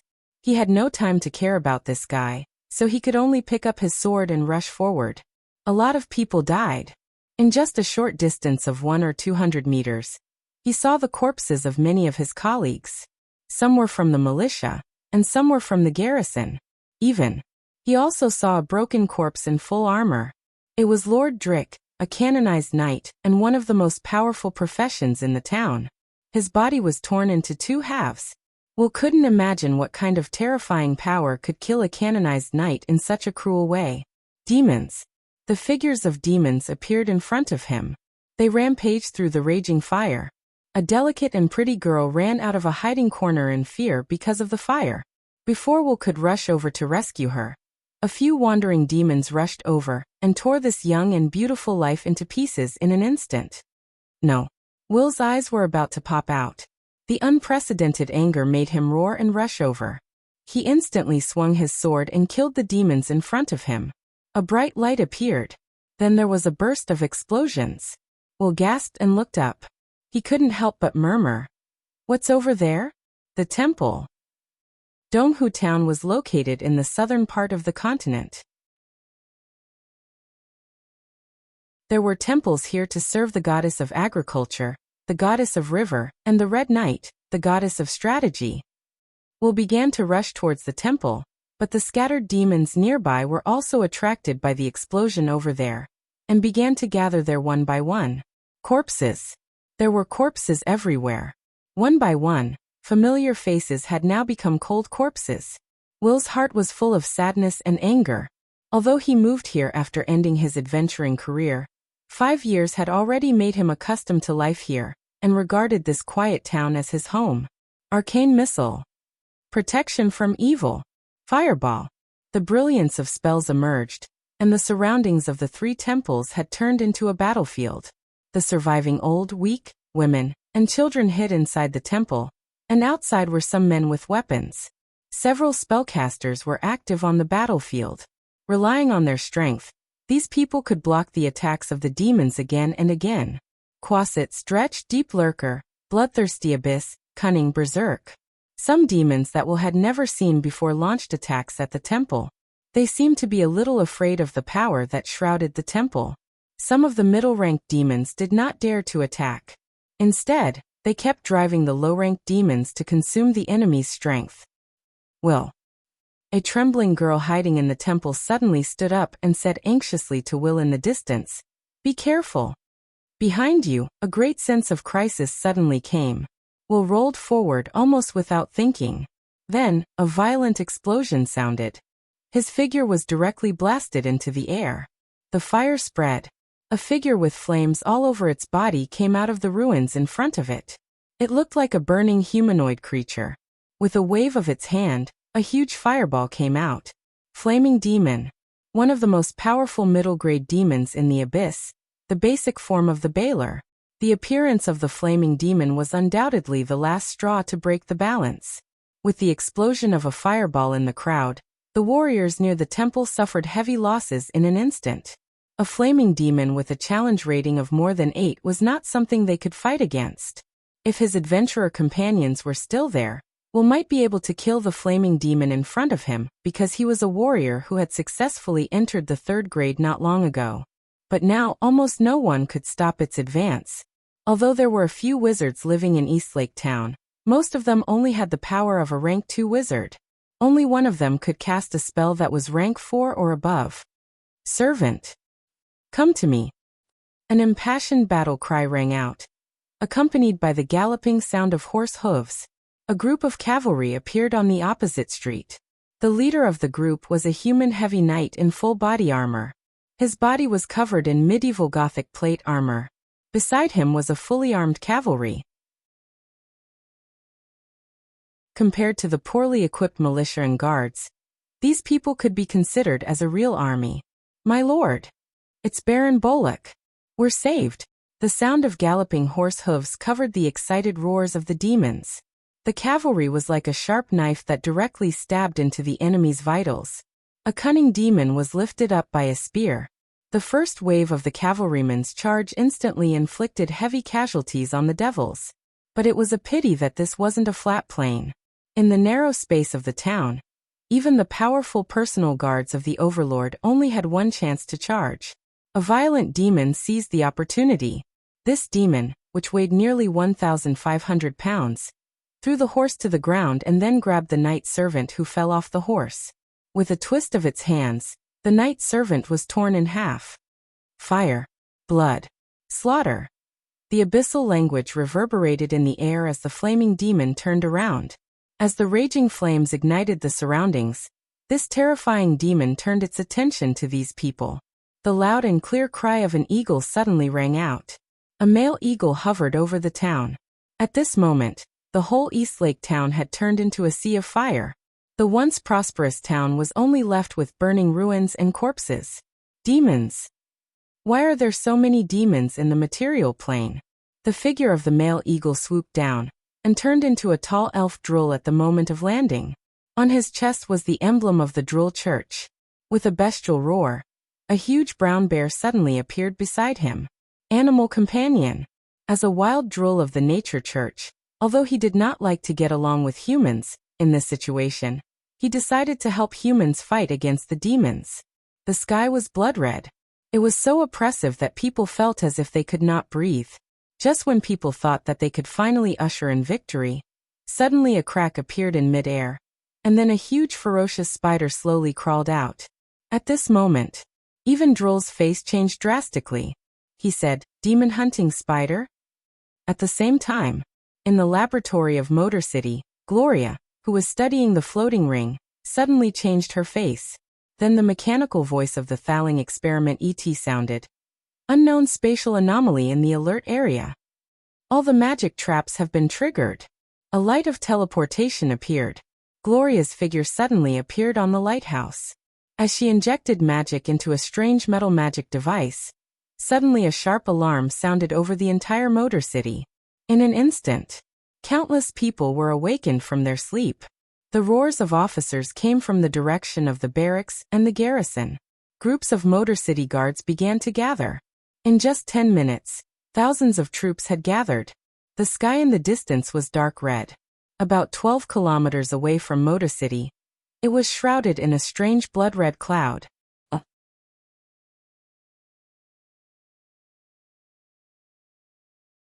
Chapter 702. Demon Hunting Spider. Challenge Rating 11. Its body was as strong as a bull, its legs were 14 feet long, and it weighed more than 6,500 pounds. With its appearance, not only the humans in front of it were terrified, but even the nearby demons could not help but feel frightened. They were the creation of the demon prince, Demogorgon. They were very good at finding items, hunting enemies, and chasing escaped slaves. Demon hunting spiders fought with 4 claws, but their magic eye rays were more deadly. Because the eyes of demon hunting spiders could produce 4 different magic rays: flame, ice, electric, petrification. The demon hunting spider in front of them was the most dangerous one, because when it cast its ferocious eyes at a human warrior in front of it, suddenly a ray of light shot out, and then the human warrior turned into a stone. This was not a monster they could fight against at all.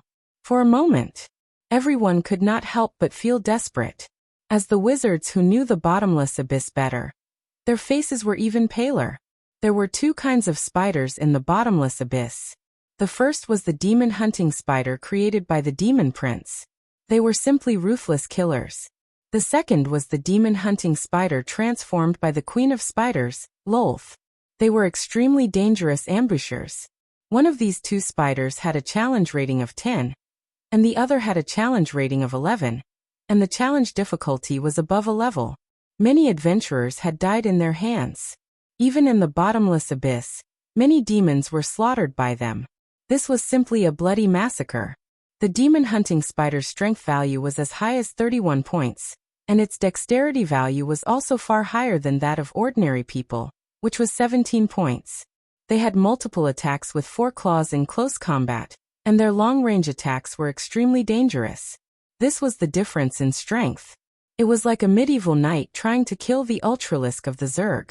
The demon hunting spider's magic eye ray was more terrifying than a laser.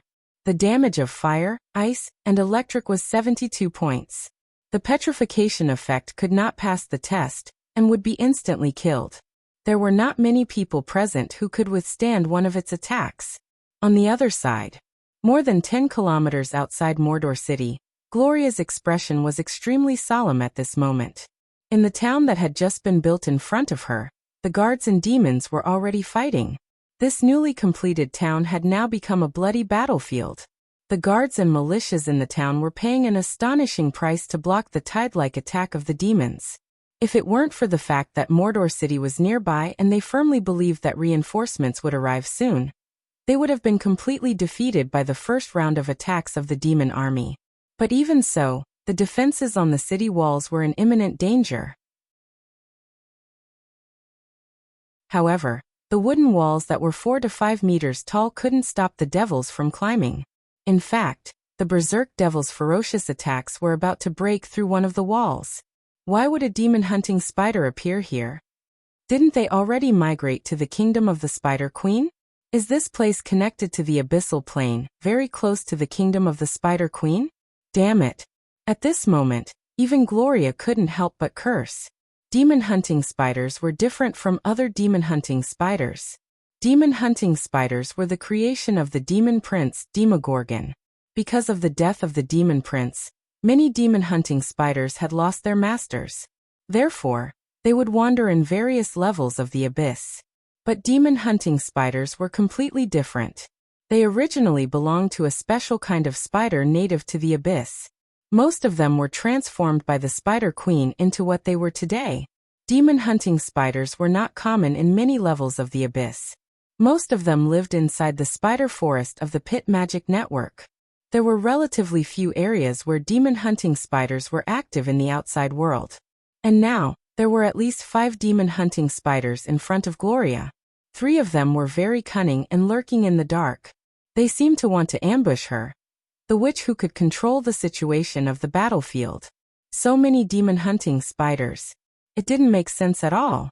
Gloria seriously suspected that the plain gap of Mordor City was very close to the kingdom of the Spider Queen.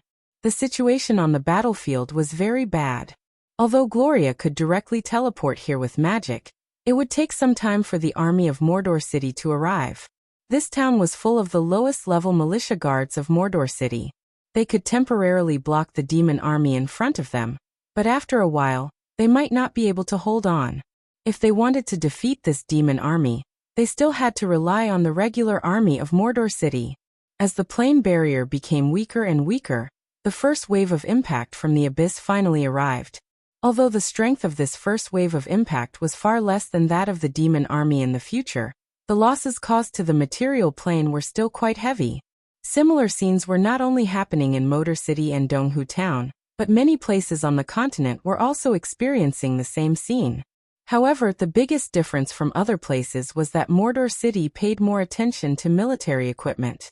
Even if the demon army suddenly arrived, the intensity of the attack was far higher than in other places, but the town guard still managed to block the first wave of attack, and successfully held on until Gloria arrived. This meant that although the militia suffered heavy losses, the civilians did not suffer any casualties. Demons were crazy. If they rushed into the town, then it would be a bloody massacre in an instant. They had no sympathy, and their crazy and chaotic desire for destruction would make them kill any human they saw. In the entire multiverse, demons' desire for destruction was the most terrifying. They liked to destroy. Cloud of death. Cloud of death. Cloud of death. In this case, Gloria could only go all out. However, as a legendary northern witch, her tactics and ideas were obviously far beyond other spellcasters. Facing the situation on the battlefield, Gloria did not choose a large-scale high-grade spell. Instead, she pulled out a staff shrouded in a strange aura. And then a cloud of death fell in front of the battlefield. This was a magic wand. Most of the magic wands in the material plane were used to store spells. They did not have the ability to increase attributes, nor did they have any other special contributions. Most of them could only store a single spell, but the number might be more.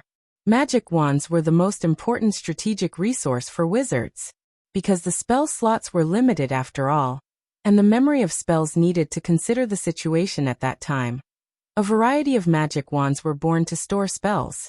However, most of the spells they stored were not very high level, and the price was shocking.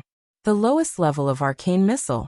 A magic wand that stored 30 arcane missiles needed more than 9,800 Kindler coins. On average, one arcane missile was 300 Kindler coins, which was a lot more expensive than directly tearing a scroll. Like the Cloud of Death in Gloria's hand, although it only stored a level 5 spell, the value reached a terrifying 70,000 to 80,000 Kindler coins.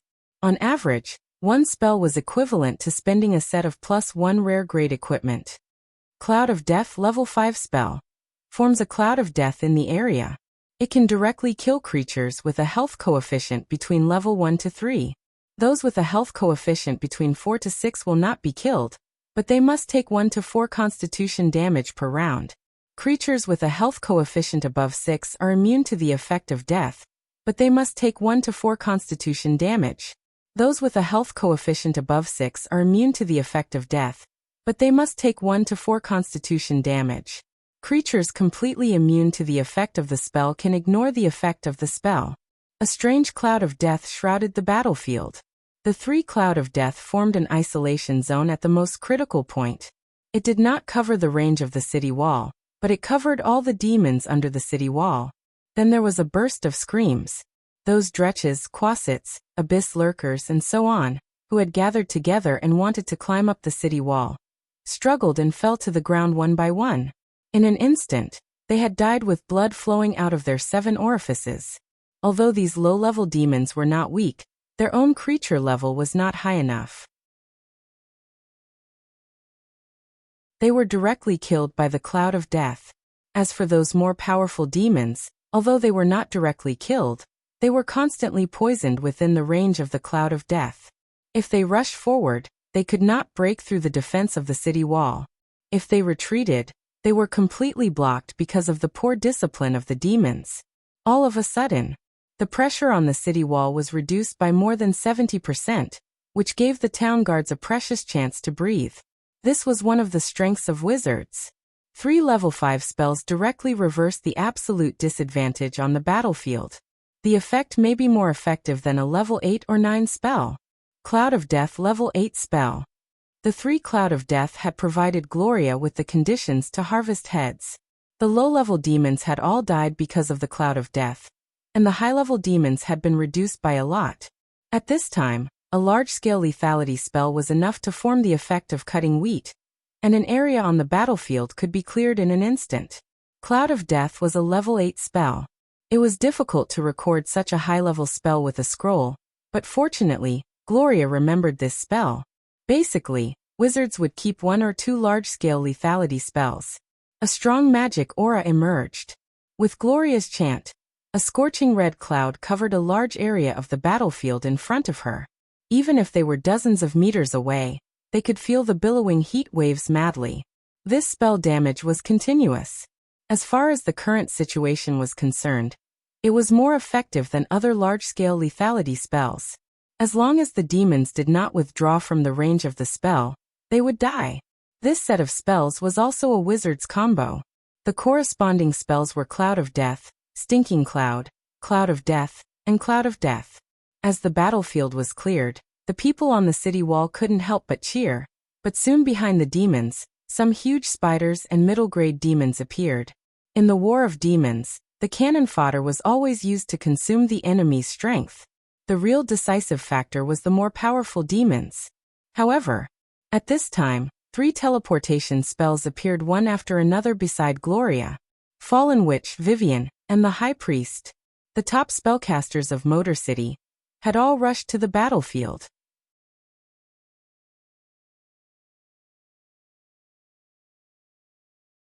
Chapter 703. The 4 mage ladies of Mordor were all in position. Although there were still a lot of demons in front of them, when Gloria, Fallen Witch, Vivian, and the High Priest appeared at the same time, the situation on the battlefield had been completely reversed. Mind Blast, Flame Whip, Dominate Demons, Blizzard. 4 magic auras instantly enveloped the entire battlefield. Vivian took the lead and gathered a flame whip in her palm out of thin air. With a wave of her hand, the raging fire spread out. As Soren's half-sister, although she was a talented sorcerer, she still had good disciples in close combat. No spellcaster in this world was weak. Any wizard could withstand close combat, but their ability was not as good as the close combat professions. Fallen Witch's figure seemed to be very skillful in shuttling through the demons. As the contractor of the Succubus Queen, she seemed to have some high-grade succubus abilities, such as some strange charm spells, and the special ability to dominate middle and lower-level demons. With the 4 legendary mage ladies working together, the demon army was finally no longer a threat. Although the number was still very large, it was basically impossible to break through the city wall. Although Gloria and her party had the advantage, they did not launch a counterattack. It was not that there were no spells that could directly affect the outcome of a war, but most of them had too high requirements. The current situation did not allow them to use spells that consumed too much ability. For example, meteorite. If someone could use this spell, there was no doubt that the battle could end in an instant. But what would be the consequences of using meteorite? First of all, the terrifying impact would destroy all these demons. Then the impact of the meteorite would completely change the structure of the surrounding terrain. Then the strong shockwave would sweep through everything in the vicinity, including the city walls, houses, residents, and farmlands. The meteorite from the astral plane was very likely to have radiation. A spell with astonishing lethality also meant extremely terrifying destructive power. The town might be turned into ruins in an instant. The effect of meteor burst might be better, but it could only be used to attack the rear. If the distance was a little closer, none of the guards who were fighting near the town would survive. In this kind of stalemate, 8th circle spells were the limit if they didn't want to harm their allies. What they had to do now was to stabilize the situation and wait for the army of Mordor to come and completely destroy these demons. A dragon's roar sounded. The great priestess looked up at the sky and then opened up a mental barrier. As a wave of dragons might descended from the sky, a shadow dragon that seemed to be in its youth appeared on the battlefield. Dragon's breath. The terrifying poison mist dance shrouded the battlefield. Although young dragons were not as powerful as adult dragons, their strength was still enough to suppress many demons. After all, dragons were creatures at the top of the food chain no matter which plane they were in. A ray of magical light appeared. Although Wizard Saruman had stayed in Mordor City for a long time, he had not shown up for a while. At this moment, he also appeared near the battlefield. When he saw so many demons, he couldn't help but be shocked. Then, he flew towards a gap in the city wall. Some strange seeds were sowed. Enchanted vine. Enchanted plant. Hasten growth. For a long time, Wizard Saruman had been studying the strange mutant plants in the outer islands. Most of them were extremely dangerous and aggressive man-eating plants. At this moment, under the power of magic, these seeds quickly broke out of the ground, and then grew into vines covered with venom, man-eating plants with some sharp teeth, and even some strange plants that looked like ghosts. These plants attacked wildly as soon as the demons approached. The mutant man-eating plants in the outer islands were originally things with a monster level of 5 or above. Now they were full of danger, and they instantly blocked the gap in the city wall. "You can leave now." Saruman took a look at the guard next to him and said in a deep voice, "Go help somewhere else. Leave this to me." Dozens of vines that oozed venom flew. At this moment, Saruman looked more like a droll of a special school. He controlled these mutant plants in some strange way and killed all the demons nearby one by one. It seems that his research has been fruitful. The situation here naturally did not escape Gloria's eyes. She and Soren were very clear about Saruman's research. Although this kind of experiment was a little dangerous, they tacitly agreed with Saruman's research. Now looking at the performance of these man-eating plants on the battlefield, Saruman should have made a breakthrough and used the method of enchanted plants to cultivate products that could be controlled. The power of the vines was so great that it could easily strangle middle and low-grade demons. The vines would constantly ooze venom, and even demons would be corroded after touching the skin. The vines that were cut off would quickly regenerate, but after reaching a certain level, they would gradually wither. At this time, Saruman would sprinkle a little more seeds and start to cast spells. The battle was still going on. However, the attacks of the demons had been weakened a lot. The battlefield gradually shifted to the bottom of the city wall, and not many demons could rush up the wall. The only threat was those demon-hunting spiders, and the witches did not dare to be careless against these monsters. "Blackie, bite them to death." Vivian's figure jumped back. She didn't seem to like these ferocious spiders very much. She didn't even want to get close to them, so she shouted at the sky. And then a huge Quetzalcoatlus swooped down. This Quetzalcoatlus should have been given a trace of divinity by Vivian, otherwise it would not have grown so big in a short time. The dragon's roar sounded again. This time there were more of them, but there was no such strong dragon's aura. The dragon knights have arrived. A huge shadow appeared on the edge of the battlefield, followed by the drow warriors riding the Quetzalcoatlus. There was only one combat formation in Mordor City at present. There were a total of 5 dragon knights. Ordinary humans simply could not meet the requirements to ride and control a Quetzalcoatlus. Even within the drows, only those lizard knights who had received combat training with petrifying lizards could do it. Even among the drows, there were only a dozen or so such talents. In other words, even if the city of Mordor could tame enough Quetzalcoatlus, they could only complete 2 dragon knight formations in a short time, about 12 dragon knights. Although the number was small, the dragon knights were quite powerful. The fighting power of the dragon subspecies itself was amazing. With the superb skills of the drow warriors, they could even kill a middle-grade demon with one blow. The dragon subspecies skin was tough enough, and long-range attacks did not have a good effect on them. Dragon tail sweep. The shadow dragon seemed to have noticed that the demons were poorly equipped. It realized that most of the demons couldn't break through its dragon scales and deal enough damage to it.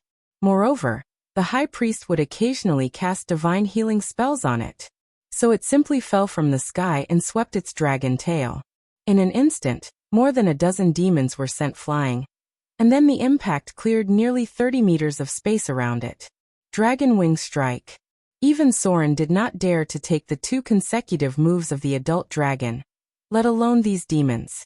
The shadow dragons seemed to be invincible in the demon army for a while. Ta-ta-ta. The sound of heavy horse hooves rang out, accompanied by the fluttering of black flags in the wind.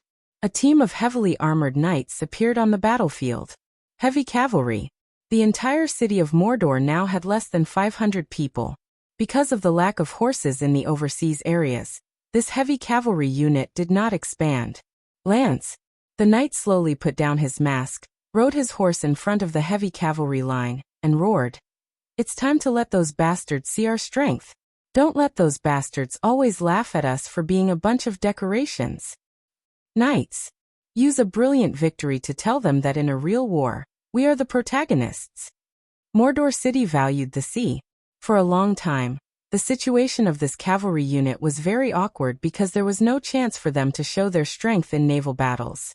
There were not many places where they could be used in land battles. Basically, there were no enemies on land that needed Mordor City to send out heavy cavalry. The knight was originally born in a noble family. As a member of the pirate leader of Mordor City, and the head of this heavy cavalry unit, he had suffered a lot from other people. Now that he finally had a chance to fight, of course he rushed to the battlefield as soon as possible. Clang, clang, clang. Spears were raised one after another, and the eyes of the knights covered in black heavy armor were filled with a suppressed and passionate fighting spirit.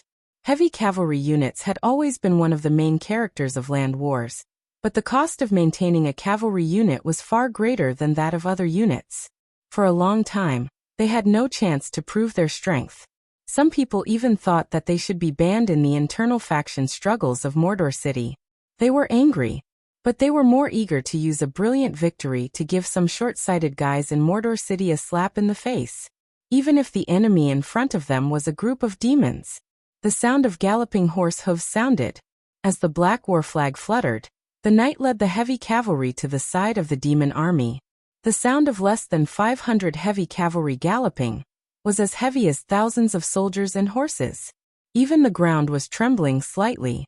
Courage, blessing, protection from evil. The high priest temporarily stopped the battle and began to bless the heavy cavalry regiment in front of him with divine power. With the sprinkling of divine light, the heavy cavalry suddenly felt as if their bodies were full of power. Charge! Charge! Charge! There was a loud roar. The horses began to accelerate. The upright spears were slowly put down, and the knights began to put the spears flat under their ribs. Then they urged the horses to gradually speed up and rush towards the enemy in front of them. As their speed got faster and faster, they eventually turned into an unstoppable steel torrent. Oh!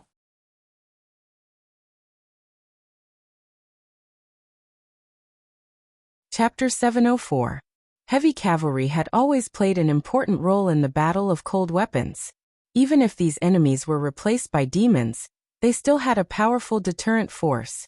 Although 500 heavy cavalry was not a lot, after gathering into a formation to charge, the neat and powerful explosive force still made many demons panic. Although they were far more powerful than humans, this did not change the fact that they were also made of flesh and blood. Especially in the previous battle, the town's militia guards had made them realize that the humans here did not seem to be weak. They had a firm belief and fought until now with a strong will that the demons could not understand. And now, these heavy cavalrymen were even stronger and more numerous than any of the reinforcements. However, at this moment, compared to the huge damage caused by the heavy cavalry's charge to the demons, the pirate leader Sir thought of another scene in his mind. It was a scene that made him feel very bold when he thought of it. That day, he contradicted Sir Soren. The reason was very simple. When the heavy cavalry was first formed, it was completely led by Sir Soren, including the heavy cavalry's training plan, tactical guidance, as well as the uniform custom-made equipment from the Northern Witch Council and so on. Sir was born in a lonely noble family and received quite orthodox knight training, so he was directly appointed as the commander of this heavy cavalry regiment by Soren. Sir had no problems in other aspects, but in the weapons of this heavy cavalry unit, he had a completely different view from Sir Soren. It was mainly because of the knight's spear they used. Compared to the knight's spear on land, the knight's spear that Sir Soren designed for them was a little longer. It could even be said that it was a bit like a dragon's spear. Such a spear looked quite powerful, but in fact, it was not so flexible in battle. Sir had always thought that such a weapon was not conducive to the battle of the knights, especially when fighting against the infantry of other countries. It was easy to become the weakness of the knights. The design of the weapon made the first charge of the knights quite powerful. After the first charge, this weapon may also cause the following battle to be less flexible. Too long a weapon in a horse battle was not necessarily a good thing, and the fighting style of the Western spear was more rigid. The knight was puzzled by this. Therefore, not only did he contradict Sir Soren, he even argued with him. However, nothing changed. In the end, Sir Soren still suppressed his opinion. Mordor City was definitely under a centralized rule. Sir Soren was the supreme ruler of the city of Mordor. Because his suggestion was rejected, the knight was even depressed for a long time. He thought that only by showing the drawbacks of this weapon after a battle could he convince Sir Soren. But now he realized that he was wrong. Although the spear was not flexible enough, it was only useful against creatures of the size of humans. Knight realized that he had only considered humans as his enemy from the beginning to the end. Now that the enemy was a devil with an obvious advantage in size, he realized how useful the weapon in his hand was. This kind of weapon was originally designed to deal with demons. At this moment, such a thought flashed through Knight's mind. Then he felt a shock deep in his heart. Because the knights were formed quite early, at that time, the city of Mordor had not been established for a long time. At this moment, the knight wondered if Sir Soren could predict the future. He had already guessed what might happen now. The demons were gradually defeated. Under multiple pressures, many demons found themselves on a bloody battlefield. Although the humans in front of them were not as powerful as the demon army, their excellent discipline and tactics still brought huge losses to them. As the number of cannon fodders became more and more serious, the frequency of the middle-grade and high-grade demons dying also increased. Some low-grade demons seemed to have escaped into the jungle. Go to hell. Vivian held a pitch-black sword in her palm. When she slashed the Soul Judgment demon in front of her, the demon that was close to the high-grade was instantly disintegrated. Its flesh and blood disappeared little by little, leaving only a turbid crystal in its place. Sword of Annihilation. One of the most powerful melee legendary spells. Its original form had a lot to do with the legendary Black Demon Sword. It was a spell that could be broken down if it could not be resisted. At the same time, it would automatically give the caster the same level of longsword fighting skills.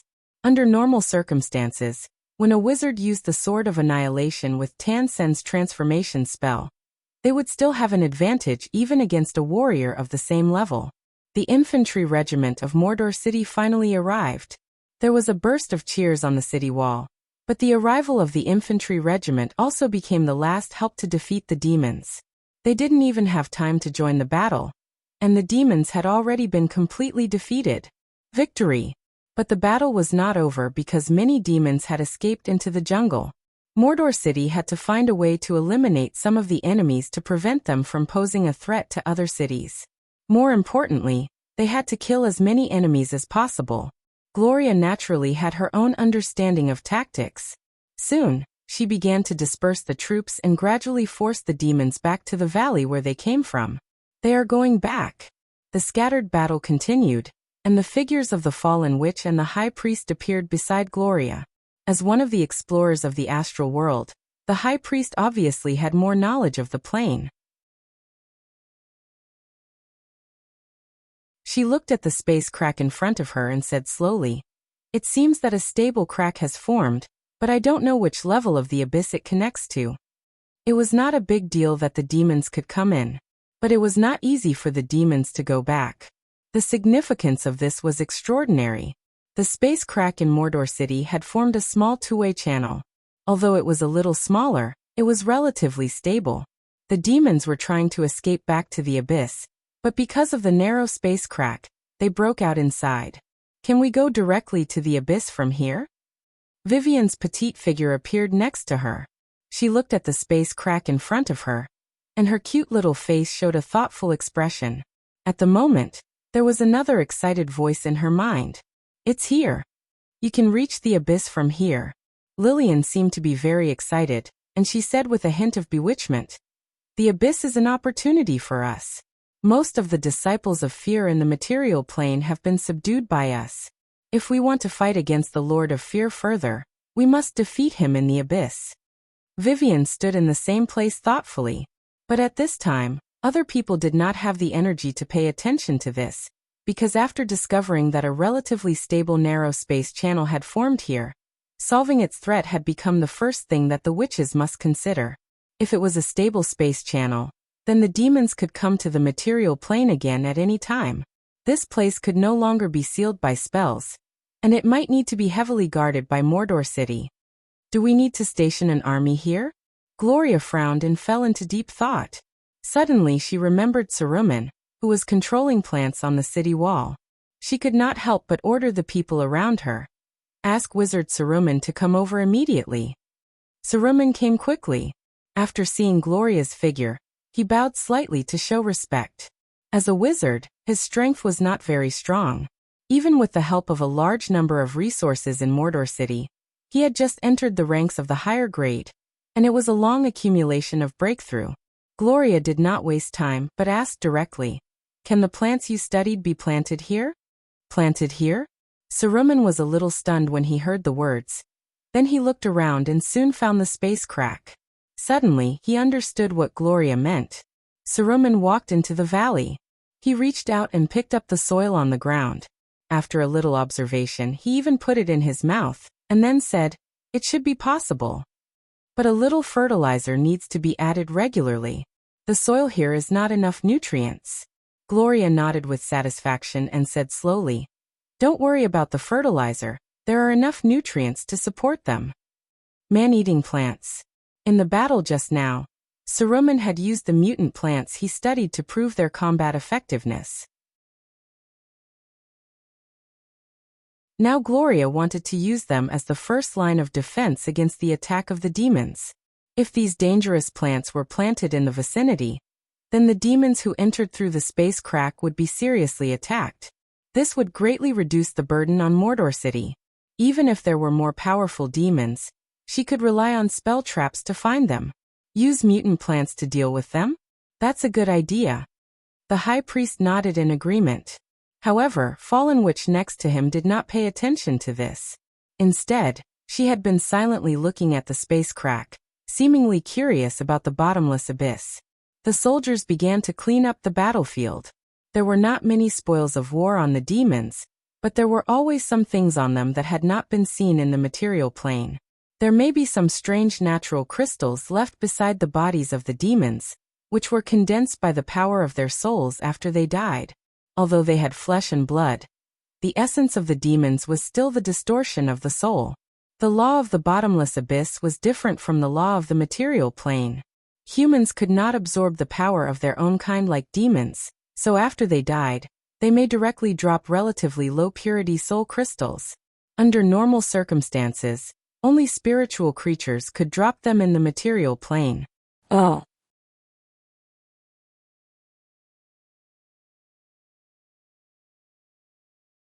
Chapter 705. Maybe it was because she had been with Soren for a long time. Gloria was also more aggressive in her way of doing things. On the same day, she ordered Saruman to plant a large number of mutant man-eating plants near the valley, and then gathered the labor force in the nearby towns to build a large military camp outside. An elite legion of Mordor City would be stationed here, and it would also be the front line to defend against the attack of the bottomless abyss. The sudden attack of the demons made Mordor City panic, but Soren had already made arrangements for this kind of thing before he left. So soon, other news began to spread in Mordor City.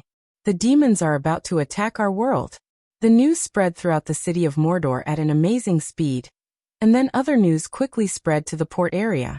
First of all, not only Mordor City was attacked by the demons, but other places on the continent were also attacked by the demons. The farther places were not clear, but a medium-sized town near the City of Wealth seemed to be called Roland Town or something.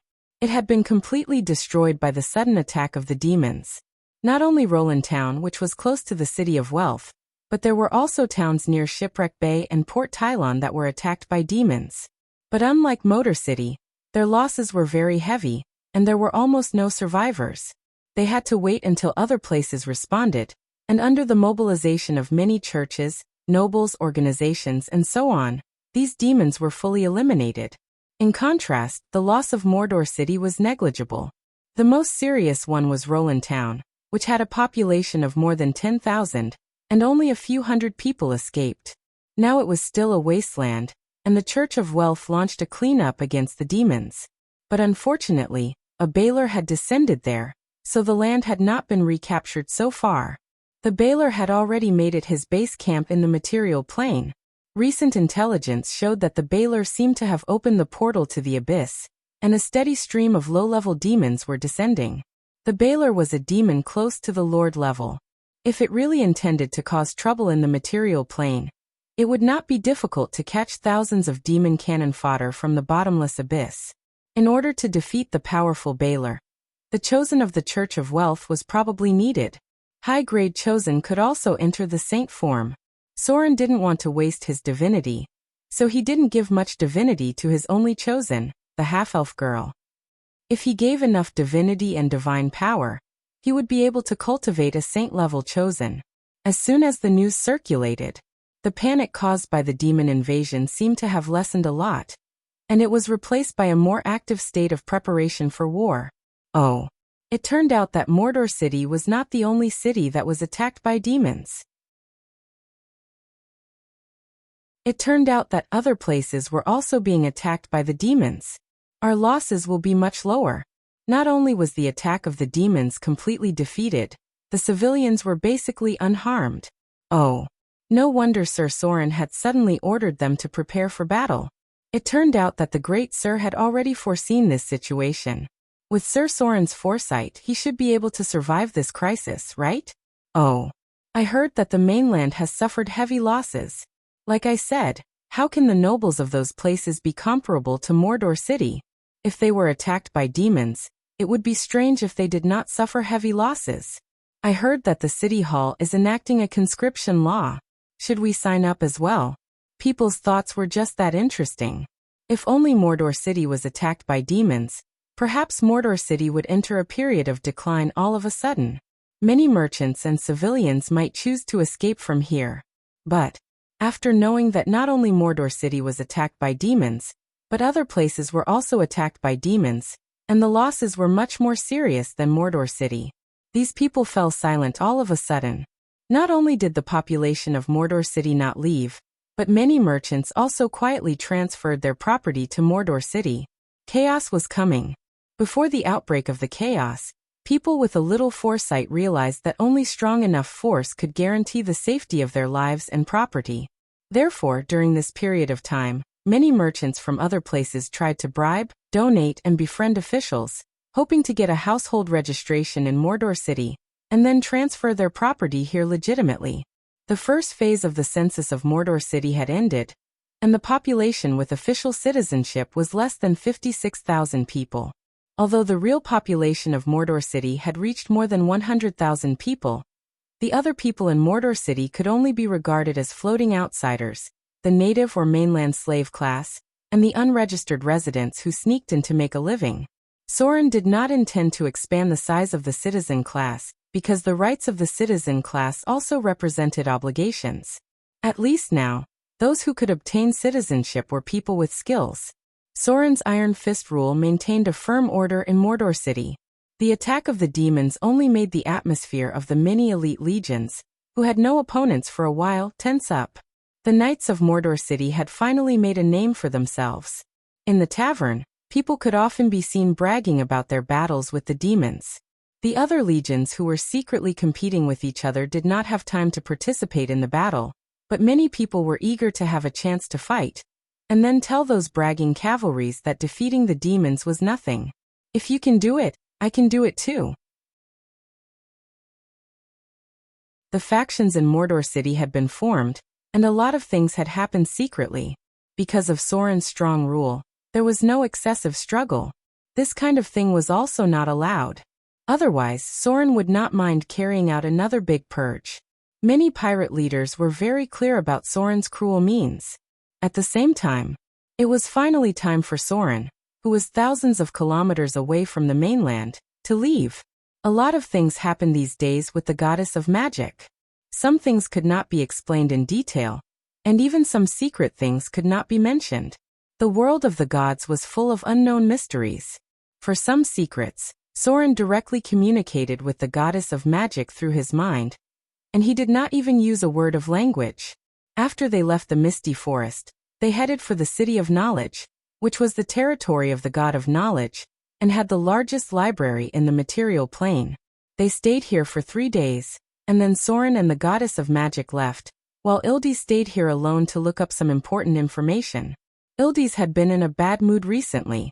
Since leaving the misty forest, he felt that he had become estranged from the Midnight Lady. Although she might be a little mean, it seemed that he was no longer of much use to the Midnight Lady.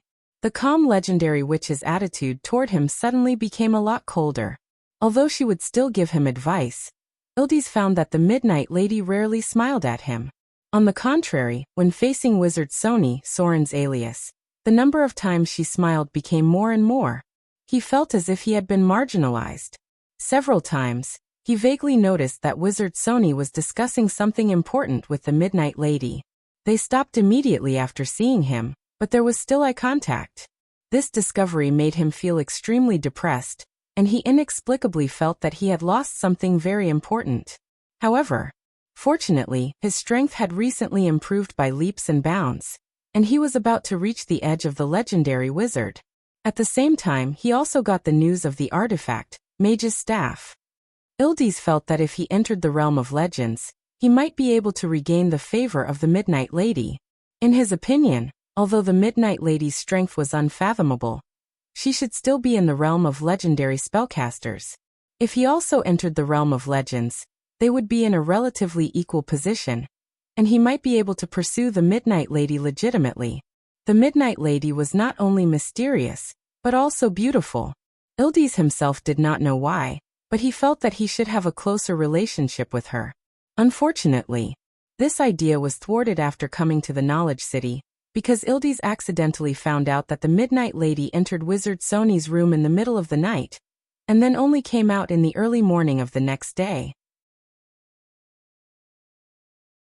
This discovery made Ildiz feel as if he was struck by lightning, and his whole body was stunned for a long time before he returned to his room in frustration. Until now, he did not understand why Wizard Sony suddenly became so close to the Midnight Lady. Was it because of what happened in the Misty Forest? Ildiz did not know.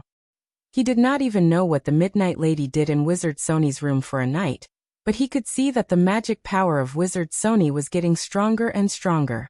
Without a doubt. At the same time when he was receiving guidance from the Midnight Lady, Wizard Sony also received a lot of benefits from the Midnight Lady. Those benefits were indescribable with words.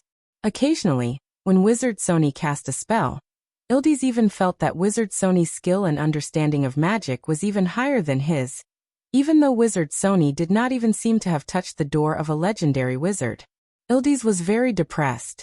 But after all, he was not a person who was easily frustrated, so after the two of them left, he immediately put all his energy into the research of spells.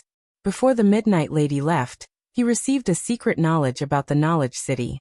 If he could successfully master it, he would definitely enter the realm of legends. Before the Midnight Lady left, she also entrusted him with a task. Ildes felt that if he could complete it, he might be able to gain a lot of favor from the Midnight Lady.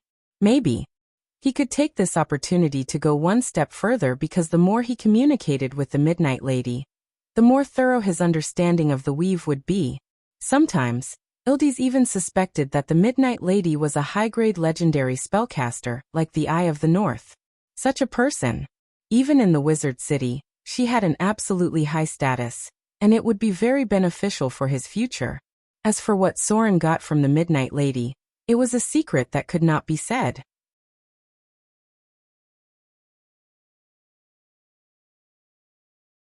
Chapter 706. In the Depths of the Multiverse. A spot of light suddenly appeared in the seemingly endless belt of light in the astral plane. Compared to the twinkling stars, this spot of light was so insignificant. However, when this light gradually turned into the shape of a door, the entire multiverse underwent a miraculous change. The door was like a line that instantly connected the many layers of the multiverse, from the Garden of Eden to the Abyss, Hell, and Azura. It was as if the door had opened a boundary, connecting most of the dimensions of the multiverse. Finally out. A figure shrouded in a pitch-black robe walked out of the door. He possessed a terrifying amount of magic power that caused the space around him to be drawn, forming an astonishing energy vortex. The figure slowly stretched out his hand, revealing his pale finger bones. On his hand, there were gemstone rings of inestimable value. There were no flesh and blood on his finger bones. This was a lich, and a very powerful one at that. The lich stood in the void of the astral plane, as if he hadn't seen everything in front of him for a long time. After a long time, he slowly spoke with a slightly hoarse voice. The Lady of Pain has finally opened the door. I wonder what the world has become. A strong energy wave emerged. The lich stood in the void and seemed to be startled. Then he muttered, "This energy wave is familiar. Oh no. It's the group of people from All is 3. Let's leave first." The light of a teleportation spell emerged. The lich's figure quickly disappeared in the astral plane. Then 3 figures wearing the same robes appeared in the door. The leader was an old man who appeared to be very old. After appearing in the astral plane, he was also stunned for a while. Then he shook his head and said, "Praise the Lady of Pain. We can finally leave that damned place, Sigil City. How many years has it been?" The Lady of Pain has finally reopened the door to Sigil City. The material plane. Soren's figure appeared in the sky tens of thousands of meters above. As a deity, he had a unique perception that allowed him to explore the multiverse. At that moment, he felt as if a door had opened in the laws of the multiverse. Unexplainable doors. The gate had a certain ability that was beyond his understanding. It connected various places in the multiverse in a way that even the gods could not detect. Whether it was Mountain Paradise in the upper plane or Azura in the lower plane, the gate was like a line that passed through many planes and left many interconnected gates on the line. Sigil City. Soren stared at the endless starry sky, as if he had seen something that mortals could not see. There was only one place in the entire multiverse that could connect all levels, and that was the legendary Sigil City. Its existence had been sealed off for a long time. The ruler of Sigil City, the Lady of Pain, had sealed off this space until today, when the Avatar crisis broke out. This place that had been sealed for a long time reappeared in the multiverse. Sigil City was a door. It could lead to all planes, but the Lady of Pain refused to allow the gods to visit. Over the long years, Sigil had always been a special domain that the gods could not interfere with. It was almost the same as before. When Soren sensed that the door was about to open, she refused Soren's request. Soren sensed a very powerful consciousness. It was the legendary Lady of Pain, the absolute ruler of Sigil City. the embodiment of pain that could not be guessed or tracked. She had enough power to rival the gods and even surpass them. The Lady of Pain still refused to open the door for the gods, which meant that no gods could enter Sigil City. However, Soren knew that this was only temporary, because with the outbreak of the Avatar crisis, the rules of Sigil City were also changing.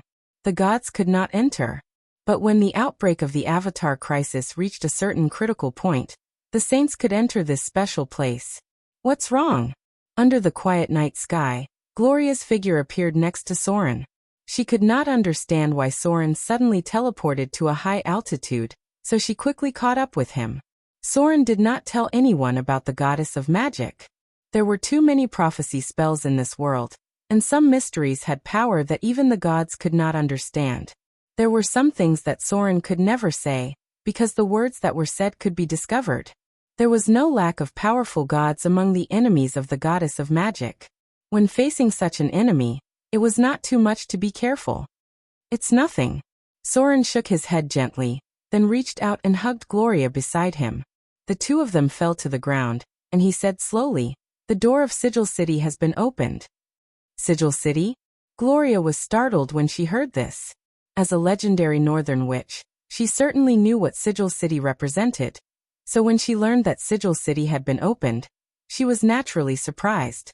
This was a door that connected to the multiverse, a space that was independent of the gods' kingdoms and many planes. For spellcasters, it was a shortcut to travel between planes. The opening of Sigil City meant that the difficulty of cross-plane exploration was greatly reduced. This was a transit station of the multiverse. Everything that was supposed to happen still happened. The deduction of history did not seem to be much different from what Soren remembered. After all, some major events were not something he could shake. As a new god, Soren could only change everything from some small aspects first, in hopes that the future would not be so tragic. There were still 2.5 months before the fall of the goddess of magic. Soren left Motor City this time and did a lot of things, and even paid some price. He was not sure if he could change the direction of history, so he could only leave everything to time. The direct confrontation between powerful gods was not something he could participate in now, so Soren chose to temporarily separate from the goddess of magic and return to Motor City. Wanting to change did not mean that he had to die. If the existence that secretly hoped for the death of the goddess of magic was really one of the gods that Soren guessed, he would only be easily crushed if he rashly got involved in the battle with the goddess of magic. Lesser divine power. Although Soren's power was much stronger than before, it was still not enough to fight against existences like the Lady of the Night, the Queen of Spiders, and the Lord of Light.